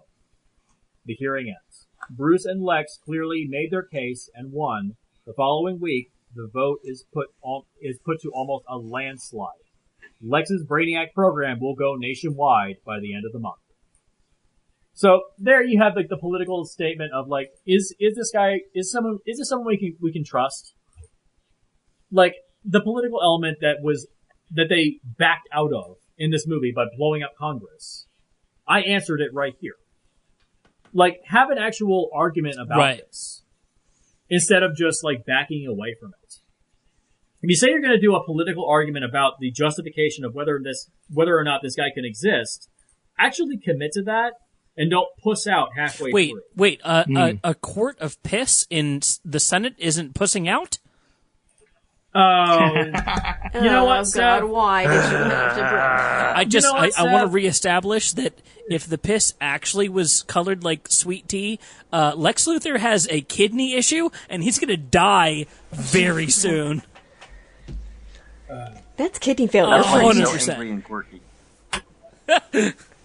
My kidneys are failing. For anybody that wants to hear my complaints episode, go to Patreon right now and donate $1 and you'll hear an entire episode of me bitching and complaining about this movie. Okay, I think we've pimped it enough. It's getting a little bit egregious at this point. What I sent you, Jesse, is a song that I really like that I thought would be very apropos for the background. I'm reading right now. Bruce I can't read it. Sitting by himself. I'm reading. Well, maybe if you'd stop doing something like stop ranting for 5 seconds of your goddamn life. Oh no, we have 8 more pages. So you could humor somebody else's still have opinion 8 on more the matter. Have you pages? ever considered that, friend? Have you ever considered just Seth, humoring this is what another happens person's when you host opinion a on podcast. It's anything? nearly 1:45 in the morning. Filter is Brandon, gone. why did you let me do this? Who let you do this? We have a film professional on this podcast. I have an IATSE membership. Why am I doing this? We are so sorry. Oh my god. Hey, you know what? You know what, Jesse? What? I don't care what membership you have. I have a job right now. I have a paycheck, you bitch. Fucking What a flex. Wow. Hey, Bob, how you doing over there, man? I'm good, man. I'm good. I'm just Are you listening having to the pitch. enjoying the pitch so far? Any At this issues? point. I really am. I'm hearing it. I want to hear Me how it is. too. I'm No, but I laughing have a so great- hard I'm getting I have a great- I'm getting my abdominal muscles The back. train Oh, tracks are great. getting a little wobbly right now. I have a great Jesse, do you feel okay about like having popular music in a film? Do you think that it can If it's it can not work? Psycho Killer, he'll say yes. As long not as Psycho it's not Psycho Killer, I'm fine with it. Except it's a song called Mansion. It's a rap song, but it has a female like high soprano verse that I think would be great for that scene with Batman by himself. And I'm going to very poorly try and sing so I probably just cut this. No. I'll link it later. What? I'll link it later. You don't want to get Aaron, flagged. We don't want to get flags. No, not I now. can't Not now. sing No, it. no. We'll link it. I'll let you send me all the links. I want to hear the rest of this pitch. Fair enough. The Supreme Court scene just happened, but without piss. I'm sorry. That was my fault. I interrupted. That was all on me. Seth, Yep, that was you for you once. ignorant slut. Hey, you got to talk because Seth interrupted. Jane, you ignorant slut. Okay. Where was I? That's right, Supreme Court. That's right. After work one day, when Clark is heading to his volunteer job at the soup kitchen, which we referenced at the beginning of the movie, he finds the building is shut down. Fucking Corona. God damn it, Brandon. The city has shifted part of its budget to help support Lex's Brainiac program. Turns out it wasn't really free after all. How many times have you ever gotten like a cell phone and they say, "Oh, well, this part of it is free," or "This program is Nothing free"? in life is free. Nothing. Not Yeah, one it's all goddamn bullshit. thing. It's all bullshit. Yeah. Mm-hmm. Clark, enraged, heads to Wayne Manor. He uses his X-ray vision to find the Batcave. Clark enters and finds Bruce sitting quietly at his desk, watching the monitors. Sentries are being prepped at LexCorp to head out for the night. Clark scolds Bruce, quote, "Are you happy now? You got what you wanted. At the expense of everything, you got what you wanted." Unquote. Bruce says nothing. Quote, "Nothing to say? Fine. You want me gone? I'm gone. You think you can save the world, but you just made it worse. Peace at gunpoint isn't peace." Unquote. As Clark is walking away, Bruce flings a batarang past Clark's head and impales it into a stalactite. He turns in his chair, gets up, and walks over to Clark. Quote, "Now you listen to me, you spoiled little shit. I have been doing this job for 30 years, and then some kid from the city of tomorrow wants to come in here and tell me what peace is all about? I don't have time for this bullshit." Clark continues, "What do you have time for then? If it's so bad out there, then do something about it. But manipulating and controlling people, this 1984 shit isn't the way." Bruce snaps and kicks over his chair. "What is the way then, huh? What is the way to make it stop? If you're such a genius and so seasoned at how the world works, then you tell me. How do you want to save everyone?" Clark says nothing. Bruce says, "Yeah, that's what I thought." Bruce starts to walk away. Clark says, "You're so high and mighty in your mansion with your big bank account and sports cars. What the hell do you really know about the world? What do you know about loss?" Bruce snaps, turns around, and punches Clark in the face. Clark reels back and drops to his knees. He's bleeding. He's vulnerable, but how? He looks up at Bruce, who is fuming. Bruce says, "Did you really think I wasn't prepared if you came down here?" He presses the button on a remote control, which pumps more kryptonite gas into the cave. Clark didn't realize the room was toxic when he entered. He's human now. Clark, enraged, lunges at Bruce. Thus begins the fight. There's the fight. There it is. Just two guys beating the shit out of each other in a cave by themselves with different opinions about how the world is that work. Twitter in real life? Yeah, basically. It's just two guys with differing opinions kicking the shit out of each other. There's no suits.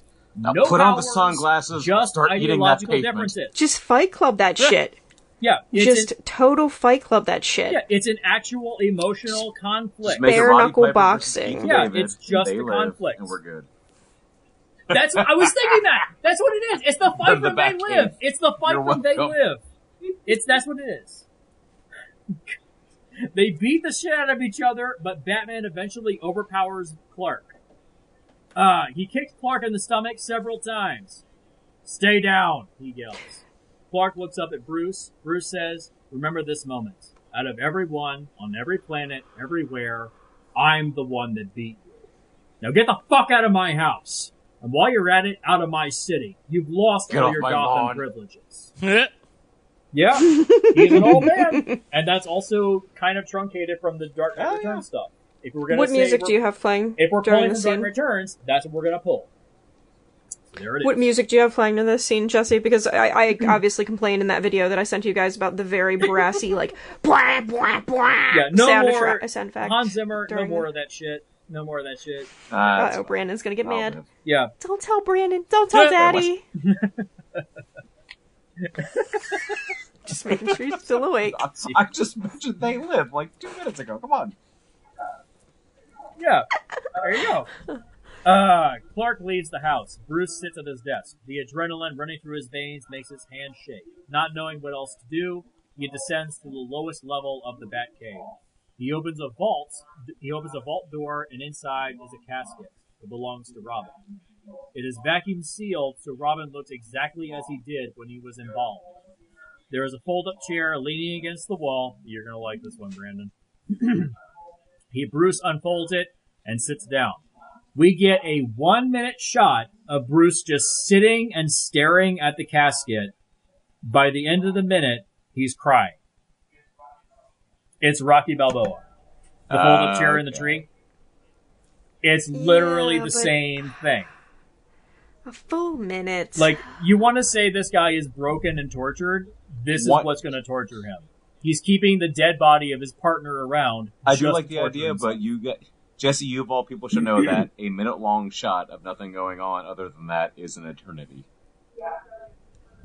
Yes, that is an eternity. I would be very bored. Okay, 30 seconds. 30 seconds. How about that? 30 seconds. I'll give you 25 and you need to make it really visually impressive. We'll split the difference. How about that? Anyways, we then begin a flashback sequence showing Batman and Robin's final mission together to take down the Joker. They infiltrate Ace Chemicals, but Robin is captured. Batman watches as Robin is tortured and then killed by the Joker. Batman eventually outsmarts the Joker and ties him up. Batman finally snaps and tortures him. The Joker laughs. What? Who's your Joker? What? I haven't cast him. You pick. Let me defer to the guest, MovieBob. Who would you like to see play the Joker who hasn't done it yet? Who would I like to see play the Joker who hasn't done it yet? In a fill-in, this is a fill-in role, so this isn't a big, movie-wide role, fill-in role. Willem Dafoe? Because they're old? Ooh. Because they're old? Ooh. Dafoe is good. John Glover. Oh! Not bad. Not Interesting. Tilda Swinton. I will always cast her as I wouldn't everything. say no. I'm not going to lie. Yeah. I would cast her as anything. Yeah. There you go. Tilda Swinton or John Glover. This movie just got so much better. Can I throw out out a weird pitch? Yes. Daniel Radcliffe. Yeah. Oh, he's good. Sure, why not? Why not? Yeah, man. I think he's got that mad chaotic energy. Oh wait, I'll change. I want to change my answer. Who's the? The last name is escaping me. Who's the guy from Pose? Billy. Oh shoot. The actor. Hold on. He was just in. Like Billy a Boss. Porter? There you go. Yes. There you go. Billy Porter. Yeah, not bad. I'll never say no to Billy Porter. If I'm thinking just like a conventional kind of Joker, John Glover, because I think he should have got it and never got a chance. But like outside the box, Billy Porter. Okay. I'm cool with that. Yeah. Anybody except Jared Leto. Yeah. Dude, yeah. you know what? I have an idea. So Dan Radcliffe and Elijah Wood both playing the Joker, and they switch throughout the movie, but it's never addressed. No one ever says anything about it. Just every other you shot see they Elijah Wood. switch. Well, there's a thing like going it. on right I can totally see that. Yeah. Well, there was, what was it? Like, it was, the storyline that was going to happen was like 3 separate Jokers. And then No, that's still happening. Oh, really? Yeah, that's right. They didn't even get to it because everything is shut down right now. Right. Yeah, that's right. It's still happening. Yeah, why not? I just think it would be a funny little meta joke about having multiple people No, playing the Joker. the editing of that is hilarious, and I love that. Well, what's Also, not... by the way, What? Continue. Jesse, Brandon and I know exactly what you were doing with that shot of the coffin. That is totally your Star Trek Enterprise, Yes. the motion picture glamour shot. Yes. I literally messaged him that while you were describing that. I'm like, oh my god, he's describing the Star Trek Enterprise glamour shot from the motion picture. I'm sorry that I like slow movies. It's too long. Keyword is It's too slow. long. Is that like how you time how long you're allowed to fuck? Like, is that why you want to see that scene for Yes, that amount of time? because Is that how it'll long last it a takes long you to? time, God damn it! Is that how long it takes you to come when you're looking at the Enterprise? Is that exactly that amount? But Is when I'm that looking at the what this is Enterprise, about? I'm nut immediately. I mean, you're always really quick to stress the fact that you fuck women, and that just makes it less credible that you actually fuck women. And you do like the Enterprise glamour shot an awful lot. Jesse, if I'm you not don't take saying- off with your pitch, I'm just this is saying. going to go places I can't control. Nope. Okay. I think it already has. So anyways, Batman finally snaps and tortures him. The Joker laughs the entire time. At the end, the Joker says, "Oh, Bruce, it's a shame we'll never do this again." The Joker knew he was Bruce Wayne the whole time. But telling everyone would spoil the fun. So, he knew he was Bruce Wayne Sure. the entire time. Batman pulls out a batarang and rams it right through the Joker's head, killing him. He leans in and says, "Maybe you won't, but I will. Burn in hell, you piece of shit." Batman carries Robin's body out of Ace Chemicals as the entire place goes up in flames. So that's the death of the family image of carrying Jason Todd's body out, but it's actually Robin. So anyways, we then see a montage of Batman murdering major villains throughout all of Gotham, such as the Penguin, Bane, Two-Face, etc. By the end, Batman stares at his hands. They are covered in blood. Hard cut to Bruce staring at his own hands in Robin's morgue vault. Can we have a Lady Macbeth moment? Hang on. Hard cut to Bruce staring in his own hands, covered in Superman's blood. He looks at the casket once again and says nothing. Can we have a Lady Macbeth moment, like the can't get the hands clean, I like that thing? You have to watch for at least 20 seconds. You have to watch for at least 20 seconds. Yep. Happy birthday! Shit, that's Not licensed. anymore. What's It's the one they public sing at domain now. TGI Fridays? It would be. So did Disney give up the rights to that? It'd be hilarious if he hummed the Danny Elfman Batman theme. No. Da-da-da-da-da. Jesus. Murdering people listening to that theme. Jesus. It could be worse. It could be like the 1950s Superman, like the George Reeves Superman theme. Yeah. God. Clark goes into work the following day, beaten and battered. Everyone stares at him. Lois is especially worried. Clark says, doesn't matter. He doesn't want to talk about it. Time passes as we see Clark try to do his job as Superman, but is impeded by the Sentry drones. We also see the Sentry drones have a zero-tolerance policy using lethal force very similar to Batman's tactics. So we've given precedent to Batman killing. Like, rather than just, hey, he's just violent now. Like, we give him reason. You see it on screen. Like, the rule in film is, if it didn't happen on screen, it didn't happen. We show it on here. It happened on screen. It happened. Jesus. Like, showing shit on screen. What a concept in a film. Yeah. Eventually, in a fit of rage, Superman attempts to destroy one of the drones. The drone was apparently attempting to extinguish a fire instead of escorting civilians out of a burning building. The drone apparently gauges the value of human life versus the overall environmental damage and the cost to the taxpayer. He tries punching it, but he can't penetrate the armor. He is powerless. He's confused. The drone sees him as a threat.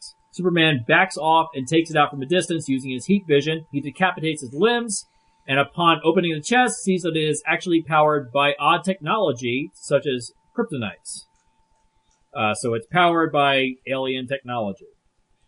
Superman realizes that there's something that Lex has been keeping secret from the public.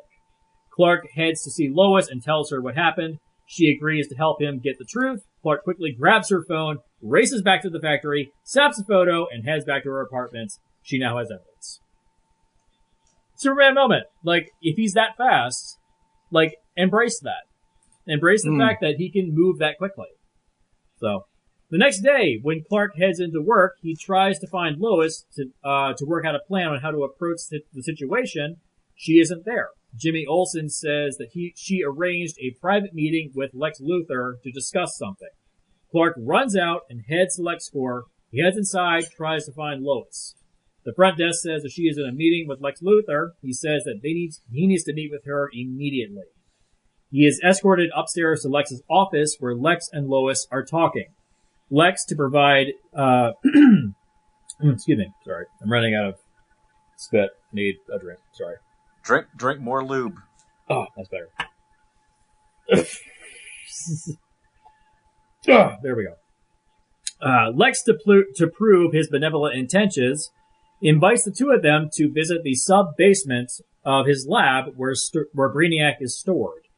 They head downstairs and are escorted onto a trolley that drives them to the outskirts of the city. So this is kind of like, you know, in the opening of Half-Life, the video game Half-Life, how you're escorted into the facility under the mountain by a trolley? That's what this is. So the facility is on the outskirts of Metropolis.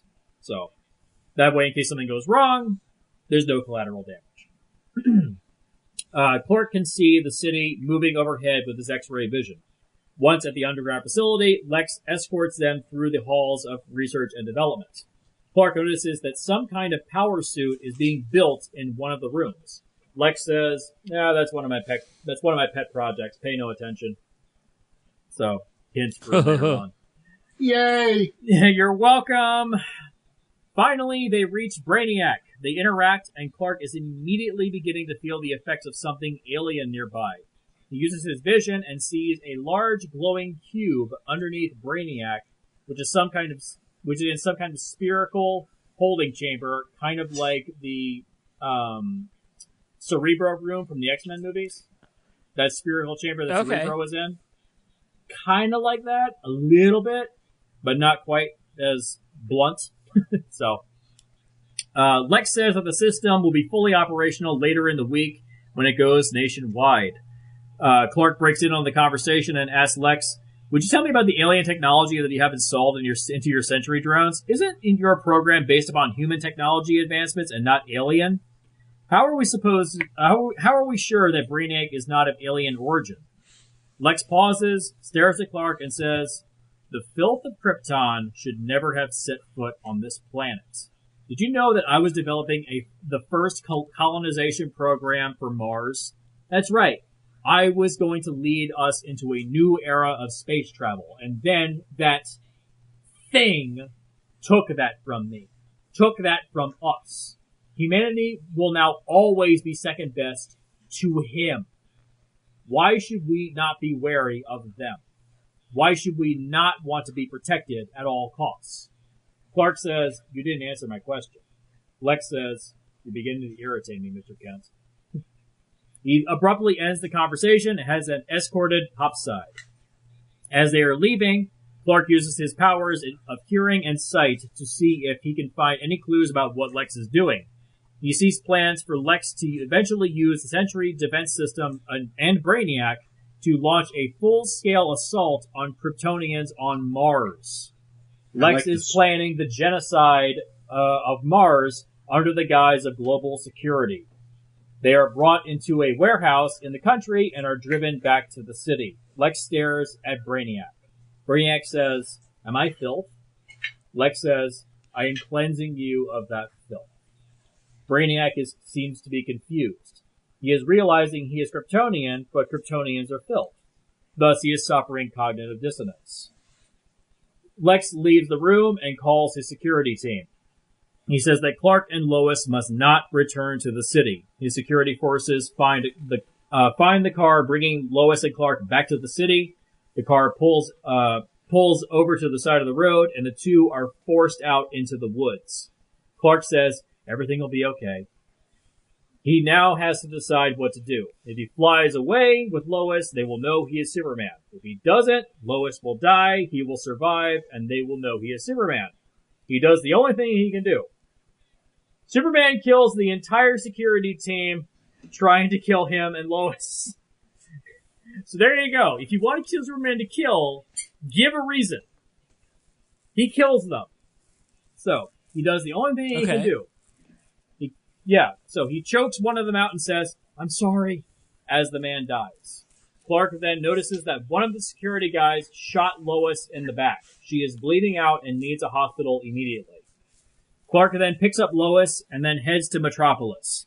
Once they get back to the city, he discreetly lands in an alley and carries her into a hospital. She is taken to emergency surgery. Clark takes her phone as he hands her off.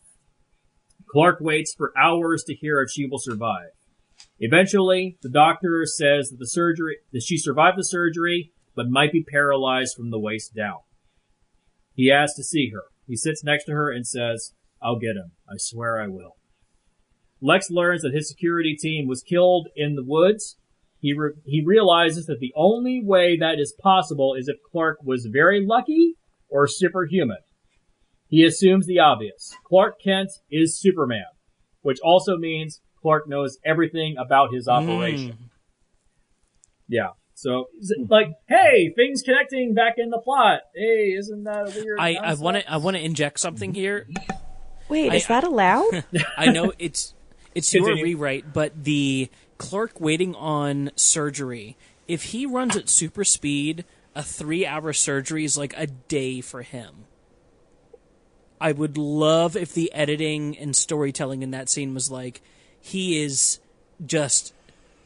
he's committed. He's doing no. He's going through the 5 stages of grief in 3 hours because he runs at like supersonic speed. Time is different to him. Yeah. I never even considered that. Time is different to him because the way he perceives time is so fast. I think that's the problem with the way a lot of people handle him. Yeah.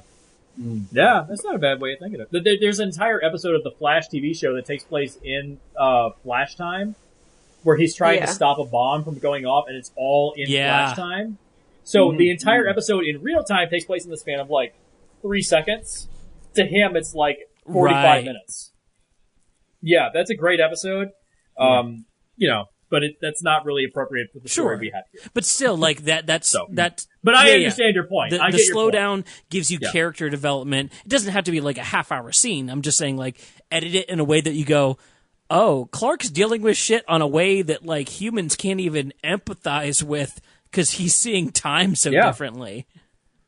Yeah, there was an issue of the book Invincible, which is kind of like a Superman type storyline by Robert Kirkman, where the father of the main character, who is kind of like the Superman archetype of that universe, heads off into space and is captured by an alien race and is imprisoned for months and months, but then comes back to Earth like the next day, but because of time dilation, things have changed.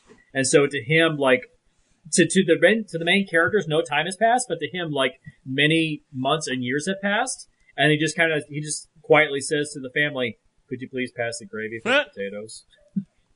Like, I would say Invincible is kind of halfway there to being a really good book, but it's got great ideas, but it falls off halfway through, unfortunately, because they kind of exhaust all their ideas halfway through. Yeah. Like a standard Robert Kirkman comic. It falls apart halfway through. So, though I think Robert Kirkman's a very nice guy. Anyways, Clark heads to see Bruce. Bruce is in his gym working out. This is the working out scene. The CrossFit scene. We're not going to have it as extreme. And also worth noting, in my pitch for Batman, it's not Ben Affleck. It's John Hamm. Oh, yeah. Okay. It's John Hamm. It's not Ben Affleck because for this story, not appropriate. I'm totally down for that. John Hamm is my Batman. Interesting. Yes, that's my Batman. He is in shape, but the years and damage have taken their toll. Clark tells him everything and even shows him the evidence from Lois's phone. Bruce says, why come to me? How am I supposed to help you? Clark says he can't shut down the system and expose Lex alone. He can't fight the Sentries because of the kryptonite, and Bruce is closest to Lex. They need to work together. Clark also tells him that he killed some of the men in the afternoon. He tells Bruce that he will kill Lex the moment he gets his hands on him. Bruce says, quote unquote, you really want to be like me? End quote. That hits home for Clark. Bruce is an old man alone in his old age. It immediately dissuades Clark from wanting to take another life. Bruce agrees to team up, and they will meet up at the back entrance of the country near the research and development building. Bruce believes that if he is going to go out, it may as well be for something worthwhile. And here we have a montage sequence of the two men getting prepared and getting their suits on. Considering the circumstances, we can keep the Dark Knight Returns metal suits. Do we have bat nipples? So, while I said it was no. No. Never again. It was silly in the context of the current film we have in existence, but in my pitch, for what they're going to go up against, it makes sense. So, because Batman and Superman are not going to be punching each other. So, yeah, they're not fighting inside that suit. It's appropriate for the upcoming fight.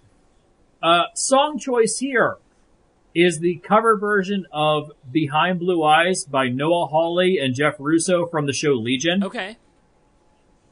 The sequence where David and Farouk are going to fight in the desert. Okay. That version is what's playing in their gearing up scene. Gotcha. Yes. It just, listen to it and think of this while it makes perfect sense. Okay. Clark looks at a picture of Lois on his phone. Bruce heads downstairs and sees Robin's casket. He gently taps it, essentially saying goodbye. He turns and heads to the Batwing. It launches into the sky. Superman launches into the sky as well. The two men meet up and fly together towards towards the R&D building outside Metropolis. Lex's security drones get sight of Superman and Batman headed towards the facility. He initiates all of his security forces and releases Brainiac from his holding chamber. He says the Kryptonian is on the way to the facility. He must be stopped. Brainiac unplugs from the wall and, like a daddy long-legged spider, makes his way upstairs to the rear entrance. Over 20 security drones follow behind him. They land together outside the facility. They make their way to the entrance. Up above them, Brainiac hides in the rafters of the warehouse. It leaps down and blocks the entrance. It says, Kryptonian filth. The sentries encircle them. Batman and Superman, back to back, begin an awesome fight. Yeah. Batman uses his tech. Superman, when he can, uses his powers. Eventually, they start to get tired. More drones arrive. They are backed up to the elevator doors. Superman pries them open and says to follow after him. Batman says, go on, kid. I got this. You take care of Lex. Clark says, no, we do this together. Bruce grabs Superman and says, you still got so much to learn, kid, and shoves him down into the elevator shaft. Superman catches himself mid-flight and looks up at the open doors. Batman plants an explosive charge at the roof of the elevator and quickly says, go, kid, shut him down! He rolls away as the bomb explodes. Superman yells, Bruce! The elevator shaft is sealed shut. Superman descends into the bowels of the facility. Up top, Bruce regains his footing. An onslaught of drones and Brainiac stand before him 20 yards away. Brainiac says, you are not Kryptonian filth, yet you fight for the Kryptonian filth. Query, who do you think you are? Quote, who am I? Bruce says. He extends massive claws from his bat suit like Wolverine and says, I'm the goddamn Batman. Come on! Come on! He rushes forward into a volley of gunfire, ready to die. He jumps and slashes, chopping a sentry in half. So if you wanted your goddamn Batman line, I found the perfect place to use it. There you go. I'll allow it. Yeah, he'll allow it. You sound so just like, you know, well, like, no. you didn't like, do no. the voice. You got to go, I'm the goddamn Batman. None of that bullshit. None of that. Down in the bowels of the facility, Superman punches his way to the circular room and sees the mother box suspended in the center of the room. He steps forward and is then shot in the back by a plasma weapon, Kryptonian. He turns around and sees Lex Luthor in his Kryptonian-powered suit. There you go. You got your Kryptonite-powered suit for Lex Luthor. Hey! You shot me in the back! I haven't irritated you too badly, have I? Clark fucking Kent. I never would have guessed. Yeah, well, nobody else does either. The two men stare each other down. I know the secret. About Brainiac, the drones, this thing behind me, and the rest of the world is gonna know it too. Because they deserve to. Do you really believe that? I do. And you're willing to die for that belief? I am. Superman then fires his heat vision at Lex, who ducks and hides. Of course, I'm not planning to die today. Superman keeps trying to pull the mother box from its holding chamber, but is stopped by Luthor. They fight on even terms, like the Superman Zod fight from the previous film. We cut back and forth between Superman fighting Lex and Batman fighting Brainiac. Batman realizes there is a weak point to Brainiac. On the back of his skull, there is a small hatch. Batman will need to jump onto Brainiac's body and pull out Brainiac's brain. Meanwhile, downstairs, Lex pins Superman against the wall and says, I don't get it, Kent. Who the hell do you even fight for? Superman screams out, everyone! Superman breaks free and continues the fight. Up top, Batman hides in the rafters and hides his heat signature using his bat tech. He takes out the drones quickly and quietly till only Brainiac is left. He finally jumps onto Brainiac's back, punching into the skull of Brainiac and tears out his central nervous system. The spider collapses but is still alive, screaming and confused, spouting an inane dialogue. Bruce raises the central nervous system over his head and says, your city, my world, then crushes it on the concrete. Brainiac tries to get back up but can only move two of his legs. Brainiac is still alive, so more drones will eventually arrive. Bruce rolls over, exhausted. He says, I hope you're doing your part down there, kid. Hard cut to Superman as he face plants onto the floor, his face bloody and beaten. Lex is winning. Lex picks up Superman, extends a sword from his gauntlets, and impales Superman to the wall. The blade snaps off. Lex steps away and admires. And you're going for the hard R on this, aren't you? Yeah. I mean, if the extended cut was R, I'm going R.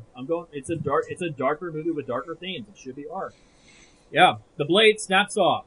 Lex steps away and admires his victory. He says, "Look upon my works, ye mighty, Jesus." and despair. So, there you go. Calling back to the first film.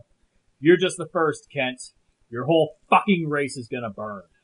He extends a sword from his opposite gauntlet. You ready? Here it comes. Lex lunges forward, but quickly at the last second, Superman uses all of the less of his strength to pull himself forward off of the sword, fly out of the way, and shove Lex onto his own sword impaled on the wall. He impales himself. Superman lands and says, clutching his gut, Lex, I could see that coming a mile away. He then reaches into the back of Lex's suit and with all his might pulls out the shard of kryptonite powering the suit. It burns like acid, but he wrenches it out and throws it across the room. He pulls Lex off the sword and he falls to the floor, powerless and trapped in his suit. He uses his heat vision to seal up Lex's wound. Superman pulls the mother box free and the whole facility depowers. Up top, Brainiac finally shuts down and all the drones collapse. Lex says, I was gonna save the world. Clark says, Lex, if you wanted to save the world, you would have done it years ago. Superman carries Lex and the mother box up to the surface and punches his way out of the elevator shaft. Batman is waiting for them. Superman tosses Lex across the ground. Batman pulls out a batarang, ready to kill Lex. Superman stops him. It's over! We have what we need to put him away. He's gonna go to prison forever. He'll suffer for this. Bruce is really thinking about it, but he relents. Lex starts laughing.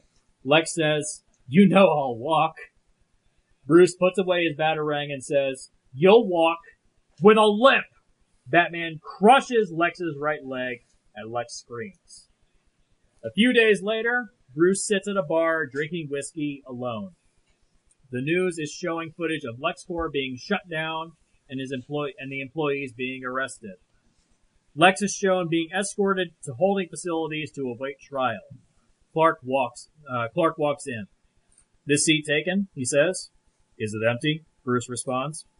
Clark sits down. They watch the news together. Think he's right?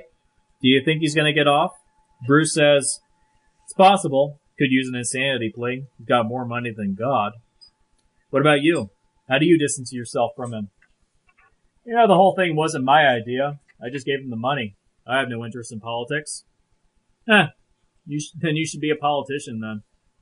Cute, Bruce says. Clark orders a drink. There is one thing we did do to hurt Lex, though, Clark says. Really? What's that? Damage his pride. Now that I will drink to, Bruce says. And they toast. Clark then says, you know we make a pretty good team. Don't push it, kid. Then they go silent for a bit. So I was always happy with that bit. You make a pretty good team. Like don't push it. Yeah. Yeah, that works. Yeah. So, tell me one thing. You had the chance to kill Lex back there, but you didn't. Why not? Like I could have stopped you? Why didn't you do it? Bruce says nothing. He pays for his drink and then says, see you around, kid. As Bruce leaves, Clark says, I'm always around. Suddenly on the TV, we hear Lex scream out, I know who Superman is! Clark Kent is Superman! A picture of Clark goes up on the TV. The bartender looks at Clark. Clark looks at him, puts up his hands like a criminal. He smiles and says, you got me. The bartender pours another drink and says, on the house. Thanks, Clark says. No one seems to care.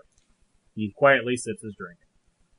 So, I've never understood the idea of, like, what would happen if people knew Clark Kent's identity was actually Superman? Like, he's Superman. He can deal with it. He can deal with it. Like, it's not a problem. So. I don't know, if a bunch of people did a coordinated attack on him. It's less about protecting himself and more about protecting those around him. Oh, that is true. We have heard that so many times, and it never comes up at all. Really? Because like the whole like attack Lois thing seems to be a total thing. But they're not a couple. Like an actual thing. They're not really a couple in my version. They're not together. They're not together. They're friends.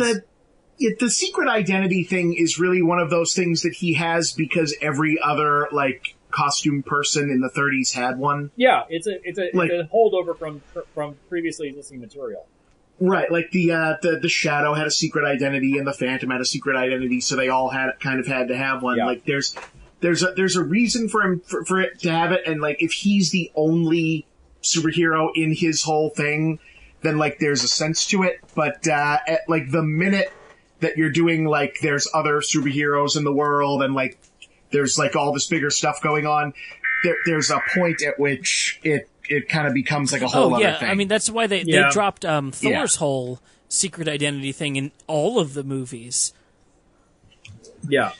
Yeah, like the smartest thing that the Marvel movies did was pretending like they were going to do it at the end of the first Iron Man, and then literally having him look at the camera and say, "No, fuck it, we're not doing this. We're not doing this. We're not doing that storyline here. Right. This is not part of our thing." Overall, I'm not done yet. I'm not done. Yeah. I ain't done yet. It's almost there. It's almost there. He left a thread. How many more pages are there, Jesse? One more. One more page. One more. All right, Jesse, do the entire thing in a single breath. God damn it. We then see a montage of Lex being arraigned for court. Lois is in the hospital learning to walk again with Clark next to her. The Mother Box and Brainiac being taken in by the newly formed Department of Metahuman Affairs, so you can get your Amanda Waller cameo here, which would set up Suicide Squad. Clark signs a few autographs for people on the street and says hello to people on the street. Clark then gets a phone call from Bruce, telling him to go to a certain address. Cut to the soup kitchen that he used to work at the beginning of the film, now reopens. It looks brand new, totally remodeled. He walks in and sees a letter on one of the tables. He opens it and it reads, "I know a lot about Lost too." Clark smiles. We cut to Bruce behind Wayne Manor. He finally buries Robin's casket next to the graves of Alfred and his parents. We see the graves of several other members of the Bat family as well. He taps Dick Grayson's headstone and says, "You did good. You did good, kid." And walks away. That chapter of his life now finally resolved. He finally smiles as he walks back into his house. Cut to Batman on a rooftop, leaning against the Batwing in the afternoon sun. He leans against the fuselage. Superman finally arrives. Batman says, "Faster than a speeding bullet, huh?" Superman says, "I got held up. Sorry. Any idea on what the box is?" Bruce says, "No idea on what it is, but got an idea where it came from." Which is space. That doesn't really narrow it down, Bruce. Bruce says deep space, and I'm pretty sure there's more. I'm pretty sure there's more of them. Clark says, "How many more?" Bruce says, "From what I've dug up, according to what I can find at least, there's 3 total, but I only have a lead on 1 more. Here's a photo. Deep sea diving expedition, Atlantic Ocean. They caught a glimpse of something down there. Look like anything you recognize?" Clark looks at a photo and sees what looks like a second mother box guarded by a fuzzy-looking image of a man with a large trident. Clark says, "I can look into it." "Good," Bruce says. He sends his hand. Clark reaches out, and they shake. And they shake their hands. Bruce gets into the Batwing. As he gets in, he says, "You're right." Clark looks back. "We make a pretty good team." Clark smirks and says, "Don't push it, old man." Superman flies off. Batman follows behind him. The 2 men fly side by side, wave goodbye to each other, separate, and fly off home. Roll credits. Yo! Mid-credit scene. Mid-credit scene.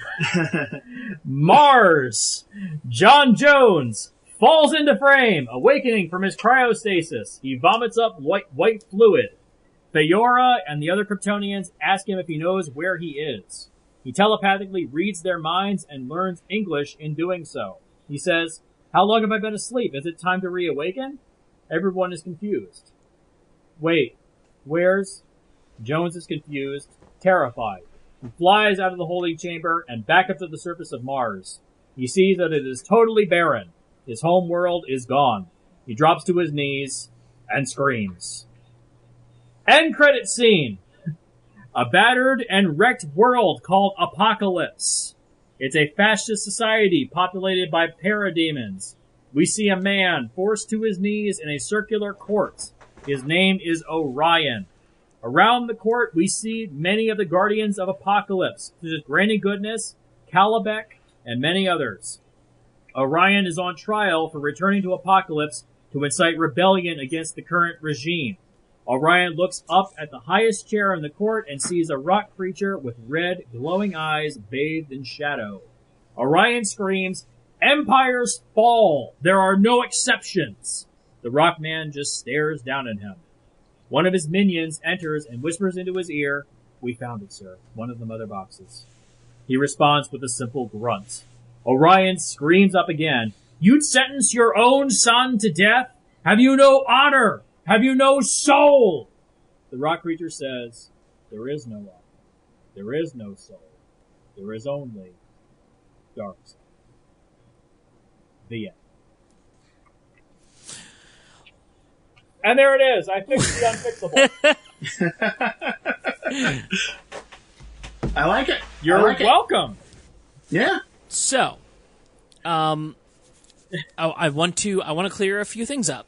Based on the last pitch, we went as far as Taika Waititi directing your Man of Steel pitch. Where are you tonally landing with this? Because this is dark. This is R-rated. You got a lot of fuck words in here. This is almost Tarantino shit. Sam Mendes. You said Sam Mendes. I like it. Yeah. I like it. I don't know if he'd do it, but I like it. I don't care if he wouldn't do it. This is my headcanon. I'm gonna have Ooh, it. you know it could be good. Yeah. This might be too far out there. Darren Aronofsky. Not bad. I like that one. He can do dark like nobody else. He can.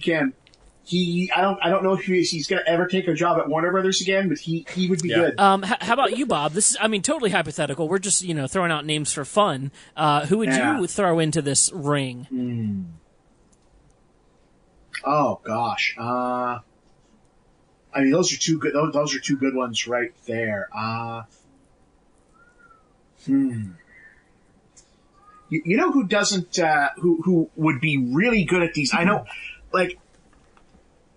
Going back to when we talked about Zack Snyder on these earlier, I was really excited when they said that he was going to do these, because I said, he is a guy who's got a lot of style and a lot of personality on it, and sometimes that doesn't work out on these because you've got an auteur isn't always what you want. And especially when you've got these things that are so producer driven and that are so much there that have so many different, so many cooks on them. Sometimes you really want someone who is, like a competent shooter who is, whenever I try to describe this, it sounds like, you're running someone down. It's someone who's, really just sees themselves as more of a worker. Like so many of the Marvel films, like, yes, they grabbed, a few, like genuine auteurs like Taika Waititi, like James Gunn, but those are also people who've come up through the budget world and know how to, are familiar with working with what they've got and going through things, as opposed to people who've, like Sam Mendes came up through, like, the British theater scene and TV scene where, he is very much, or like Christopher Nolan will pretty much not do a movie unless he gets exactly what he wants, whatever he wants, and, F what the script says, this is going to be my movie. And that's how you wind up with things. I really like a director named Anton Fuqua. Ooh, good choice. Not bad. who has never done one of these and gets really no, he gets basically really no credit because he's made very good films. A couple duds, not necessarily anything that's like he directed The Replacement Killers. He's probably best known for Training Day. Yeah. I don't think there's very many fans of his King Arthur film. Yeah, no, it's a good looking movie. It's not a great film, but he had the first Olympus Has Fallen. He did The Equalizer, Southpaw, the remake of The Magnificent Seven, Tears of the Sun, which was a pretty good Bruce Willis movie that nobody saw, probably because they called it Tears of the Sun. You mean Joseph Gordon-Levitt? Oh no, we have an inside joke. We don't call Bruce Willis. He's just Joseph Gordon-Levitt. Yes, right. That is an insult to Joseph Gordon-Levitt, first off. And he started out with The Replacement Killers, so he was the first Western director to do Chow Yun-Fat in an action film. So he's really good. I've wanted to see, and he has a great relationship with Warner Brothers. So I've been hoping he would do one of the DC movies forever, and they haven't put him on one of them. It's possible that he hasn't wanted to do one, but I've wanted to see him take one of these for a while. So I always kind of default toward him. I would like to see Catherine Bigelow do one of these. Just selfishly, I would like to see, I just say that, Catherine Bigelow. So I'm losing a little bit of sleep here, but, I'm trying to remember which episodes of Supergirl she did for a reference point, but, Lexi Alexander. Oh yeah, she did Punisher Warzone. We did that episode. Yeah. Yeah, she is a really, again, studios do not want to work with her, and she does not want to work with studios. Yeah. But she's a great action director, and I would like to see her on a big project like this. So those would probably be my three usual go-tos. I'm waiting for Warner Brothers. I think they're going to be one of the first studios to probably do it because they have such huge divisions in both countries to start hiring some of the bigger directors in China and India to come over and just do American blockbuster films, just because there's so many big effects films that are getting made in both of those countries that dwarf what are I've seen some of these giant fantasy films coming out of China and India that barely get released here. There's and some really good. I watched The Wandering Earth actually on your suggestion. That was thank you. Way bigger than I was expecting. Yeah, they didn't even bother opening it here. Well, it played Boston, New York, LA, Chicago, that kind of thing. But big movie and huge. And TV shows there too are phenomenal. Yeah. The Story of Yangtze Palace is amazing. I've heard it's a historical epic that's beautiful. Yeah, and I'm waiting. I think that there's going to be a few years back there was a quiet run of Korean directors coming to the United States. A lot of it is that there's no rush for them to do so because they're getting paid very well. Instead, there's American directors going to China. Rennie Harlan has made 4 movies in China, and he has no rush to come back. Both because they pay money. Yeah. Money. Mad money. Also, we made so many duds over here that he can't get hired here anymore. There is also that. You'd think at least still being able to go to people and say, guys, I did The Long Kiss Goodnight. Hire me. Everyone agrees that was good. But then he also did Treasure Island, so there's that. Yeah, you know what? Everyone makes a bad movie starring their spouse sometimes. What about Brad Furman? If you're going for the more politically driven, grounded, you're really bringing this to earth. He's worked with Bryan Cranston before. Furman? Yeah. It's no H. The Michael Furman with an H is another guy. This was Lincoln Lawyer Brad Furman, right? Yeah. Oh, yeah. Okay. That's choice. He might do the edgier R-rated thing maybe a little better. I mean, again, we're just, throwing names out here. But. Yeah. Yeah. Can I throw out a sarcastic Guillermo del Toro? I'm never going to say no. Names here? Why not? You mentioned it on every episode. I'm not even Why sure not? if it's sarcastic at this point. I'm so tired. It might be a good suggestion. I can't decide. I mean, I'm so tired right now that half of me thinks it's the best idea in the world, and half of me thinks it's the shittiest idea in the world. So people are just going to have to comment on this episode and let me know how fucking delusional I am. Well, I'd love him to do it, but I also know that it's like, daring it to not come out. Yeah, for sure. Yeah, but yeah. So before this started, Brandon and I took a bet on whether or not this was going to last until after 2 a.m. or not. No, I could totally get it. That's what that. Yeah, I thought I was going to get up at like 9 or 9:30 tomorrow. I don't think Yeah. it's going to happen now. Yeah, good luck. Thanks. Well, Thanks, guys. Presently 2:38 a.m. listeners. Jesse, the only one feedback that I would have about your pitch upon thinking about it is that some of the scenes after the scene where Batman and Superman are having a drink together and all that, some of them felt more like after credit scenes than wrap up. It felt like there was there was a denouement, then there was a little bit too much denouement, and then it just felt like the end might drag on a little bit too long. Some of those things felt like they would be in some movies, you know how during credits you'll have interspersed still photos of the characters afterwards, so maybe some of the scenes Lois's recovery would be handled like that. It just felt like I felt like your pitch was over at that point, and then you continued talking for another, I don't know, gotta have the Return of the King minutes.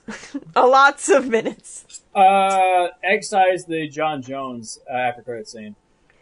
Yes, that was exactly what I was going to suggest, because I think that's the weak of that content. That is the weakest part. Yeah. I think that stuff after they clink glasses should be after credit scenes, and then the apocalypse shit should be after credit scenes. And honestly, I think I've that's got you the thing something where solid. I go a little off the rails and do the Blade Runner 2020 or 2049 thing, where you have a bunch of other directors do short films of what would be, after credit sequence. After credits. Yeah. That's cool as hell. Or Animatrix. I could be down with some 100%. Animatrix shit. Sure.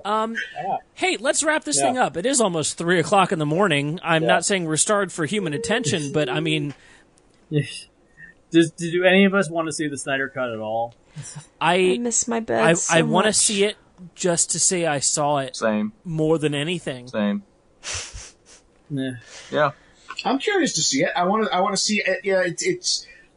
I continue to find him really interesting as a personality, and Neil Breen or Tommy Wiseau. I feel about Zach's. Yeah. No, that is offensive to both of those honorable gentlemen. You take that back. I feel like the fact that Zack Snyder and Michael Bay both spent the what should have been the prime, most interesting years of their filmmaking development not making original stuff, digging into their own, young guy in Hollywood with a bunch of money psyches, instead wasting their time, in these franchises that don't go with their personality and don't really interest them in Transformers and DC stuff, is this massive loss to film history. That, and I'm not even being sarcastic, I really think that these are two psychologically fascinating, looks into the early 2000s male id of a particular type of person coming out of Generation X film culture that we have been deprived of, and that we're going to be looking at. It's going to be the alternate Beat Generation kind of thing, where we look at Spielberg and Scorsese and everyone, and then you kind of look off to the other side and you look at guys making documentaries and the guys making stuff like Network and Killing of a Chinese Bookie and stuff, and saying, oh, there was this other thing that was happening that didn't get the same amount of money, and we didn't really find out what the whole other end of that generational cycle was. And I feel like we've been completely deprived of what other bizarre, damaged stuff was going on there, because instead they were making Transformers and Batman versus Superman. Michael Bay did 5 Transformers movies that he had no interest in making, instead of making all of these like war movies and horror movies and all of this stuff that he kept talking about making. He didn't make his gorilla movie he wanted to make. He didn't make his female soldier movie he was talking about. He made The Island and that was it of the other stuff. And now he's going to be like a middle-aged guy calming down and thinking about other stuff. In fairness, though, what was the movie he did? What was the movie he did? Oh God, what was the war movie with John Krasinski? 13th Hour. Oh, that's it. Which he produced. He didn't direct. He didn't direct that? Oh, wait, I thought he didn't direct that. I thought he mainly produced. Hold on, did I already remember all that? I thought he directed that. Okay, he did direct. I could have sworn that someone else was going to direct that, but he did direct. When you said he didn't direct that, I thought that was Captain Bigelow. No, you're right. I was wrong. Right, I was incorrect. He did direct. That was someone else was going to, but he did direct it. Yeah, but it came in. That was my mistake. It doesn't matter. So. Yeah, but like he should have made like a dozen more movies like that. Yeah, and instead it's we'll never find out. Yeah. And in fairness, though, I think some of these directors that have all of these big dreams about these projects that they want to do, when they finally do those projects, they tend to suck a lot. Like, look at all of the directors that did really good films when they were very tightly controlled by a studio, but then the second they got into being a big name and could do whatever the fuck they wanted with their films and their money, they just could put out complete horse shit. Compared the original Star Wars trilogy to the prequel Star Wars trilogy. Look at literally any director that went to USC in the 1960s, 70s, and 80s, then became big and made movies after they became big. All of them, all of those USC grads. But I mean, look at Scorsese, early days of Scorsese compared to now. He's basically making the same movies. Scorsese's an outlier. He's made basically the same thing he wanted to make right from the get-go. I mean, he's had some not so good ones, but overall, it's they're all still pretty good. He has a very narrow definition of what a film should be, and I think that means that he can only make one type of film. It seems like there's only one type of film he really respects, and there's a very rigid structure and flow and theme, and if it's not that, it's not cinema to him. And I think he's been very vocal about that as of recent. Yeah, fair enough.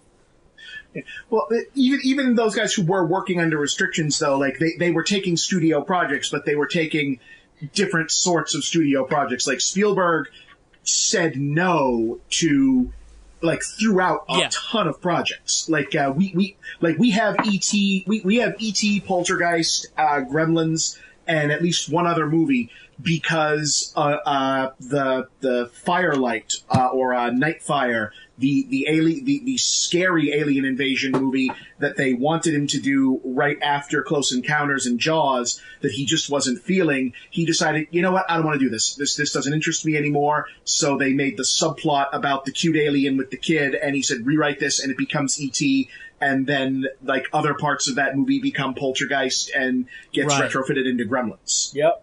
And other stuff. That isn't he never went off and took over franchise stuff or other things like that. And we still got glimpses, even though he was making studio product of his where his psyche was at. And it would be one thing if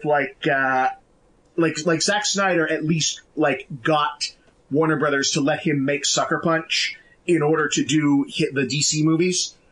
But Michael Bay has not, I don't know. I feel like I would have watched 7 more of his Bad Boys movies, which are pure id, other than his Transformers movie. You can look at the Bad Boys movies and say, wow, I see directly into this guy's head. What he thinks about the world, about women, about police, about everything. The Transformers movies, there's nothing. There's nothing in there about what he thinks about anything. Right. Yeah. And it's, I would much rather have seen the Bad Boys. I don't know. I'm going to get off on a rant and keep you guys here late. So that's I've seen that episode of Every Frame Painting. I've seen that episode already. Let me end here. Yeah. The universe where Michael Bay and Zack Snyder are making interesting films is the same universe where Will Smith led The Matrix, and we'll let them live in their perfect world where bad things don't happen They live over there. We live here, and I live on this podcast. This is my hell. You can't escape. I keep dragging more and more people in with Holy me. Shit. We went 3.5 hours. Listen, by the time the Patreon episode's over, that's going to be over 5 hours. Oh, so fuck my face. I told you a long night, but I had to fix the unfixable. Hey, it was a great pitch. I enjoyed it. Thank you for taking the time and watching the live stream that only I thought I was going to watch. Wow. Please don't ask me to fix No. Nick did a good job with that one. Yeah, you can just combine this with Nick's Justice League. Hell yeah. Aaron. Yeah, but I am doing Ghosts of Mars apparently now. It's sometime in May. Yeah, that's the next one I have on my list, Bob. Is Ghosts of Mars. John Carpenter's Ghosts of Mars. I like Ghosts of Mars. My repitch was, what would happen if Apocalypto was set on Mars with ghosts? There's your horror movie set in space. You just saying that because you got the woman on your side. That whole movie's worth that. If I can get John Carpenter on this episode because he's not doing anything right now, I would totally do it. Aaron and Brandon and Jesse, thank you guys for staying up so late to do this. I just recorded a right now by accident. Oh, hey, Brandon's getting drunk over there. That's gonna help me get to bed. Bob, thank you so much for, I guess, being I don't know, correspondent. I don't even know the right word. You weren't pitching, but you were here and added a lot. There you go. Personality. Open invitation. If there's ever a movie you want to repitch or fix, let me know. You can take center stage. In the meantime, let me remind the audience, MovieBob is back with The Escapist. He's doing The Big Picture twice a week and Escape to the Movies on Friday nights, with The Big Picture Classic showing up on YouTube. You can also check out his other wonderful series, such as Gems, Good Enough Movies, which is how I fell in love with the man, and also Really That Good. Let's plug the good ones. Really That Good.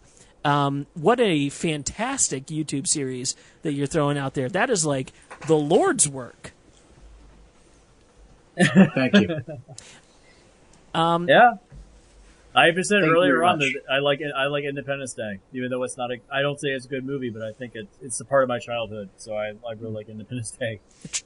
The man that edited Independence Day edited Batman v Superman. That's how we'll end this. Thank you for listening to the Film Rescue Show. We are at Film Rescue Show on Twitter, filmrescueshow@gmail.com. Pick your movie, send us your pitch. We will take anyone, anywhere, anytime onto the show to talk about any movie you want. We also have a Patreon channel that Jesse plugged so many times. Patreon.com/Montressor Media. You can check out the 5-hour version of this show. Oh my god. I mean, corrupt. Hey, who wants to hear me bitch for 5 hours? The phrase you're looking for is verbal masturbation. Hey, we're stuck inside during the quarantine right now. There's literally nothing else people to have do. This really says a lot about my social life. Otherwise. People have 5 hours to burn. Therefore, for $1, you can get access to all of our extended, uncut episodes on Patreon. It's a lot of fun. Uncircumcised. I want to get Carol fucking Baskin to pitch a movie. We need to get her on this shit. There's got to be what is that? Born Free, that movie about the lions in Africa. Let's it's get her life ass on of here Pi, to but Pi fix that dies shit. getting eaten by the tiger. Anyways, that's going to do it for us. Let me say good night before we go off on another tangent. Thanks for listening to the show, and good night.